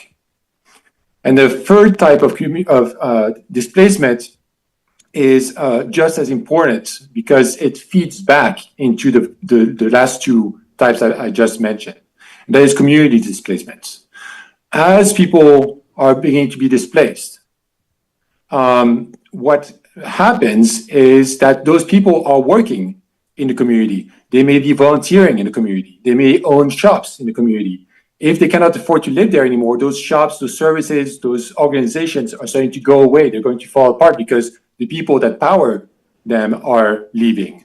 And so what you have is the fabric of the community really eroding. And therefore, people that are still living there say, oh, there was this service or this program I really enjoyed and I needed even.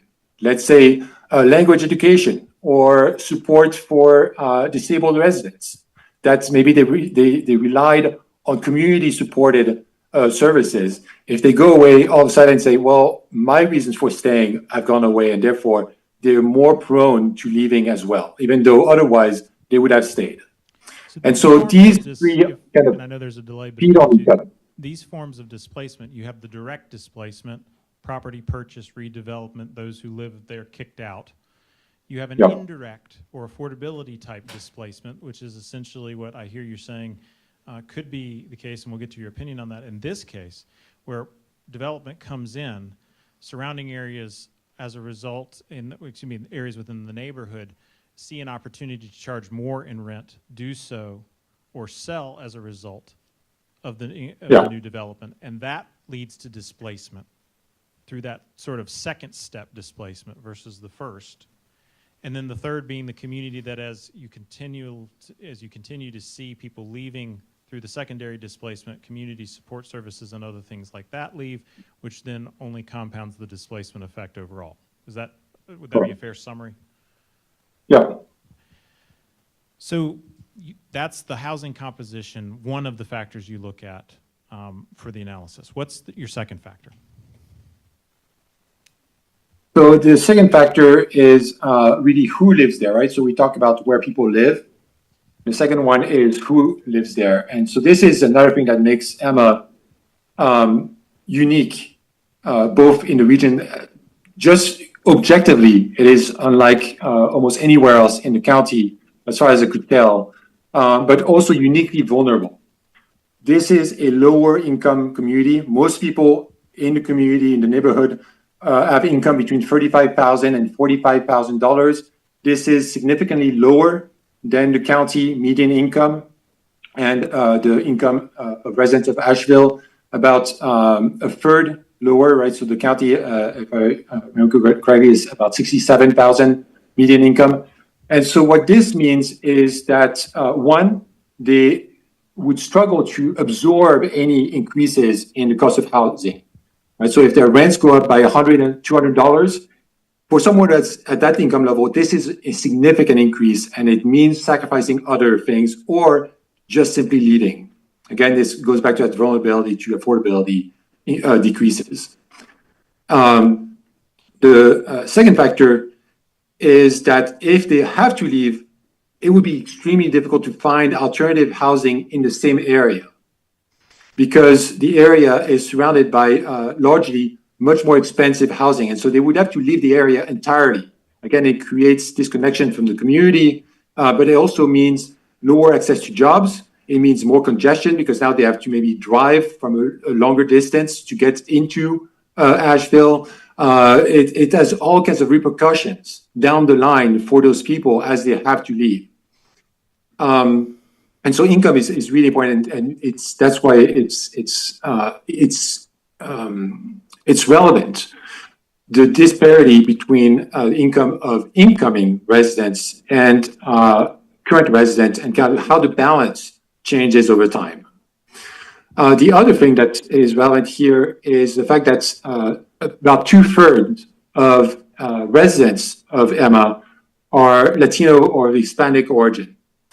About 1 in 10 resident is as moderate to low proficiency in English. These factors are relevant because, again, it feeds into this to the barriers of finding alternative housing and alternative employment. Right? If those people are working in the community, if they have established networks that give them access to opportunities, so on and so forth, being disconnected from that can have repercussions where it becomes a lot harder to rely on a supportive network to find alternative opportunities. And so all of this makes residents vulnerable to displacement and the consequences of displacement much more critical than under different circumstances where people might have a higher educational attainment, higher proficiency in English, higher income. And to be clear, these factors, these aren't things you just came up with. Where did you get these factors? Where are they established that they have a relationship with the likelihood of displacement or a decrease in affordability? No, this is something that there's a lot of activity in the scholarship on displacement. We argue a lot about exactly the minutiae of definitions and things like that, but everyone agrees that these factors make the risk of displacement and vulnerability to displacement more critical or higher. Okay, I think this is your last factor was location. Can you talk to the board about location and what role that plays? Yeah, so the third thing that makes Emma really stand out in terms of its vulnerability to displacement is the fact that it is located right next to not just Asheville, just the boundaries of Asheville, but just north of West Asheville, which has seen among the hottest housing markets in the city, right? A lot of housing value appreciation, a lot of demographic turnover, a lot of activity in the real estate markets, and Central Asheville, which also plays a role. Again, reams of research to support that neighborhoods that are close to Central City, I mean the downtown, the Central Business District, are more prone to displacement than neighborhoods that are farther away.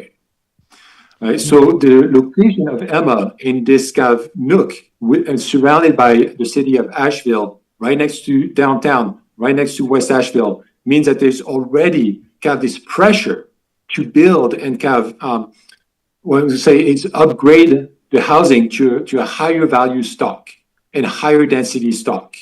And so this really, the location increases the housing pressure. Location plays a different role or an additional role in that, again, as I was referring with reference to community displacement, Emma has established a lot of community services. You can see in the report I list, and there's a long list of some of the services that are provided to community residents. A lot of those services are not offered anywhere else in the county. Right? So again, if people are forced to leave, they will not be able to replace those services wherever they end up. And so the location, again, is factored in that as well. Go ahead. I think what you've been talking about is also demonstrated in Figure 4. Can you explain to the board the significance of that figure? This can be page 2. Yes, thank you for pointing this out. So Figure 4, yes, illustrates what I was just talking about in terms of assessed value, right? So these are the total assessed value that you will find in the assessor's data. And it really complements what was in Figure 2 in terms of the kind of land parcels that are present in Emma. There's two factors that combine. They're large, they're clustered together, and they're much lower value than what you find in the surrounding area, right? So the top panel, panel A, shows land parcels in Buncombe County that are zone R3, right? So this is only showing R3 parcels in Buncombe County in the area. What we see is that a lot of those large parcels of land are in the top 3 deciles of value, right? So it means that if you were to cut all parcels in the county, in the entire county, by value into increments of 10%, right? So the lowest 10% is the parcels, the lowest 10% of value. And then move on that way all the way to the 10th decile, which is the 10% of parcels with the highest value. What you would find is that the parcels within Emma are largely in the bottom 30% of value, right? So there's a lot of land available at a much lower value than what you find in the surrounding area. So that's panel B, right? Panel B is the same information as panel A, but it adds the parcels in the surrounding area. And what we see is that almost everything in the surrounding area, especially within the city of Asheville, is much higher value, generally in the top 3 deciles of the distribution, right? So the top 30% of all value in the county. So the opportunities for development in Emma are, again, really ripe, and there's a lot of pressure because it is one of the few locations right there in this very desirable location where you can find large parcels of land at a good price. So we've talked about housing composition and market, income levels, and the essentially characteristics of those who live there. And then we've talked about location. So those are the factors that's based on the literature that you were saying indicates a likelihood or susceptibility to displacement as a result of development. Right. What did you find in Emma? How did those factors materialize in Emma? Yeah, so Emma said all those factors combine to create what I would characterize as a very high risk of displacement. This is a housing stock that is particularly vulnerable to displacement. It is a population that is particularly vulnerable to displacement, and it is a location that is particularly vulnerable to displacement. So all 3 factors point in the same direction. And so to me, this is a clear case where there is extremely high vulnerability and high risk of displacement once the balance tips. And this is something I can talk more about, but it does matter. It really does matter that the development proposed at 815 Emma Road would be the first of its kind, right? A lot of what I'm talking about is again, it would be like a domino effect, where once you have one, it sends signals to other developers that say, hey, not only can you build large scale, but you can also get an exception to get more flexibility in what you pay, right? So it really sends a signal that this is it permits a lot of different approaches to development, but it's relaxed environment that could kind of strengthen those signals to other developers. So if I hear you right, you're saying it's not just it is the project and its components and it being the first, but it's also the fact that because it's going through a PUD process and receiving exceptions that allow for it to deviate from the underlying zoning, that is part of the signal that would be heard by those who'd come in after the fact for development to say, I can do this too. Something like that. Is that a fair summary? Yes, and the exception that this project is seeking are one thing. A different project might seek different exceptions, right? Including maybe taller buildings or higher density. I think that it just kind of sets a precedent. So based on, again, you said you saw the types of housing, the mobile home housing, that's a factor that leads to a high risk of displacement. You see it present in Emma, correct? Yeah. The income being particularly low income compared to the rest of the county and present in Emma, that's a factor that makes it a higher risk of displacement because of it being present, correct? Yeah. The English as a second language and the racial demographics also a factor in the literature and present in Emma? Right. Okay. And then lastly, the location, because of Emma's proximity to the city of Asheville and being relatively low-cost property in relationship to the adjoining city, it makes it prime for redevelopment or increased rents or sale as a result. And that, again, is a factor in the literature that would indicate high risk of displacement. I think high risk was your words, correct? Yes. Okay. Correct. So overall, what is your conclusion on the likely impacts of this project on affordability and displacement risk in the Emma community? Overall, my assessment, based on the research I've done, the data I've collected for this specific site, and then all the research I've done for the last years, points to this being a high vulnerability, high risk of displacement area, and also a area where affordability could very well be lost. Right. One thing that's come up is mobile homes are affordable. They are a bedrock of affordability in the U.S., but also very important in a city like Asheville, where rent overall have been going up very quickly. The other likely impact would be that housing costs would go up as a result of this development. Now, we heard earlier from the developer this is missing middle housing stock, and so that somehow this would, I guess I don't know what was being implied necessarily, but that this missing middle could make it more affordable in Emma. That's not your conclusion? Not in Emma itself. Why is that? Why is it unique? Why is the location and the siting of this particular project in this particular area allow you to draw that conclusion versus a place like South Asheville? It matters because the impact of new developments is different based on what we call the housing segment in its vicinity. So if it was close to other market rate housing, I would not reach the same conclusion. But because this is housing that's for the most part, right? Again, 71% of units are mobile homes, so 71% are currently affordable. The impact on this segment of the housing market is much more likely to be an increase in housing costs rather than a no impact or a decrease in the surrounding area. I think in your report you referenced the City of Asheville's missing middle study. Did you review that study as part of your work? I did. Did that study identify areas within the area where a project like this is the right kind of missing middle housing that would address affordability?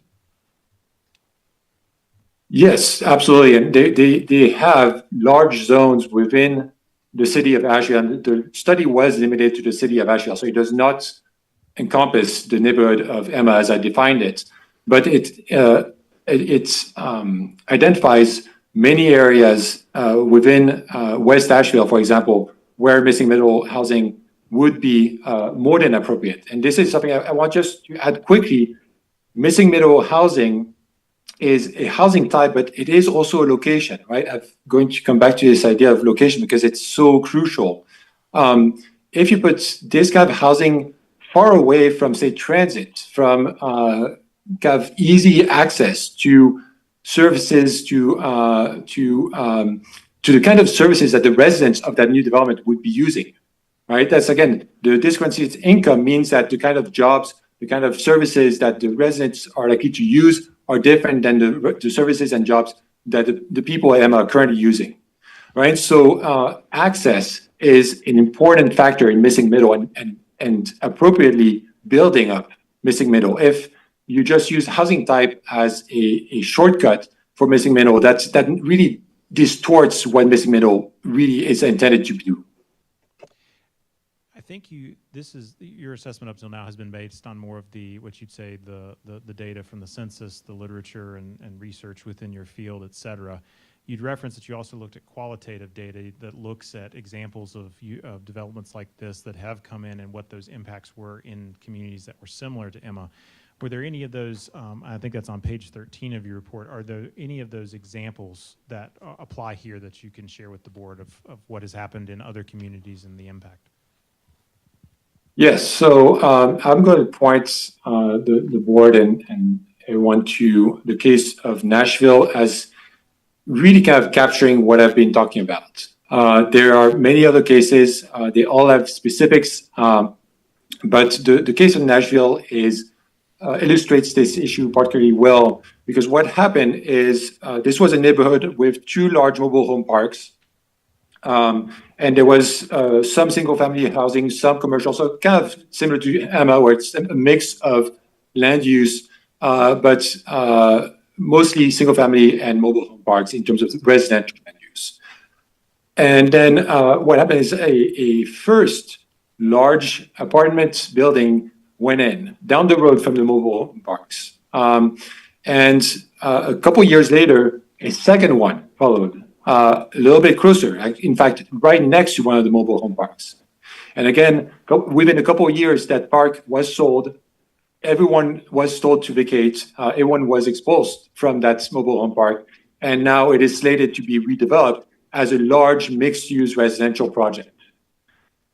Meanwhile, the mobile home park across the road, I believe, has been bought by investors, where we see this process of increasing the rents, putting in new rules that make it harder for people to stay because, for example, they cannot update or upgrade their mobile home to meet the criteria, and therefore are told to vacate because they don't follow the rules, right? So we have this process going from no development of high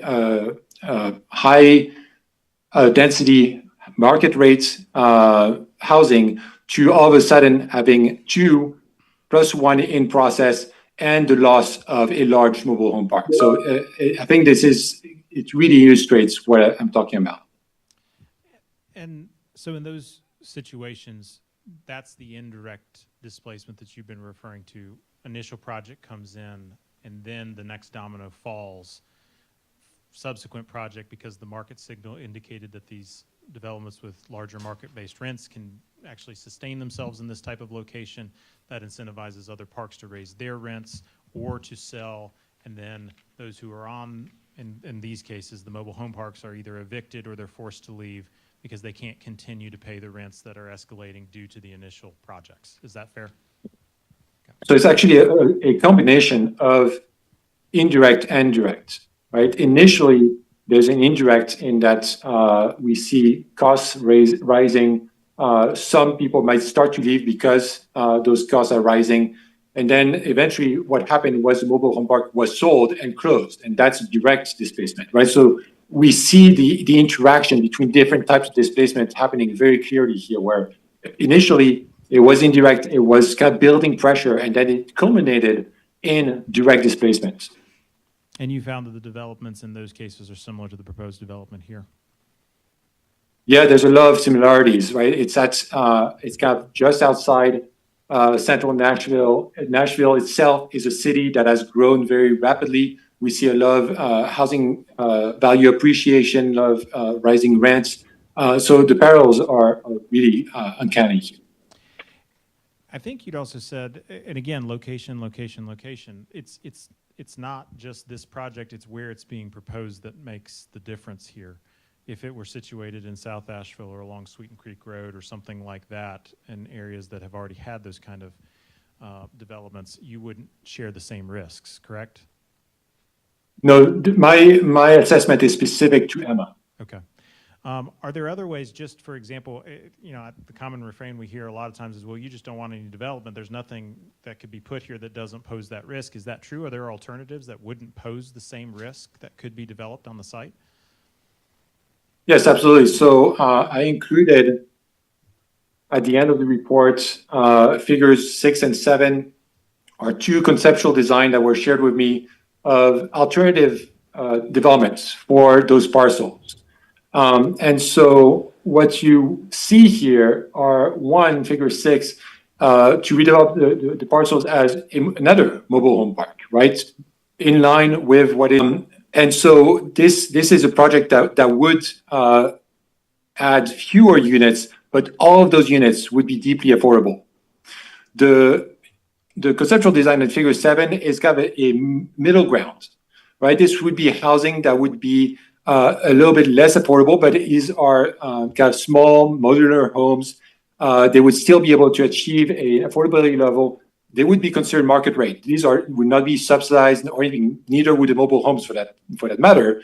But because of their construction style, they would be a lot more affordable and could be sold to people within the community. Again, if people were to move into this type of development, they would have income levels that would align much more closely with what is already in place in Emma. So both of these projects, really, their purpose is to show that there are alternative developments for this parcel that would either eliminate the risk of displacement, that's the case of the mobile homes, or largely mitigate it. That's the case of the modular homes in figure 7. In either case, the risk of displacement would be, in my assessment, would be much lower than with the townhome plan. And is there an existing example already in the Emma community where that type of development has occurred and doesn't pose the same risk? Yeah, so there was a recent development in the northeast corner of Emma community, or the Emma neighborhood, where a set of modular homes were constructed. It was similar to the 815 Emma Road property, a large vacant property that was subdivided into smaller parcels. Modular homes were installed there. And as I understand, the Emma community did not, what's the word I'm looking for? Protest or have any concerns there. But even in that context, regardless of their protest or not, the data didn't, the types of housing in the Brooks community doesn't pose the same risk. Can you explain to the board why that development doesn't? Yeah, so there's a couple reasons. Again, a lot of what my analysis relies on is what I've called the signals, right? The signals that this kind of development sends. The townhome sent a signal that large-scale residential, high-density developments can go forward in this community. The development at Brooks Cove is small single home families, again, very much like some other housing in Emma. It is at a level of a price level that is also not out of line with what you would find for a single family home within Emma. It sends very different signals, right? It sends signals that, oh, what has been built traditionally in Emma can be built. and there are options for things that fit in and do not send signals that, oh, the door is open to developments that really kind of create a jarring discrepancy between both affordability level and housing style, housing type. Those are my questions. Thank you. Thank you, Mr. Justice.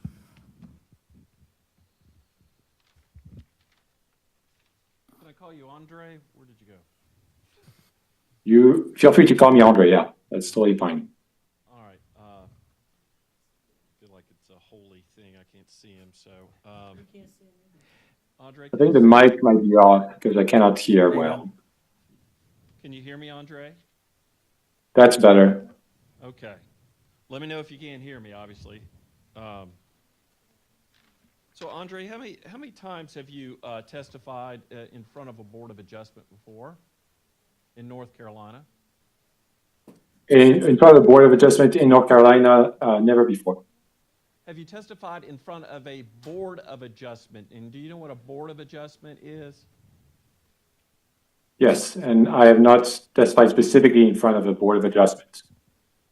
You understand a Board of Adjustment doesn't set policy, doesn't set law. They just execute or administer standards that are already in place.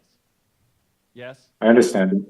And so how many times in the entire country have you appeared in front of a Board of Adjustment, applying standards already in place? I have not appeared in front of Board of Adjustment. But you have appeared in front of governmental units before. I think you mentioned in your report a government you appeared in front of. They may have used some of your data, right? You've appeared in front of government bodies before, right? Yes, I have. Would they generally be the leaders, the elected leaders of those communities that you would appear in front of?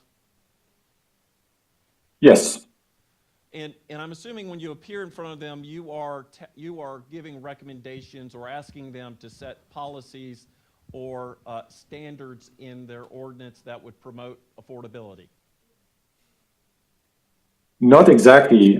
So to give you an example, the latest case was in front of the Louisville Metro government, and I was actually providing them with a tool to execute the word of the ordinance that they had voted on. So my role was simply to provide them a tool that would do something very similar to what I just did, which is to to provide an assessment of risk of displacement.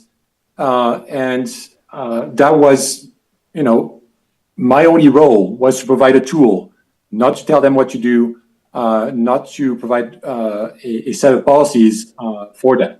Okay. Louisville, this is Louisville, Kentucky. Yes. The leaders of Louisville, Kentucky had adopted some standard to address affordability? No, like North Carolina, Kentucky preempts any kind of policy to address affordability in this way. So the tool really is there to make a determination about the risk of displacement and whether the city should allocate resources towards specific projects. Okay. So you got through saying, Andre, that you are aware of the fact that the state of North Carolina, the leaders in Raleigh, the General Assembly, have adopted statutes that preempt local government regulation of affordability and displacement. Yes? Yes. Yep.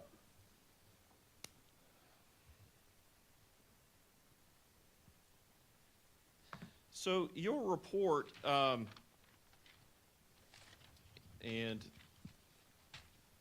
I'm looking at page 1 of Opposition 2, which is your report, and you mentioned in here that you had reviewed the Buncombe County standards so that you could correlate your report to Buncombe County standards, right? Correct.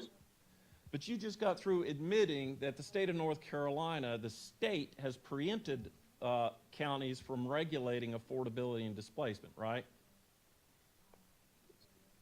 My report does not say anything about mandating affordable housing. Oh, I understand, but you're asking this board to make a decision that would ultimately mandate for this piece of property what the property could sell for, what pricing the property could rent for. You are asking them to set a standard for this piece of property, right? No, I am only here to assess the risk of displacement for Emma community. So in terms of Buncombe County standards that you mentioned on page 1 of your report, and let's just start, do you have that in front of you? I have the report. I don't have the specific paragraphs of the ordinance. Well, I was going to ask you, you mentioned section 78-678, subparagraph B6, right? Yes. Which standard in that section correlates to your report or what you're testifying to? Could you read that section to me, please? It is a very lengthy section, Andre, so I'm afraid I can't do that. I'm asking you to correlate your testimony in your report to a specific standard in section 78-678B6.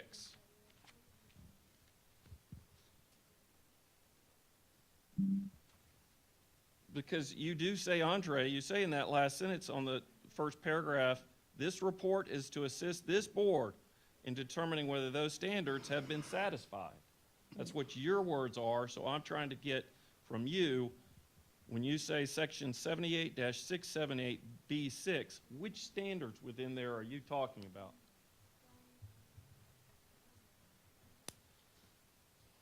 Give me a minute.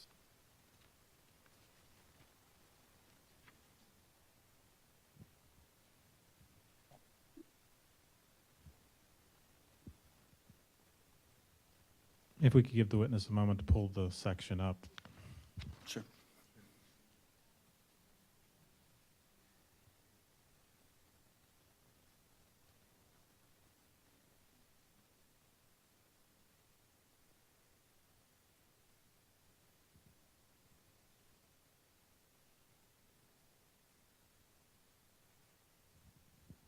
Okay, so I just want to make sure we're looking at the same thing. This is a section titled Uses by Right Subject to Special Requirements and Special Use Standards. Is that right? This is the section, subparagraph that's entitled Plan Unit Developments Level 1, PUD 1. Section 78-678B6.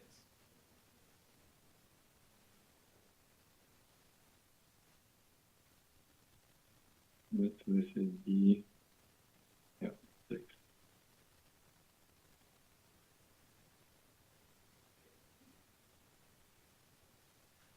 Okay, I got it.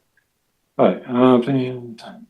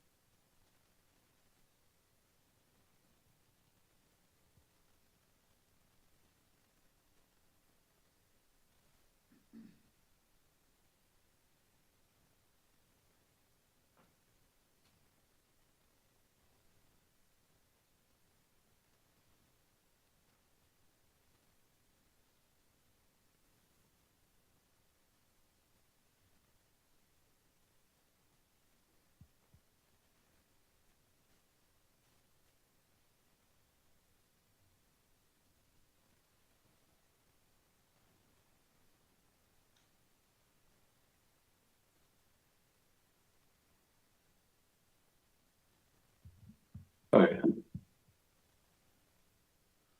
So my understanding is that this is a exception that is to be made by the board. I am not here to make that decision for them. I'm only providing information to inform that how this process, the PUD process, is applied and the impact of that exception on the neighborhood. Andre, is there, in this section we were talking about that you referred to in the report, section 78-678B6, are you correlating any standards for a PUD to your report or testimony? Yes or no? I am, in that the use of the PUD, in my assessments, increases the risk of displacement. So, Andre, in terms of the criteria that's within this section, the language that's employed to set standards, what language, what criteria are you pointing to? As far as the language of the PUD, I am not pointing to anything specific. Okay. So in terms of you see in that section, there's a 6A that talks about the purpose of a PUD. Do you see that? Yes. It talks about basically flexibility and improved marketability through the benefits of efficiency, which permit flexibility in building siding. Do you see that? Yes. Do you understand that with missing middle housing product like what is being proposed with attached housing, there are efficiencies as it relates to building siding because these are attached houses, yes? Yes. And then it goes on to talk about a mixture of housing types. You would admit that providing housing types where someone could buy either within a 4-unit or up to a 7-unit, that is providing a mixture of housing types, yes?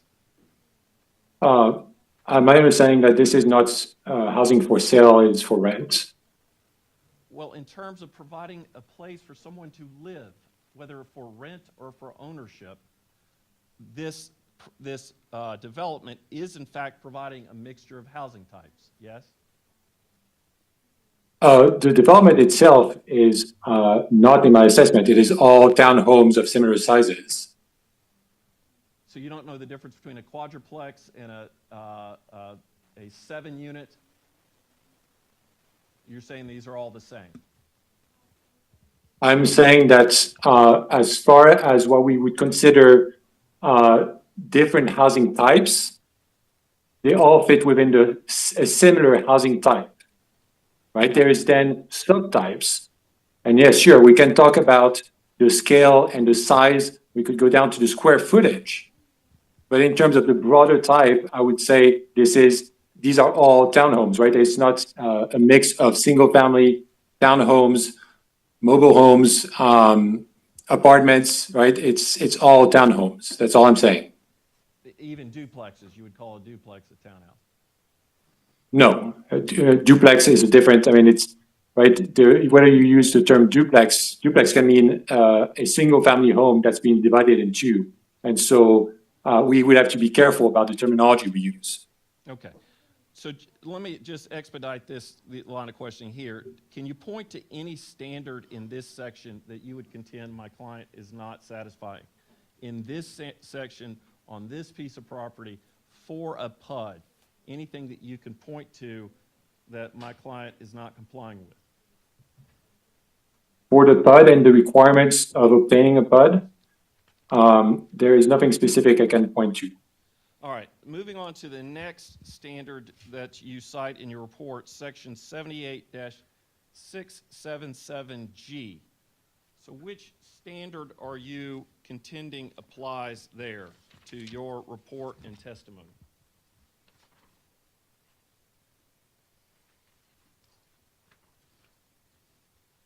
Let's see, 677.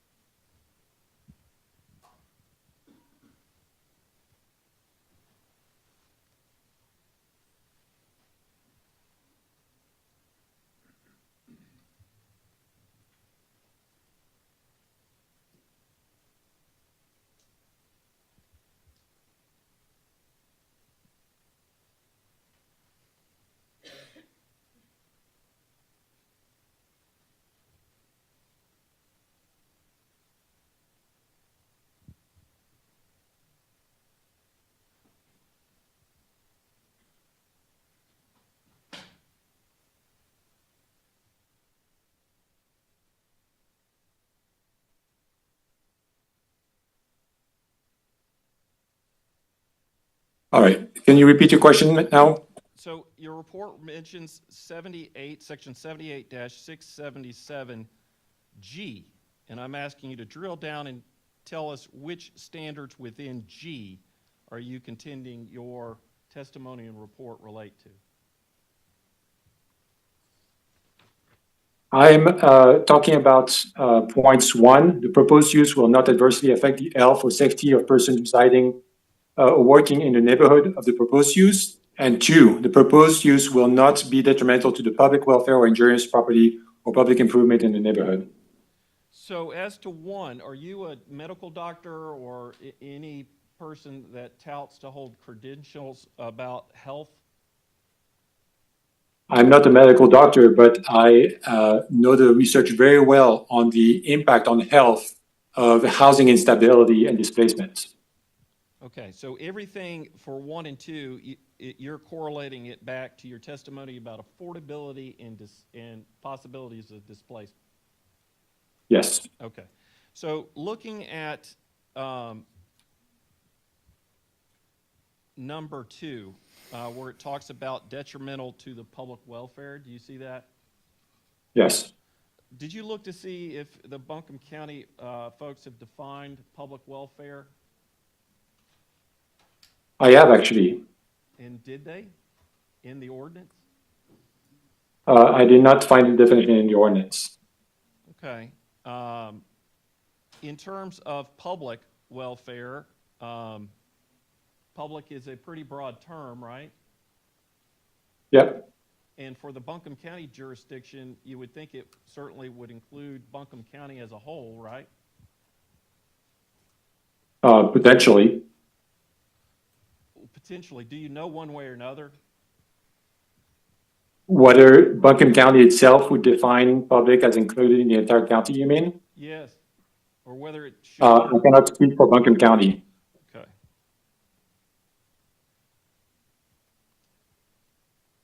So in terms of the Emma area, does the Emma area include portions of property within the city of Asheville?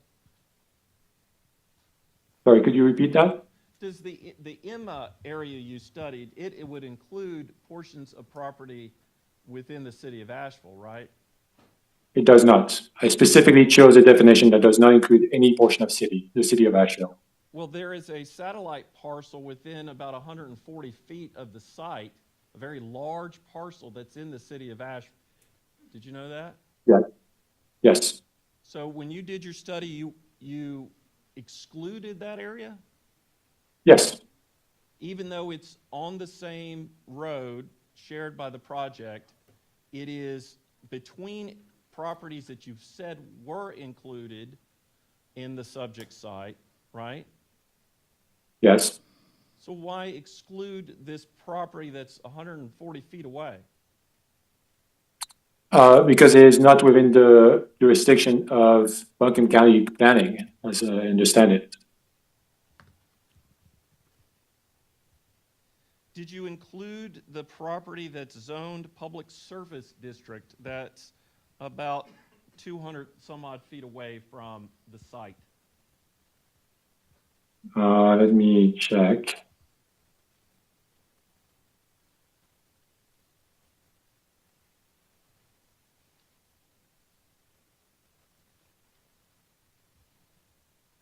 You're talking about the property owned by iHeartRadio? Yes. This does not fall within the neighborhood I included.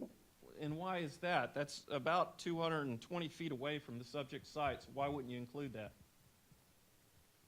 So 2 things. One, I did not explicitly exclude or include anything in that way, right? I actually specifically say in the report that impacts do not follow boundaries.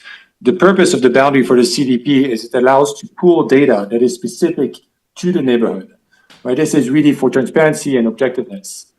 In terms of impact, the other thing is that we're interested in residential parcels. This is not a residential parcel, and so the impacts, and same thing with the satellite parcel that is part of the city of Asheville, this is a non-residential impact. And so it's a non-residential parcel. So the impacts would be different for those in terms of the impact of the development. And that was not part of my scope. Well, Andre, isn't it true that the properties that are within the city of Asheville that's 140 feet away, which is zoned commercial industrial, did you know that? Yes. And the zoning of commercial industrial allows a myriad of uses that includes obviously industrial uses or hotels, restaurants, a myriad of non-residential as well as residential uses. Yes? Yeah. So wouldn't the presence of that large parcel that's zoned by City of Asheville commercial industrial, wouldn't that be a pressure on how this area might develop? It is all part of the conditions as they exist today. Yeah, so I take the current conditions as the baseline, and my analysis is to make a assessment or prediction about what is likely to happen with the addition of the 815 Emma Road project. Everything that is already in existence is part of the analysis. So you're saying, so the development of this property is the tipping point for the redevelopment of this entire community. Is that what you're saying? It is likely to act as a tipping point, exactly. Okay. Not the presence of commercial industrial in the middle of this, in this area. You're saying that's not a factor? Not as it exists today, because it's not changing. There's no change to this use at this point. If they were to change the use of that parcel, then I would make a different assessment. But this is a constant. There's no change involved here. So, but it does. I will say it does contribute to what I talked about in terms of location. Right? It does contribute to the fact that the Emma neighborhood is under existing pressure of redevelopment and displacement. And so it is, as I said, it is integrated into my analysis. Yeah, I was going to, that was my next question, is on page 16 and 17, you talk about basically the huge pressures that are already facing the Emma area from things unrelated to this site, right? Yeah. You talk about, because you talk about location, basically as a driver for pressures of the market that lead to property values going up, lead to redevelopment of property. All those things are true, right? Mm-hmm. Is that yes? Yes. Okay. And so how close this property is to the city historical center is a driver, you say, on page 16, is one of the reasons this area is prime for rapid housing price increases, right? Right. And then on the next page, you say it is close to central Asheville and to west Asheville, the parts of the city where real estate has most rapidly appreciated in the last 10 years, correct? Yeah. Yeah. And were you present that one member of the organization that John represents, one of his clients, actually has recently bought into this area and paid $530,000? Did you hear that? Yes. So, and that's indicative of the fact that real estate is rapidly appreciating in areas in this county, and that's just what's normally happening regardless of this project, right? Absolutely. Yeah.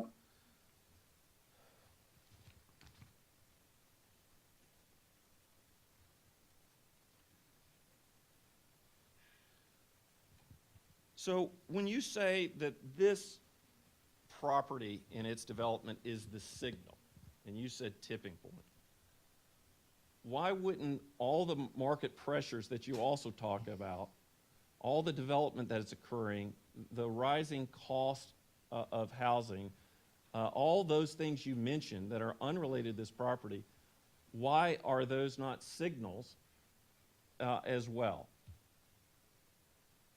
They are, but they are they're broader signal, right? There's a market, these are market trends, and they affect the entire county or even the broader region. There's a general context of rising home values, rising rents, and all this actually makes the need for affordable housing all the more critical. And this is something the county has identified in their comprehensive plan. This is something the county has identified in their housing need assessment.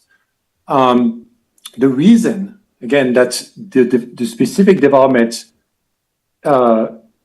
is under contention is that it greatly exacerbates all those pressure, right? There's a constant pressure that's already there. My assessment is that the addition of this project would exacerbate the pressure, make the risk significantly higher, right? Because it sends a signal that not only generally this is a market that is ripe for development, but specifically in this neighborhood, there is now opportunities, right? And so that's the fact that it is the first development of this kind in the neighborhood is critical. Again, my assessment, if this was the third or fourth of this kind, it would be my assessment would be different, but it is the first one. So, sorry to interrupt. We are looking at the clock really closely today and want to see if it's possible to finish today. I wonder what the duration might be of the cross. Sorry. Yeah. So I would more than likely finish by the end of the day, but I imagine John has things that he would want to talk about, and we obviously have closing. So we're talking about 45 minutes from now. I have no. For a cross? For a cross? For your cross right now. I'm saying I can finish before the time expires. I just couldn't tell you what John's time is going to be. But We have no further witnesses. You might need 45, excuse me, you might need 45 minutes to cross. No, I could probably finish in about 20. I understand what time we have left. I'm asking how long he's going to cross for. So about 20? Yeah. Okay. Thank you. No further witnesses, and we're prepared to make our closings. Okay, please proceed. So on page 9 of your report, Andre, you talk about your projection of the rental range that you believe would apply to this type of housing that my client is offering. Yes? Yeah.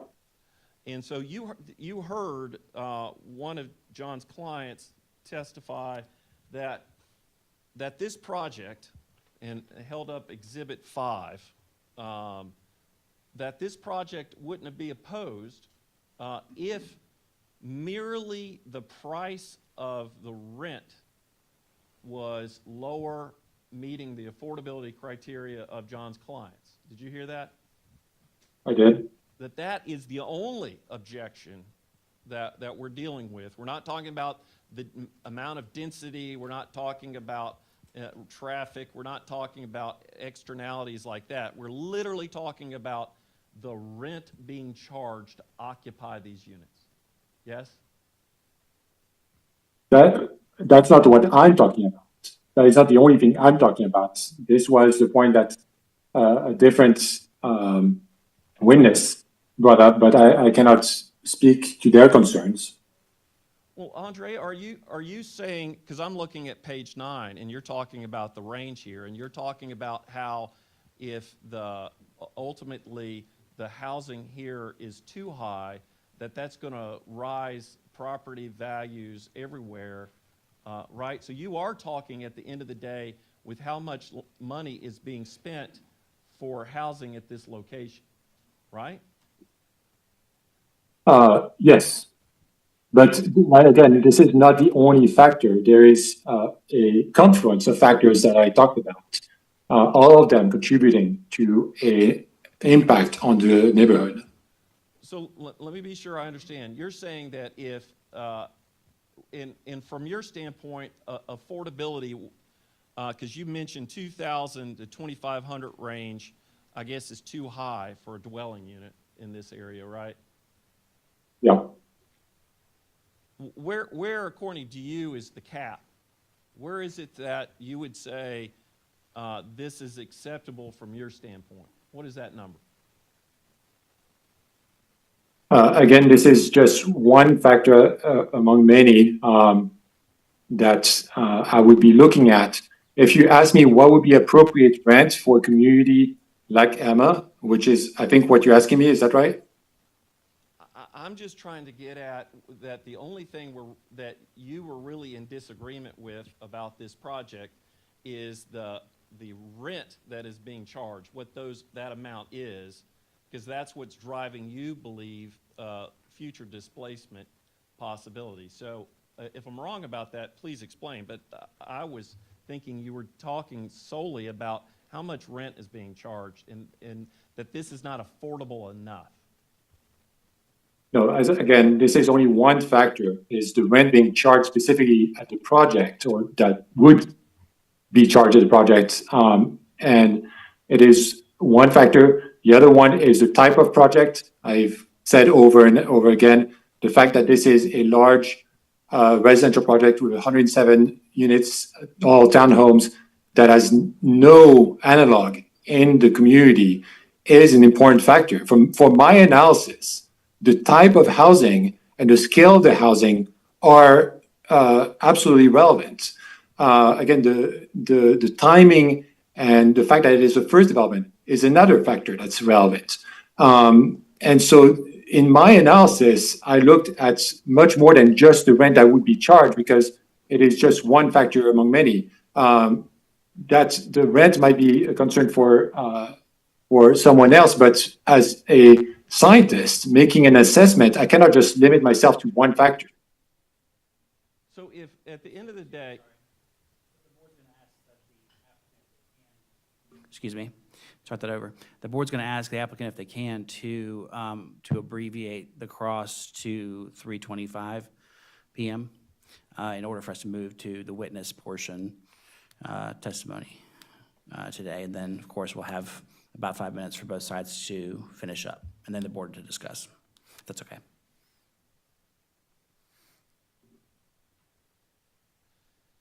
so what data do you have from Buncombe County or any neighborhood that is comparable to the one in question that you can point to, where I think you're talking about, you're trying to shoehorn your analysis into the affordability link justification, right? I'm not sure what you mean by that. Well, you would admit that this property development is not displacing anybody on the site, right? Correct. There has not been any, at this point, there's no community displacement that's occurring, right? Again, I cannot speak to that because I don't know on the individual. So one of the things that for displacement is that it can range from very low levels where there's one eviction here or there to systematic displacement. What I'm looking for is the risk of systematic displacement. So there might already be displacement due to those pressures I've been talking about. Okay, well, that's part of what I was getting to earlier. These displacements are going on as we speak, unrelated to this development. Could be. Yes? They may be at a low level, but there is no evidence of systematic displacement on a large scale, meaning that the community itself is undermined. So when you talk about local business in terms of the businesses, where is the closest business that's occupied by someone who's an Emma resident? My approximation would be that there are businesses owned by the community, certainly within half a mile of the project location. Okay, do you know that for sure? Yes, okay. I've been there. The affordability link, that is the scenario where you're saying if this property is allowed to move forward, that this is, I think you said, a domino effect? Mm-hmm. Yes? Yes.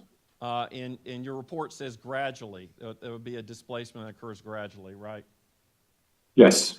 So in everything you're talking about requires third-party participation in further displacement issues, right? Some owner somewhere else would make the decision to sell their property for a higher land value than I'm not even sure what to base it on, but somewhere down the road, some owner is going to decide to sell their land for more, right? That is one possibility, yes. And that there will be a buyer that will appear that will want to buy it at whatever price that might be, right? Yes. Most of your comparables are dealing with some developer buying a mobile home park and either deciding to redevelop that mobile home park or to increase rent, right? That's one of the factors, yeah. Well, that's most of your comparables, as I read through them, other than Nashville, most of your comparables are that situation where someone bought a mobile home park and displaced folks from that mobile home park by displacing them or by raising the rent so they eventually didn't afford it, right? Yeah. Yes. And so in terms of saying these mobile home parks that are in this area, where again is the cap you would tell the current owners of those properties that, that you would cap their rental rates at for purposes of avoiding displacement? Where's that sweet spot? Well, the fair market rent for Buncombe County is about 1,470, I believe, as of 2024. And so this is already significantly lower than what I estimate would be charged for rent in the development. That figure is for for a 3-person household. For a 4-person household, the fair market rent is just under 2,000. Right. So just thinking about what is considered fair market rent for Buncombe County for a 4-person household, it is still under 2,000. Right. So those units would likely rent at a price that is above what is considered fair market rent. And then we add to that, as I said, the income of residents is about 60% of the county median income. And so you would want to factor that in. And so, you know, rents that are above 1,500 are going to be considered unaffordable to most residents. 1,500, okay.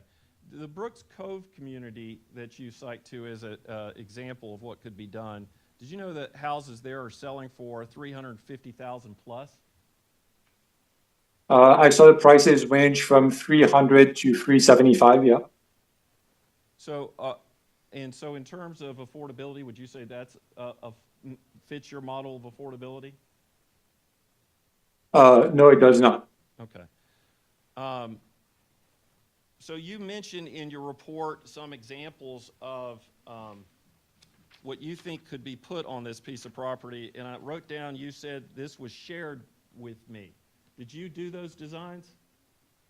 I did not do the designs myself, no. Okay, so did you do a feasibility study to see if the development of the land, the cost of buying the land, extending sewer, because I'm assuming all these developments would be on public sewer, is that right? Yeah. So and you heard the testimony that sewer is going to have to be extended at 200,000 feet plus, right? I've heard it was 2,400. Yeah, okay, 2,400. So have you done any feasibility study to see if the cost of development, extending sewer, buying the land, putting in the infrastructure, building pads for mobile homes, going through this special use permit process? You understand for mobile home parks, you got to show up in front of this board. Yep, I know that. And would I be arguing, representing the mobile home park developer, that I'm decreasing values or increasing values? Because I would be very concerned about increasing values. Isn't that fair to say? Increasing values of what? The surrounding neighborhood. I would, based on what you're telling me, I should have some concern about increasing property values versus decreasing property values. Isn't that fair to say? Yes, the main mechanism is through increasing values. Okay. We're at 3:27 p.m. Craig, do you have any additional questions for Cross? For the development, that the hypotheticals that you've put out here, they would require retaining walls to do those hypothetical developments, right? They're just conceptual designs. I'm not a designer myself. My understanding is that they would not require retaining wall. Why is that? Did you talk to somebody about that? Again, I am not a designer. I cannot speak to why the specifics of the plan. These are just meant to show that there are alternative paths to developing these parcels that would achieve a level of ability that would largely negate the displacement risk. Does the applicant have any more questions for Cross? Oh, I did, but I'm going to honor the cap here. Okay, sounds good. Board have any questions for the witness? Joel? Yeah, you talked about displacement. Is there any relevance between displacement and how you would see public welfare? Is there any connection between displacement and public welfare? Is that the question?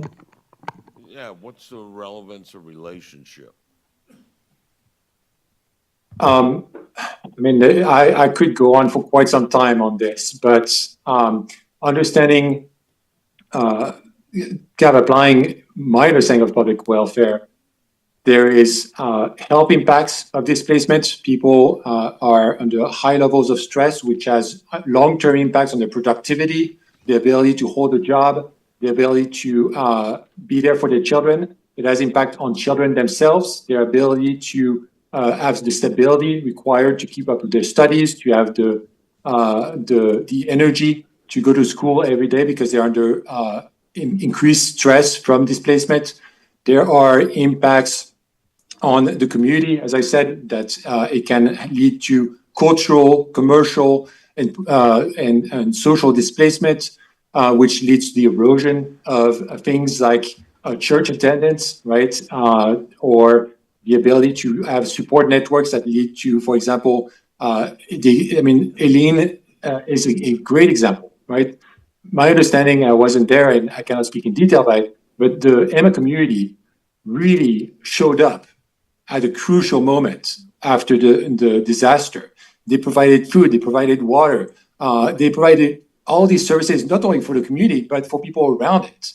And this is exactly what I think of as being part of the public welfare, is when you have those things that are of intrinsic value as human, but also of economic value, right? I think we all care about lower congestion. We care about greater employability and greater employment stability. We care about economic mobility. All those things are undermined by residential displacement. Thank you, sir. Any other questions from the board? Hearing none. At this time, we will notify the public. We are trying to finish by 4 o'clock as our hard stop today. And so in the interest of time, we always like to open, the board always prefers to open to anyone here to speak for public comment. That is, of course, lay testimony, opinion, et cetera, and not expert testimony that we can rely upon in our decision. And so in the interest of time, we would like to invite 3 parties to come up and speak, if there are parties wishing to speak today in public comment. Then we'll move to closing statements, hopefully about 5 minutes each, and then give the board 10 minutes or so to discuss. If you need to get up during the proceedings, that's fine, but I think we should plow ahead but if you need to get up, you can, yeah. So can we get a raise of hands on number of members of the public who are here to speak as a witness for public comment, who would like to? That's great, okay. If you all will get together, the 5 of you there, and discuss who you might have come up and talk between the 5 of you, so 3 of you, would be wonderful. And it'll be a 3-minute period of time to which to talk. We may have translation time too in there, and then of course, board members may have a question or two, so.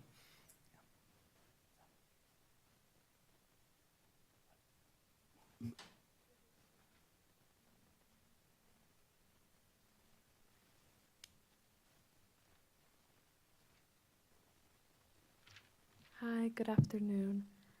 All right, I'll swear you in before you begin. Oh, okay. So please raise your right hand and state your name. Daniela Rodriguez Porras. Do you swear or affirm to tell the truth and nothing but the truth? Yes. Thank you. Hello.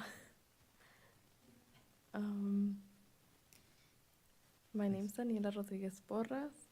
I'm a student in Buncombe County Early College.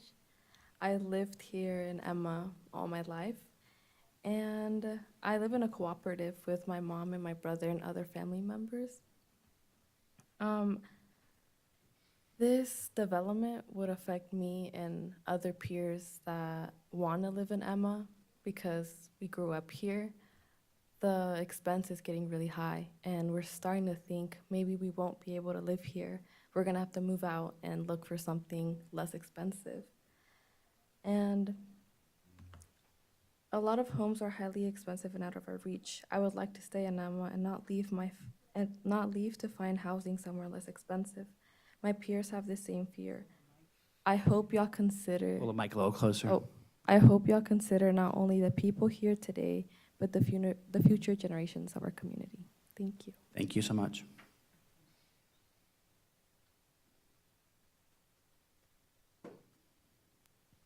And we'll swear you in. Please raise your right hand and state your name. Mi nombre es Rocío Albiter Cruz. Do you swear or affirm to tell the truth and nothing but the truth? Sí. Thank you.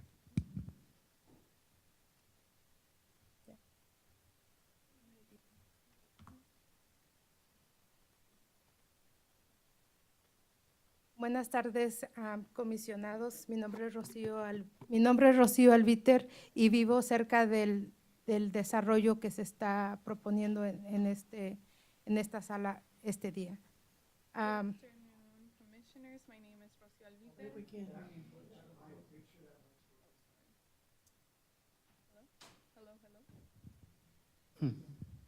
Hello? Yep, Oh, there there you it go. is. Good afternoon, Commissioners. My name is Rocío Albiter, and I live very close in the community of Emma to the development being talked about today. Vengo a mostrar mi inconformidad a esto, ya que el área ya está en riesgo de desplazamiento. Y esto vendría a acelerarlo aún más. La comunidad sería grandemente afectada, ya que es una comunidad de clase trabajadora y donde la gente aún puede pagar una renta, ya que aún es un poco accesible económicamente hablando. I'm here to show my disagreement with this development, since this area is already in risk of displacement and this would come and accelerate it. This community would be greatly affected since it is a working class community where people are still able to pay for their rent, since it is still a little bit more accessible, speaking in economic terms. Esto sin mencionar que afectaría mi salud física y mental mía y de la comunidad que está afectada. This without even considering how it would affect my physical and mental health of myself and my community from the uncertainty that it creates. Ya que crea incertidumbre de cómo vamos a sobrevivir con este incremento en el costo de la vivienda. Unido a esto, el desplazamiento y el desalojo serían un problema grande. Since it creates uncertainty on how we're going to survive with this increment in the cost of living, considering displacement, and displacement would be a huge issue. Thank you. 30 seconds, please. Thank you. Solo esperamos que por favor tomen en cuenta a la gente que está viniendo a expresarse, ya que seríamos los afectados directamente y hemos vivido en esta área por más de 20 años, que es mi caso. We ask you to consider the people that are coming here to express our concerns, since we are the people who are going to be directly affected by this, and we've been living in this community for over 20 years in my case. Thank you so much. We appreciate it.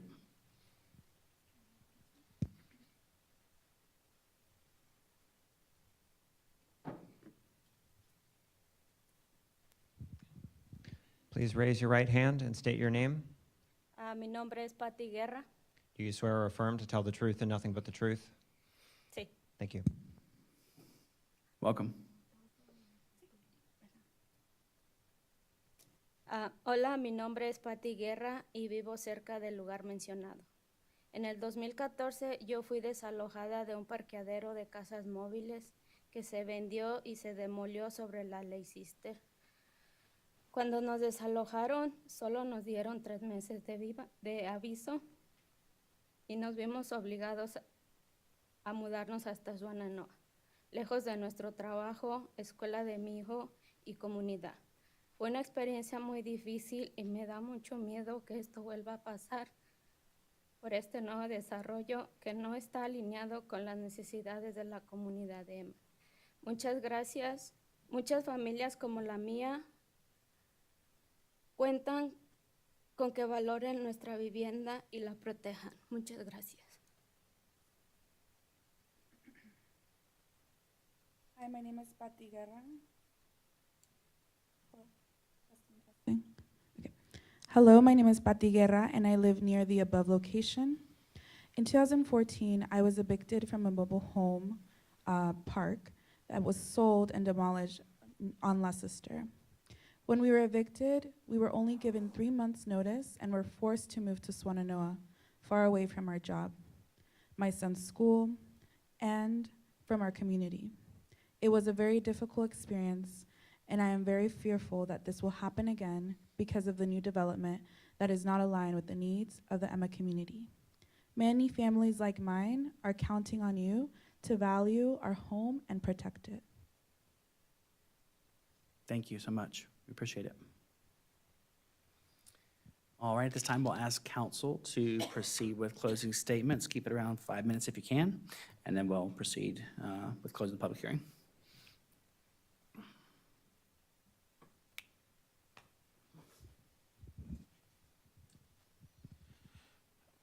You know, I've been sitting here today and, you know, several times Mr. Justice has insinuated that my clients are here to ask you to make policy, to ask you to ignore the law and do what you want to do instead of what we all know your responsibility is, which is to follow the Buncombe County ordinance, to follow the law as it's written, and apply it the best you can to the facts you heard from witnesses and experts today and at our last hearing. That's one of your standards.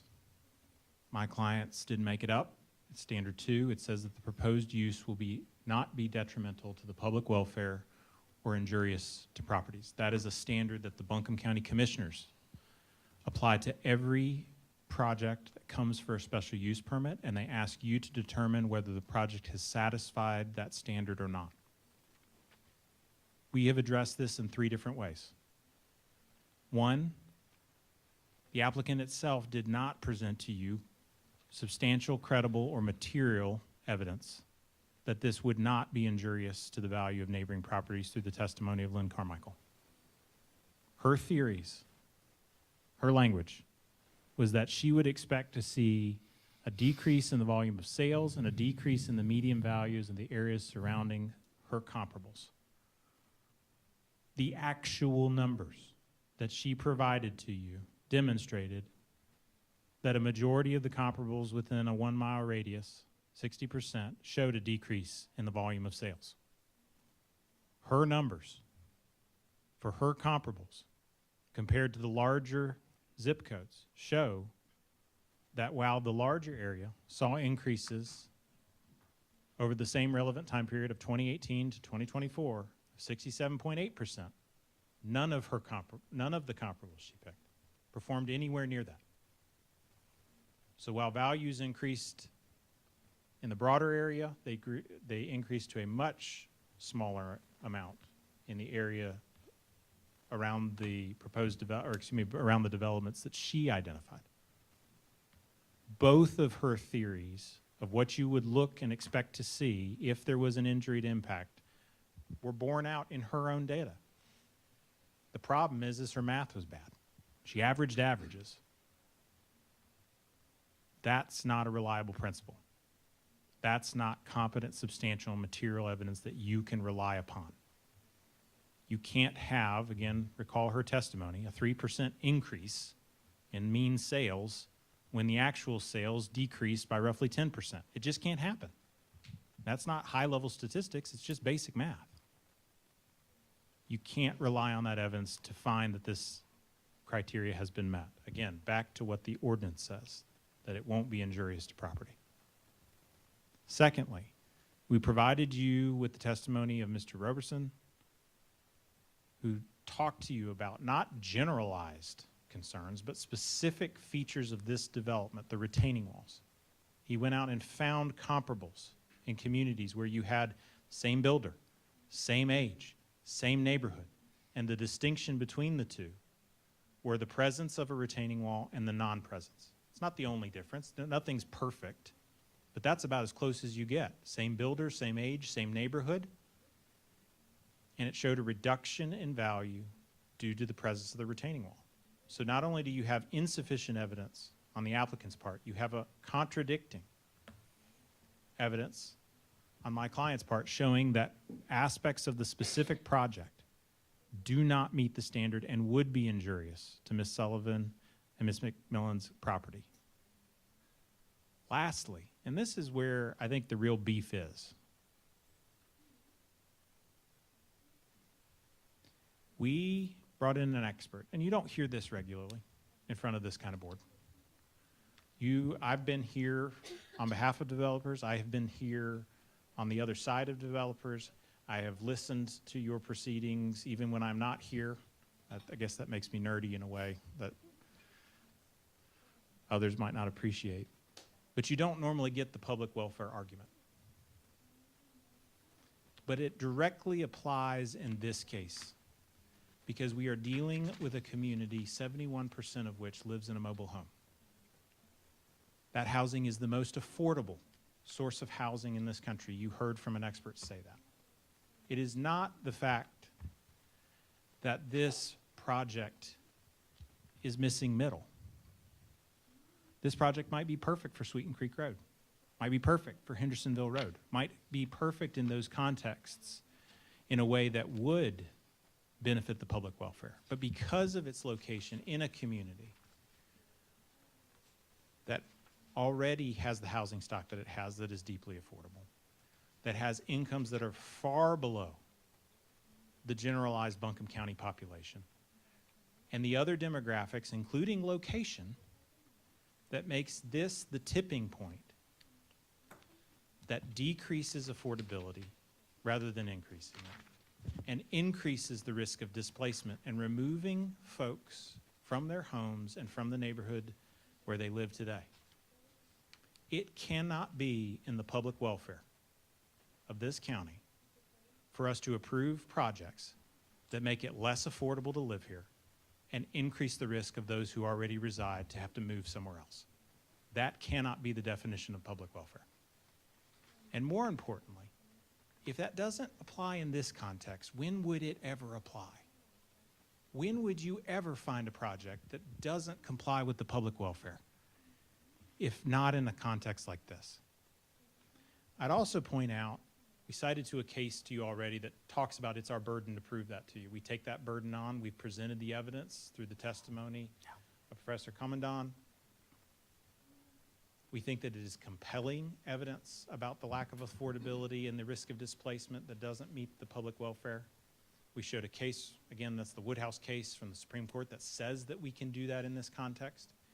But I'd also like to point out, again, if I can here, these are from the affidavits of the applicant. Their affidavits offer testimony about public welfare. We're not the only ones that did it. How can they tell you that this project is in the public's interest and meets the public welfare, and we are not allowed to do that? Particularly when you have a project that needs to deviate from the underlying zoning requirements in 5 different ways. And under your own ordinance, you are given the discretion to waive those requirements. If you are given that broad discretion to waive them, you have the same discretion to say no. It's not appropriate in this context on this property in this case. The special use permit is a surgical tool. It's the scalpel. We're not asking you to set policy. We're not asking you to set rents. We're not asking you to require affordability. We are asking you to execute the play called by the Buncombe County Commissioners. Determine whether it is in the public welfare or not, or injurious to property. What could be more critical to a community than their homes? You heard from them today. This is the wrong project in the wrong location. Lots of other places where it would be right, but it's not the right place today. Thank you. Thank you. Will both of you, if you'll pick the mic back up there, define or explain what your client and your position is on what public welfare is? I think In the this context. fairest, I'm not going to, I'll preface it by saying I'm not dodging your question, but there is case law that says that this board gets to decide what that is. Okay? I think, and my clients believe, that in this context, public welfare, you could use another example. If we're dealing about a concrete plant, different context, different factors. But here, it is not in the public welfare to approve a project that makes affordability worse and increases the risk of displacement for existing residents of this community. That is not in the public welfare. Additionally, the injury to property standard is a separate standard, we believe, and that's done through the appraisal testimony that we think was not credible from the applicant's standpoint and is substantiated from our expert standpoint. Thank you. Ms. Justice. Mr. Chairman, you did give us an impossible question to try to answer to define public welfare.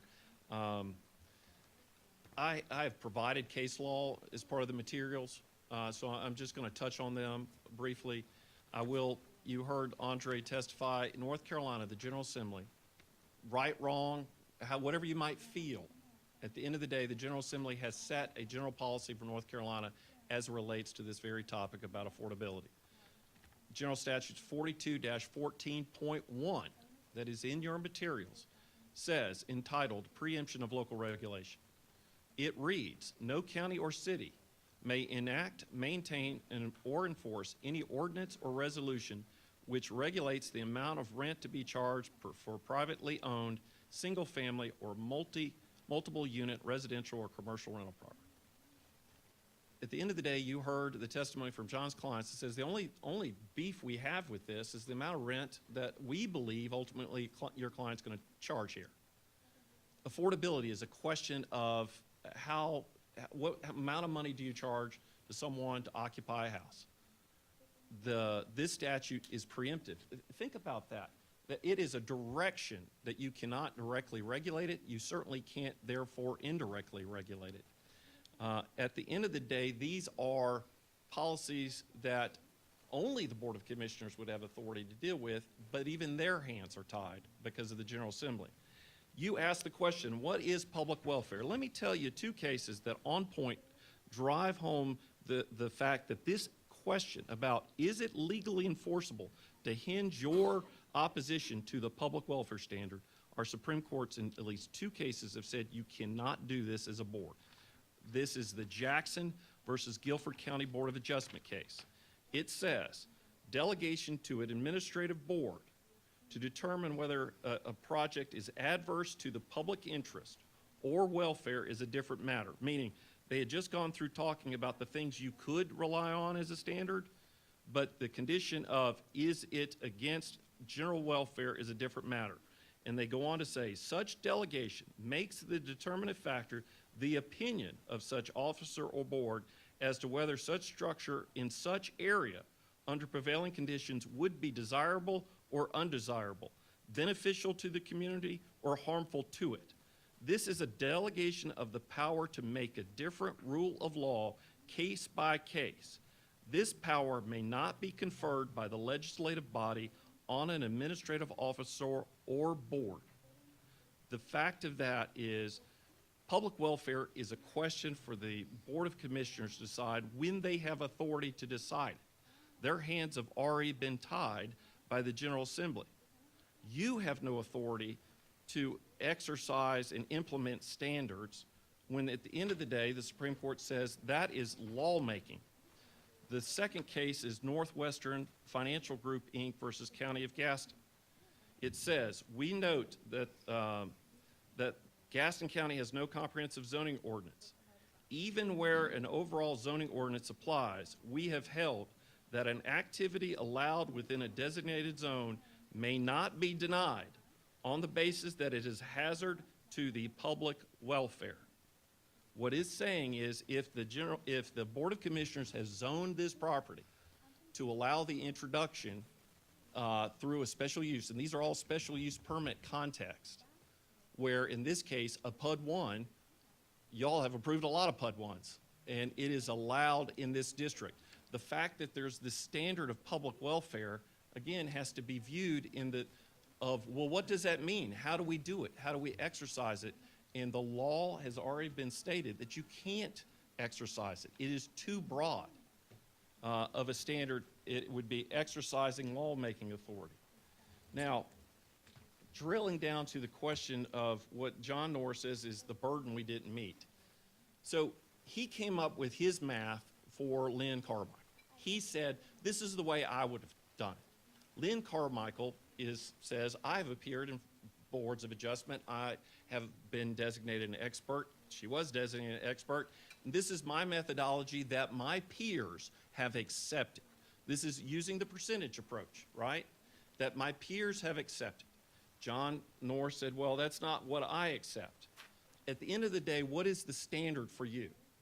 The PHG case versus City of Asheville that you probably have heard of says that our burden is fairly low. It's called scintilla of evidence. It's just a bare minimum of us getting over the threshold of these general standards, including property value impacts, and it requires an expert to show up to testify about things that would be relevant. They had a real estate appraiser. Did he testify at all about the townhouses? Did he address Lynn Carmichael's testimony in any way? No. What he was throwing a rock at was about retaining walls. Retaining walls that would be required for even Andre's project, would be required for most development of this property. And Lord knows if retaining walls are the death knell of a project, we're going to have problems in this county. And so when I asked Rick, did you find any comparables in Western North Carolina after 45 years? No. Does that mean he looked and didn't find something that was negative enough to suggest I can't find properties in Western North Carolina that had retaining walls? It's hard to fathom that that's possible. But when I asked, can you tell me how they're comparable to this site, he couldn't even tell me that the retaining walls were off property. In fact, the evidence were the retaining properties were dividing the property supposedly impacted, which is a different animal altogether. He couldn't tell me how tall these retaining walls are, how much length they occupied. You saw the testimony from Warren. These are minor retaining walls that don't even fit the definition of a regulated thing in Buncombe County. To say that those retaining walls, in order to develop the property, are a death knell for the project means a lot of development's going to be at risk. So with all due respect, for the PHG standard of did we offer enough, we have. It took an expert to say that Lynn was not right, and that expert only talked about retaining walls. Now, in terms of the affordability component of this, you know, again, we can, obviously I have an objection to the witnesses, not about the sincerity and where they're coming from here, but in the reality of what this board has the authority to do. And that is important in our society, is what authority you have.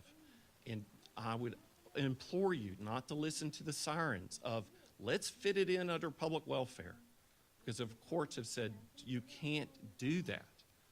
If this was a traffic hazard situation, which they've stipulated is not, if this was some, you know, a plant that was generating noise and smoke, all right, maybe. But to suggest that we're talking about regulation of land values and rent, where according to Andre, our prices are causing folks to go up in land values. You heard my sort of rhetorical question is, so where does that present an applicant?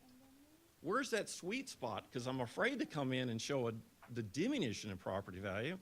Now I have to also be afraid of potentially showing too much increase in property value. But at the end of the day, John's client, Andre, he's drawing up hypotheticals. We're not displacing anybody. but we may lead to something that displaces. And what is it that may lead to displacement? Is the exercise of market forces that are already present out there, that our entire system of government and economics is based on.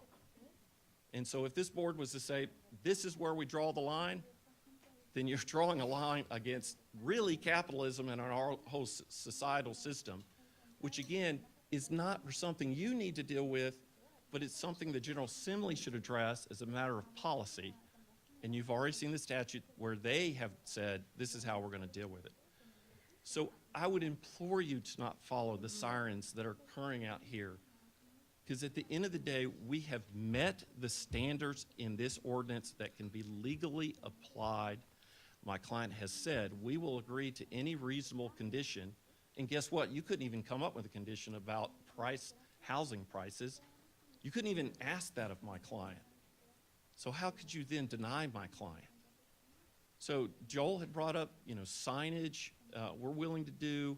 There's, in terms of the crosswalk discussions with the DOT, we're following the traffic engineer's conditions. We are open to reasonable conditions, but please, I would implore you not to rezone this property, which you effectively would be doing if you denied it. Thank you so much. Well, at this time, we will close the public hearing, open for board deliberation. Yes? The thing I wanted to make sure of, and I didn't have, John, did you, on your second witness opposition document number 2, I know that you presented the expert report and resume. I don't have that it was formally admitted. We did formally admit that one. Okay, I just wanted to make sure for mine. Thank you. Thank you for doing that. And we'll open it for board discussion. Before we do that, I'll ask if council can briefly give us, because of some of the comments and the closing statements there, clarify for the board their role related to interpretation of public welfare injury. Because the board does have a role there, and I can't see you, so. Yeah. You were asking them. So here's kind of the problem. Buncombe County, our ordinance, we don't define public welfare in our ordinance. It's a standard that was created and it's been there for quite some time. Black's Law Dictionary defines the public welfare as something that is good for society. It's a rather broad definition. I believe that when I looked at it, that there were things in terms of the public welfare. Hang on, let me pull up what I wrote down. Sorry. That public health and safety public welfare could be defined, at least in terms of special use permits, through various factors that you need to consider when evaluating applications. We've specifically said some of those as public health and safety, property values, harmony with the surrounding area, and compliance with specific standards. I think that there is a lot of times where public health and safety is also sometimes confused with public welfare. I would think that if you are going to define public welfare as something different than public health and safety, I would advise you that you have something specific that you hang your hat on, and something that is something within, I guess, the government's sphere of regulation, because I think that it's just a very broad term, and I think you need to be specific, especially when denying if it was going to be based on a denial, that there was something tangible. I can tell you that there are no cases that I have been able to find that talk about whether the affordability of an area constitutes something that is that's something that's considered as public welfare. And I think that's really the $50,000, one of the issues that we're going to have to deal with today.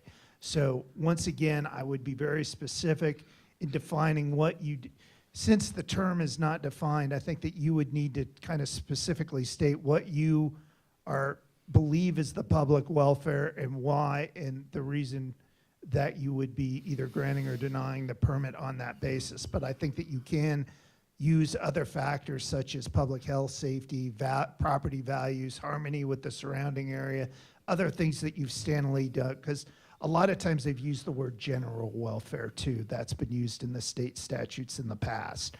And so once again, without the specific definition, I think you just need to be very careful about not being too broad. Thank you, Kurt. I believe that was very helpful for board members to keep in mind as we embark on the discussion. And now at this time, I'll open up for discussion. Joel? Yeah, one of my comments basically is, on your application, it asks, are you proposing any deviation from zoning ordinance standards? Now, ignoring the boxes, you could check commercial density and other. You ask for deviations 5 out of the 6 listed, okay? Which, since my time here, that may be a record. So that's one thing I'm looking at, because I'm also looking at, you check maximum building height. Some of the people who came up here to testify, you kept reminding them of R3. Twice you said, and the building height is 35 feet. To me, that was contradictory. You're telling them, hey, this is R3, we're okay. And it's 35 feet building height. But yet in your application, you got a building height of 41 feet, 10 inches. So that's one of the things I have an issue with. I have an issue too with the property values. Another lifetime I served as a research statistician for the federal government. So I've seen how things are analyzed when it comes to numbers. Yes. To make sure that you are not Okay. basing any opinions on something that's outside Okay. of what was presented at the hearing. Okay. I don't mean to interrupt. I'm not sure where you were going, but I just want to remind you and all the board members that whatever decision you make here cannot be based on personal or outside experience. It needs to be based on the evidence presented at the hearing. Okay. Well, let That's me right, but just please say- do continue to make your point. Yeah, I'm outside of sorry, that. Joe. I have some problems with some of the interpretation of the numbers and conclusions of that report, based on my understanding how they were presented. Craig, you have something? Jeff? Yeah. Yeah. Yeah, I did. Yeah, I'm kind of not impressed to the point that what's been discussed as a reason to deny the application is sufficient enough to reach that level. I understand there could be problems futuristically with maybe values being affected. And given that this is the first one in this area, this may or may not set a standard. Yeah, but right now we don't have any standard as to whether the value is going to go up or down. And so and not commenting on any of the qualifications of the experts or getting into the mathematics of stuff, I just don't think conceptually that I'm convinced that there's been enough to deny the application. My thoughts are I'm very, very sympathetic to the residents of Emma. I understand the concern. I, along with Jeff, did not find the real estate appraiser's testimony, either one, to give me a strong feeling one way or the other. I found it interesting that the experts for Mr. Knorr conflicted each other. One said the real estate value would go down, the other said the real estate value would go up, based upon different sets of criteria. I am uncomfortable taking the position of thinking that this board is a zoning board, and I believe I understand the authority that we are granted. However, if I were to say, is this property's use, and that is the key word, use of this property detrimental to the public welfare, I have a hard time thinking that residential units conforming to the zoning laws are detrimental to the public welfare. If it were something else, if it were, to your point, a concrete plant, explosive manufacturer, the use of the property might be detrimental. I cannot see how the use residential is detrimental to the community. Happy to go if you want to. I think it's important to recognize how much time and effort has gone in on both sides, and I think the discourse that Podorama have brought forward is really important. And I know that, you know, giving up time to come here repeatedly and paying experts and lawyers to try to give more profile to that discourse, I know that's been a lot, and we have a lot of respect for it. I think the county commissioners need to see your urban planning experts report, and that same advocacy needs to come before them. We are a volunteer quasi-judicial board with really like tight remits, and I personally try to interpret my role slightly more conservatively, and taking a step towards integrating affordability as a factor in public welfare is something that I don't have the confidence to do based on what I've seen and heard today. And I would also bring us back to the, you know, the technical side of things. I place emphasis on the level of density, impervious, pervious surface. This is not being built out to max density, and it's not, we're still left with, you know, nearly 7 acres of pervious surface. That's important to me, and the fact that we're looking at a residential use and adding housing stock is something that is within the spirit of the ordinance as I interpret it. And I think finally, I think as a person just going about in the world as opposed to being a member of the Board of Adjustment, I have a lot of sympathy with the concerns about a domino effect. But as a member of the Board of Adjustment, I don't feel like I should be placing responsibility for that domino effect on one piece of property and this one developer and development. Thank you. I'll just say that this is a one that's on the border of you know, of being fully acceptable and fully passing. And I think that that the concerns brought up related to injury to property, to public welfare, those impacts, when you put 107 units in the middle of single-family homes all the way around, and then you put another out parcel of 8 units on the lower portion of the street, when we're not sure we can ensure pedestrian safety of those residents going to access the amenities across the street. And the property value testimony, and the testimony on retaining walls with lights, you know, pushing into other residences. If this, I just thinking to myself, this property were less dense and it were 85 units, for example, could the retaining walls, the need for retaining walls, the headlights going in other properties, the volume you have on this road, the idea that you have to put another set of units on the other side of the road, can all those be alleviated by a smaller project? Sure.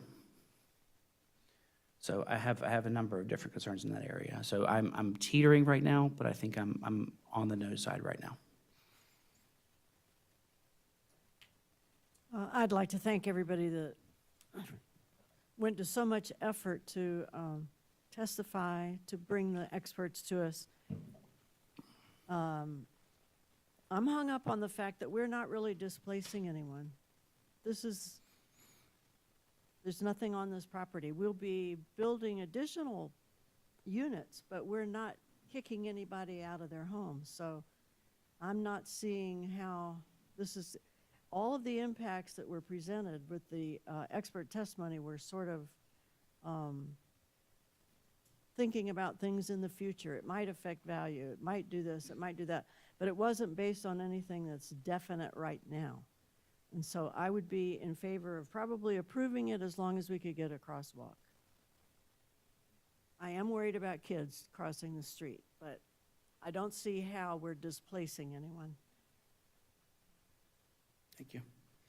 Before I go too far, Ms. Golden, I just want to tell you, I'm not sure who came up with it, but your plan or your helping convert a mobile home park to private ownership.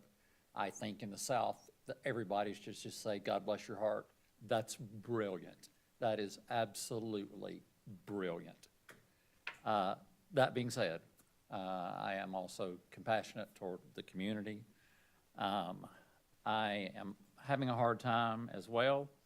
I think I heard somebody tell me today that they had to go to Charlotte to find retaining walls because there weren't any here. And I have a hard time wrapping my head around that.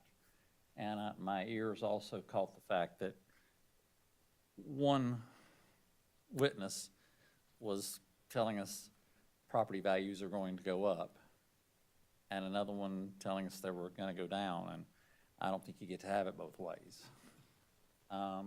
If this were a public piece of property that was publicly owned, asking for government funds to build utilities, to ask for government funds to maintain ownership of it for more needy, I would say absolutely. This is in the best interest.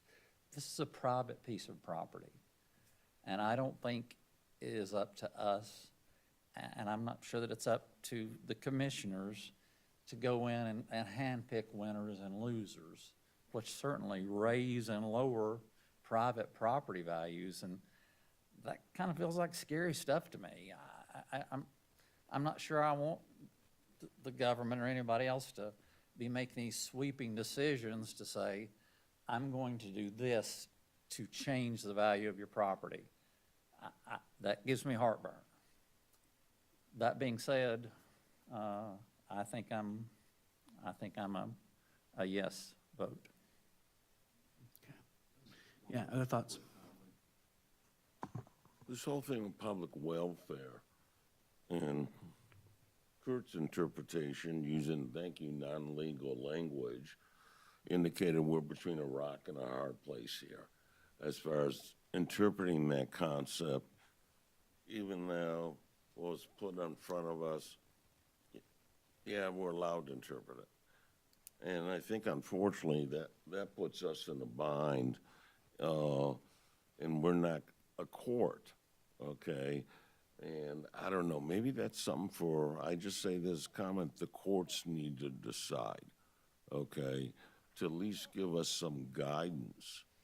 As Kurt said, to use that argument, the board better have a good idea as to the reasons and why, okay? But unfortunately, we don't. And again, let me reiterate, my problem with the applicant, and again, I've never seen where they're asking 5 out of 6 deviations. Because to me, I'm a big believer in precedent. Because I don't want to hear another person come up and say, hey, you granted 5 out of 6 deviations on this plan. Why can't you do it on this one? Because every case is unique and different, and the facts are different. Any other comments? I think before we proceed to any kind of motion, we need to have a little bit more clarity around this crosswalk situation. And because bearing in mind that DOT will decide it, and with all the will in the world, even the applicant may not be able to make that happen. So if we are going to introduce language about the crosswalk, we would need to discuss what that might be, and then the applicant needs to decide if they're going to agree to that as a potential condition or not. So, yeah. I don't think that, I think it's up to the DOT as to whether they require a crosswalk or not. But I would say that you do have the thing of having additional signage notifying vehicle drivers of pedestrians, kids at play, whatnot, that could be a condition that you could put in if you want to do that. But I think that specifically requiring a crosswalk is a little bit out of, I would argue that might be out of our purview. Could we, so Kurt, could we also ask the applicant in this approval to encourage working with DOT toward that end, toward a cross, not mandatory, but, that they'd work with DOT toward it? I concur. I think what Mr. Justice mentioned earlier was DOT could also say, we don't approve a crosswalk. Yeah. So I think our language needs to be, if you were agreeing to do it, if DOT requires it. I, We wouldn't want them, or us to be in a position of, we said yes and DOT said no, because we're going to lose that battle. Right. I absolutely agree. I think that, and I don't want to leave here with the idea that we've given a pass on the Right. potential death of a child crossing the road. Exactly. I don't think that the applicant would want to do that either. And so that I think the provision is that they are going to put forth a good fourth effort to work with the DOT to pursue a crosswalk. If DOT makes the decision, then they're the ones that makes the decision about the kid crossing the road. I think that's number two, and then I think also in that same conversation with DOT, any appropriate signage related to the blind entrance slash Agreed. crossings slash school zone, whatever other signage is appropriate, the DOT would approve. And I think they've already agreed for the witness of the developer. Yeah, as I understand. And They would as come well as forward. another sentence about Yeah. private signage on their property, Yeah, yeah, right. related to But they've agreed to encourage. the crossing, crosswalk with the- pedestrian We crossing. just need to get it papered. Okay. The only other thing I'd add, Andy, to your comments and concerns, you know, the lights, they put up a fence. Yes. The walls, they've moved units around and adjusted the walls to Right. reduce them. The size of the walls, as you look at the plan, are not tremendous running along the property line. They are curving Yeah, they're not too around tall, no. terrain. Kurt, do we, I think if do we have a you, drawing with all of that on it, which I think is drawing 5, that would just say, you agree according to the plan submitted as number 5? I believe that their amended plan that they submitted in Exhibit 5 would be the case, is that they are going to be putting wooden fences at the end of all the roadways, and those fences were going to be 6 feet in height, if I'm not mistaken. As opposed to trying to spell all this out, just say, as presented, and Yeah, I would think since that's part of the existing plan right now, I don't think that would be a condition unless you want to like double down on that. I think we're I don't see covered. any need to break all that out. Should you decide to, depending on what you decide to do. okay, we've got some clarity about that three-pronged agreement there. We will open the public hearing just briefly to hear from the applicant on their willingness to that provision on DOT and private signage and DOT signage. Yes, we're going to we'll offer up the request for a sidewalk as part of the driveway permit process. You never know what they're going to do. I don't know. They could get into some world of us. Oh, we'll get back to you, and then 2 years later, we're still here stressing out. So if as long the encourage language is a little bit more accommodating to work with staff or keep them informed, but we'll make the application request. It's just That's the ask, yeah. if we just can't get tied down to a bureaucracy that might tie us up for years because they just don't know. Mr. Chair, I'm going to make a motion.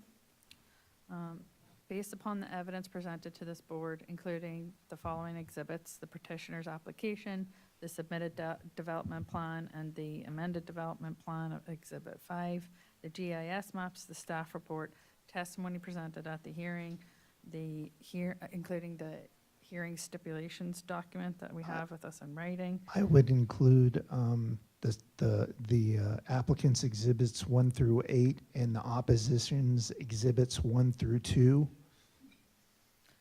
Including the applicant's exhibits 1 through 8 and the opposition's exhibits 1 through 2.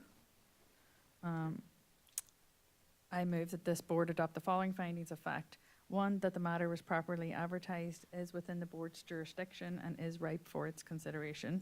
And 2, that this application, together with the conditions proposed by staff and this board, including as to signage and applicant applying for a crosswalk, and agreed to by the applicant, does meet the requirements for granting a special use permit contained in Buncombe County Code of Ordinances, Section 78-621-3. There's been a motion. Is there a second? Second. We will start with Joel on a voice vote. Yes. Yes. Yes. Yes. Yes. Is there a second motion?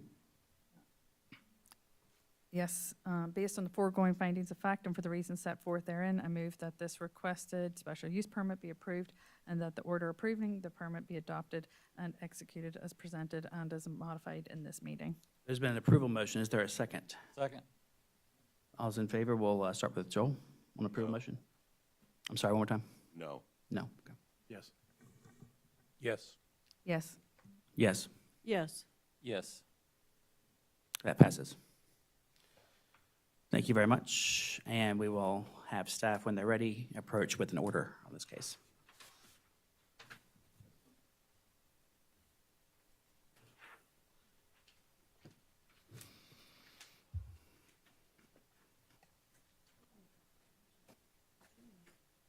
Stay seated, please.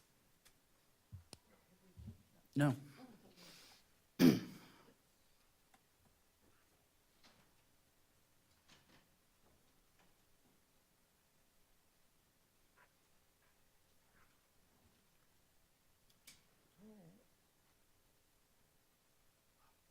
Thank you, Angelica. Mr. Chair, members of the board, I have the following proposed applicant. This is for a plan unit development level 1 for a 107-unit townhome development at 9999 Emma Road, which will get an address, and 815 Emma Road, which is the property. And having considered the exhibits as stated, that this was properly advertised and it's right for consideration, that this is for a special use permit. We're using section 78-641, section 78-677, and section 78B6 to establish a planned unit development for a townhome at the following pins. That the property is located in the R3 zoning district. The applicant and other parties withstanding were given an opportunity to participate in the hearing, and that pursuant to the Buncombe County zoning ordinance, the board makes the following findings regarding the special use permit. That the PUD will be under single ownership and management before final approval and construction, that the density is consistent with the intent of the district which it is located and conforms to that permitted in the district which the development is located. The land uses are compatible and do not violate the intent of the zoning district and do not disrupt the character of the community. The proposed land use meets the minimum requirements for land development as follows. The minimum lot size and requirements for interior setbacks do preserve the spirit and intent of this section and does comply with the density requirements for the zoning district with respect to the total development plan. The proposed height set forth in the application does comply with the spirit and intent of this section with respect to the total development plan. Where building heights exceed the maximum allowed by the ordinance, the board finds that the unique elements of the development impose requirements for additional height that are not universal throughout the zoning district. The board finds that the minimum distance between buildings will ensure adequate air, light, privacy, and space for emergency vehicles, that the development does provide reasonable visual and acoustical privacy for all dwelling uses, fences, insulation, walks, barriers, and landscaping will be used for the protection of the aesthetic enhancement of the property and the privacy of its occupants, the screening of objectionable view uses, the reduction of noise. Multiple buildings are located in a way such as to dissipate any adverse impact on the adjoining low-rise buildings and do not invade the privacy of the occupants of such low-rise buildings. The structures located on the perimeter of the development will be set back from the property lines and right-of-way abutting streets in accordance with the provisions of the zoning ordinance. The board finds that the proposed parking does comply with the spirit and intent of this section. The board finds that the conveyance and maintenance of open space, recreational areas, and community-owned facilities are in accordance with the Unit Ownership Act and any other appropriate mechanisms as specified. The board finds that the building envelopes are shown in the submitted site plans that depict the maximum expanse of the proposed footprint of the structure. That pursuant to 78-677G, the proposed use will not adversely affect the health, safety of persons residing or working in the neighborhood of the proposed use. The proposed use will not be detrimental to the public welfare or injurious to property or public improvements in the neighborhood. The proposed use will not cause or have adverse effects on surrounding properties due to noise, vibration, odor, or glare effects. Satisfactory ingress and egress for the proposed property and proposed structures has been provided. Particular attention has been paid to the automotive and pedestrian safety and convenience, traffic flow and control. Provisions of the off-street parking areas where required with particular attention to items in section 78-658 have been arranged for. Provisions for adequate and proper utilities have been arranged for. The provisions for buffering if deemed necessary with reference to type, location, and dimensions have been arranged for. Signs, if any, and any proposed exterior lighting with reference to glare, traffic safety, economic effect, and compatibility are in harmony with the properties in the district. Playgrounds, open spaces, yards, access ways, pedestrian ways with reference to location, size, and suitability have been arranged for. The building and structures reference to size, location, size, and use are acceptable. The hours of operation with particular reference to maintaining the character of the neighborhood are acceptable. The following conditions are necessary to ensure that the proposed use will conform to the requirements and spirit of the Buncombe County zoning ordinance. A preliminary and as-built subdivision application shall be required prior to submitting a draft final plat for this project. The draft final plat of this project must be reviewed and approved, and the plat must be recorded and platted with the unique PIN numbers for each lot prior to the submittal of the master plan review. No drive to any unit may be more than 600 feet in either direction from a fire hydrant. The project must be constructed as depicted on the site plan. Prior to commencement of any land disturbance or construction activity, the applicant shall submit a site development plan for the entire project indicating the location of all buildings and accessory structures, a commercial lighting plan, buffering, landscaping, and parking lot landscaping if required, retaining walls, demonstrating that they meet the standards of the retaining wall ordinance, easements and right-of-ways on the property, other conditions of site development requested by the Board of Adjustment, that the applicant works with the North Carolina Department of Transportation regarding the placement of a crosswalk, I think that's one word,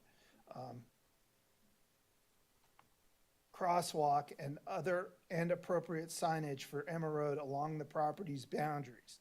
The applicant will place signage, and this one I think we may be open to negotiate or anything, but this is what my initial thing was. The applicant will place signage notifying drivers, and that should not have an apostrophe, drivers along Emma Road regarding pedestrians. I'm assuming that that would be. I think it was internal to the project because signage on the right-of-way notifying pedestrians would be one of the required things. Right. I think Joel was talking about, we have signage already on the Emma Road F, talk to the DOT. G was internal to the project. But still proximate to Emma, so facing Emma. It's within the project, not necessarily, the project is deep, so long, Oh. like it's outside the project. That was not my understanding of the board's discussion. The board wants signage along Emma, but not in the right-of-way of DOT on potential pedestrian crossings. Should the DOT not approve signage within their purview? Well, both, yeah. The applicant would on their property provide some degree of signage for traffic on Emma. Yeah, I think it just needs to say within the project boundaries. That's right. Okay, the applicant will place signage within the projects, Along Emma Road, yeah. Mhm. notifying drivers along Emma Road regarding There you go. pedestrians. Pedestrian crossing, perhaps. Huh? Pedestrian crossing. Okay. However, if they get the DOT to provide the signage within the easement, you don't need G. You may, I want to,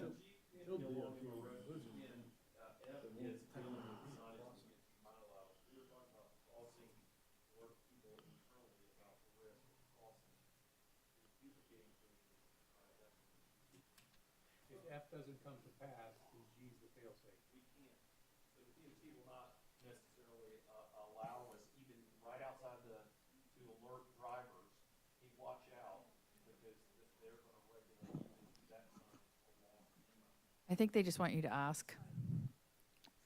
Outside the right of way. Focused on the traffic coming in and out. Right. Alert those people, yeah.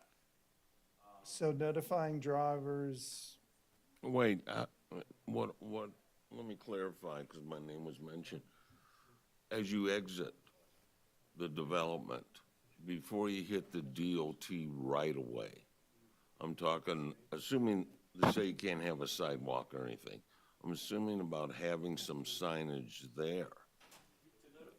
Well, because the drivers, I'm assuming the sight lines are proper for the drivers to exit, Yes. so they'd probably be. No, well, let me clarify. The drivers on Emma Road, even with the sight lines, if you have signs on. Can I ask, are your we just boundary, wanting you them would to assume. ask the DOT for that? No. There's two different concepts here. One is about asking the DOT about signage and a crosswalk. That's one. And then separately from that, I understood the board to be discussing signage inside the development, outside of the DOT right away, Right, facing Emma Road. right. So that drivers driving by in both directions could see a sign off the road saying I'm pedestrian not crossing. sure what the total right of way is. You got to understand that Emma Road, they may have like a 60-foot right of way. So I'm not 100% sure if DOT says you can't put any signs in the right of way, whether DOT is going to be kosher with you putting sign. I get on the interior of the project, I think that would be okay. But I would think that we want to be careful about. You're saying it's 60-foot right away. Well, Okay. yeah, I don't know exactly what the right We of had way a is. situation in my neighborhood. They had to go. Joel, 7 yeah, feet it might be outside. relevant, but we can't hear that right now. Sorry.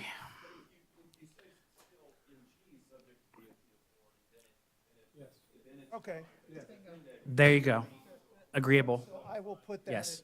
so I will put the applicant will place signage within the property's boundaries notifying drivers along Emma Road regarding Yes, pedestrian crossing subject to DOT. that's right.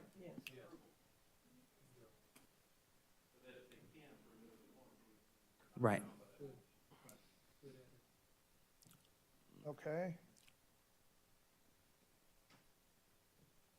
All right, that the master site plan permit approval shall not replace the requirement of pulling an individual site plan permit for each building or structure within the development. Applicant must agree to these conditions in writing prior to commencement of site work.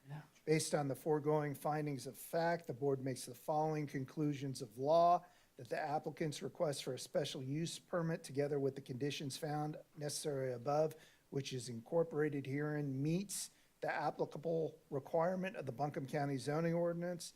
Now therefore, based on the foregoing findings of fact and conclusions of law, the Buncombe County Board of Adjustment orders as follows: that the applicant is hereby granted a special use permit to establish a plan unit development on the property as requested, subject to the conditions referenced above, which are incorporated herein.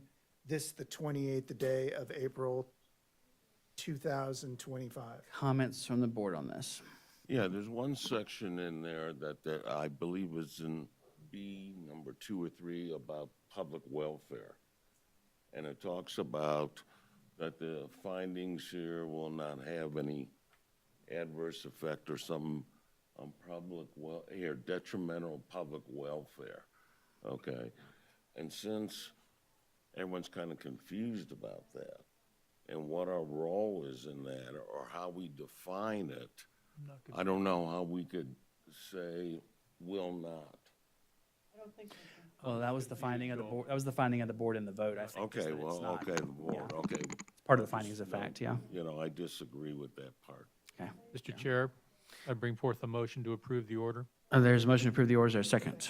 Thank you. All those in favor, please say aye. Aye. Any opposed, nay? That passes. That passes. Thank you. Thank you very much. Anything else from staff today? No. Any other matters from the board? Is there a motion? I make a motion that we adjourn this There's a meeting. motion. Is there a second? All those in favor, please say aye. Aye. Any opposed, nay? That passes. Thank you. We're adjourned. Thank you, everyone.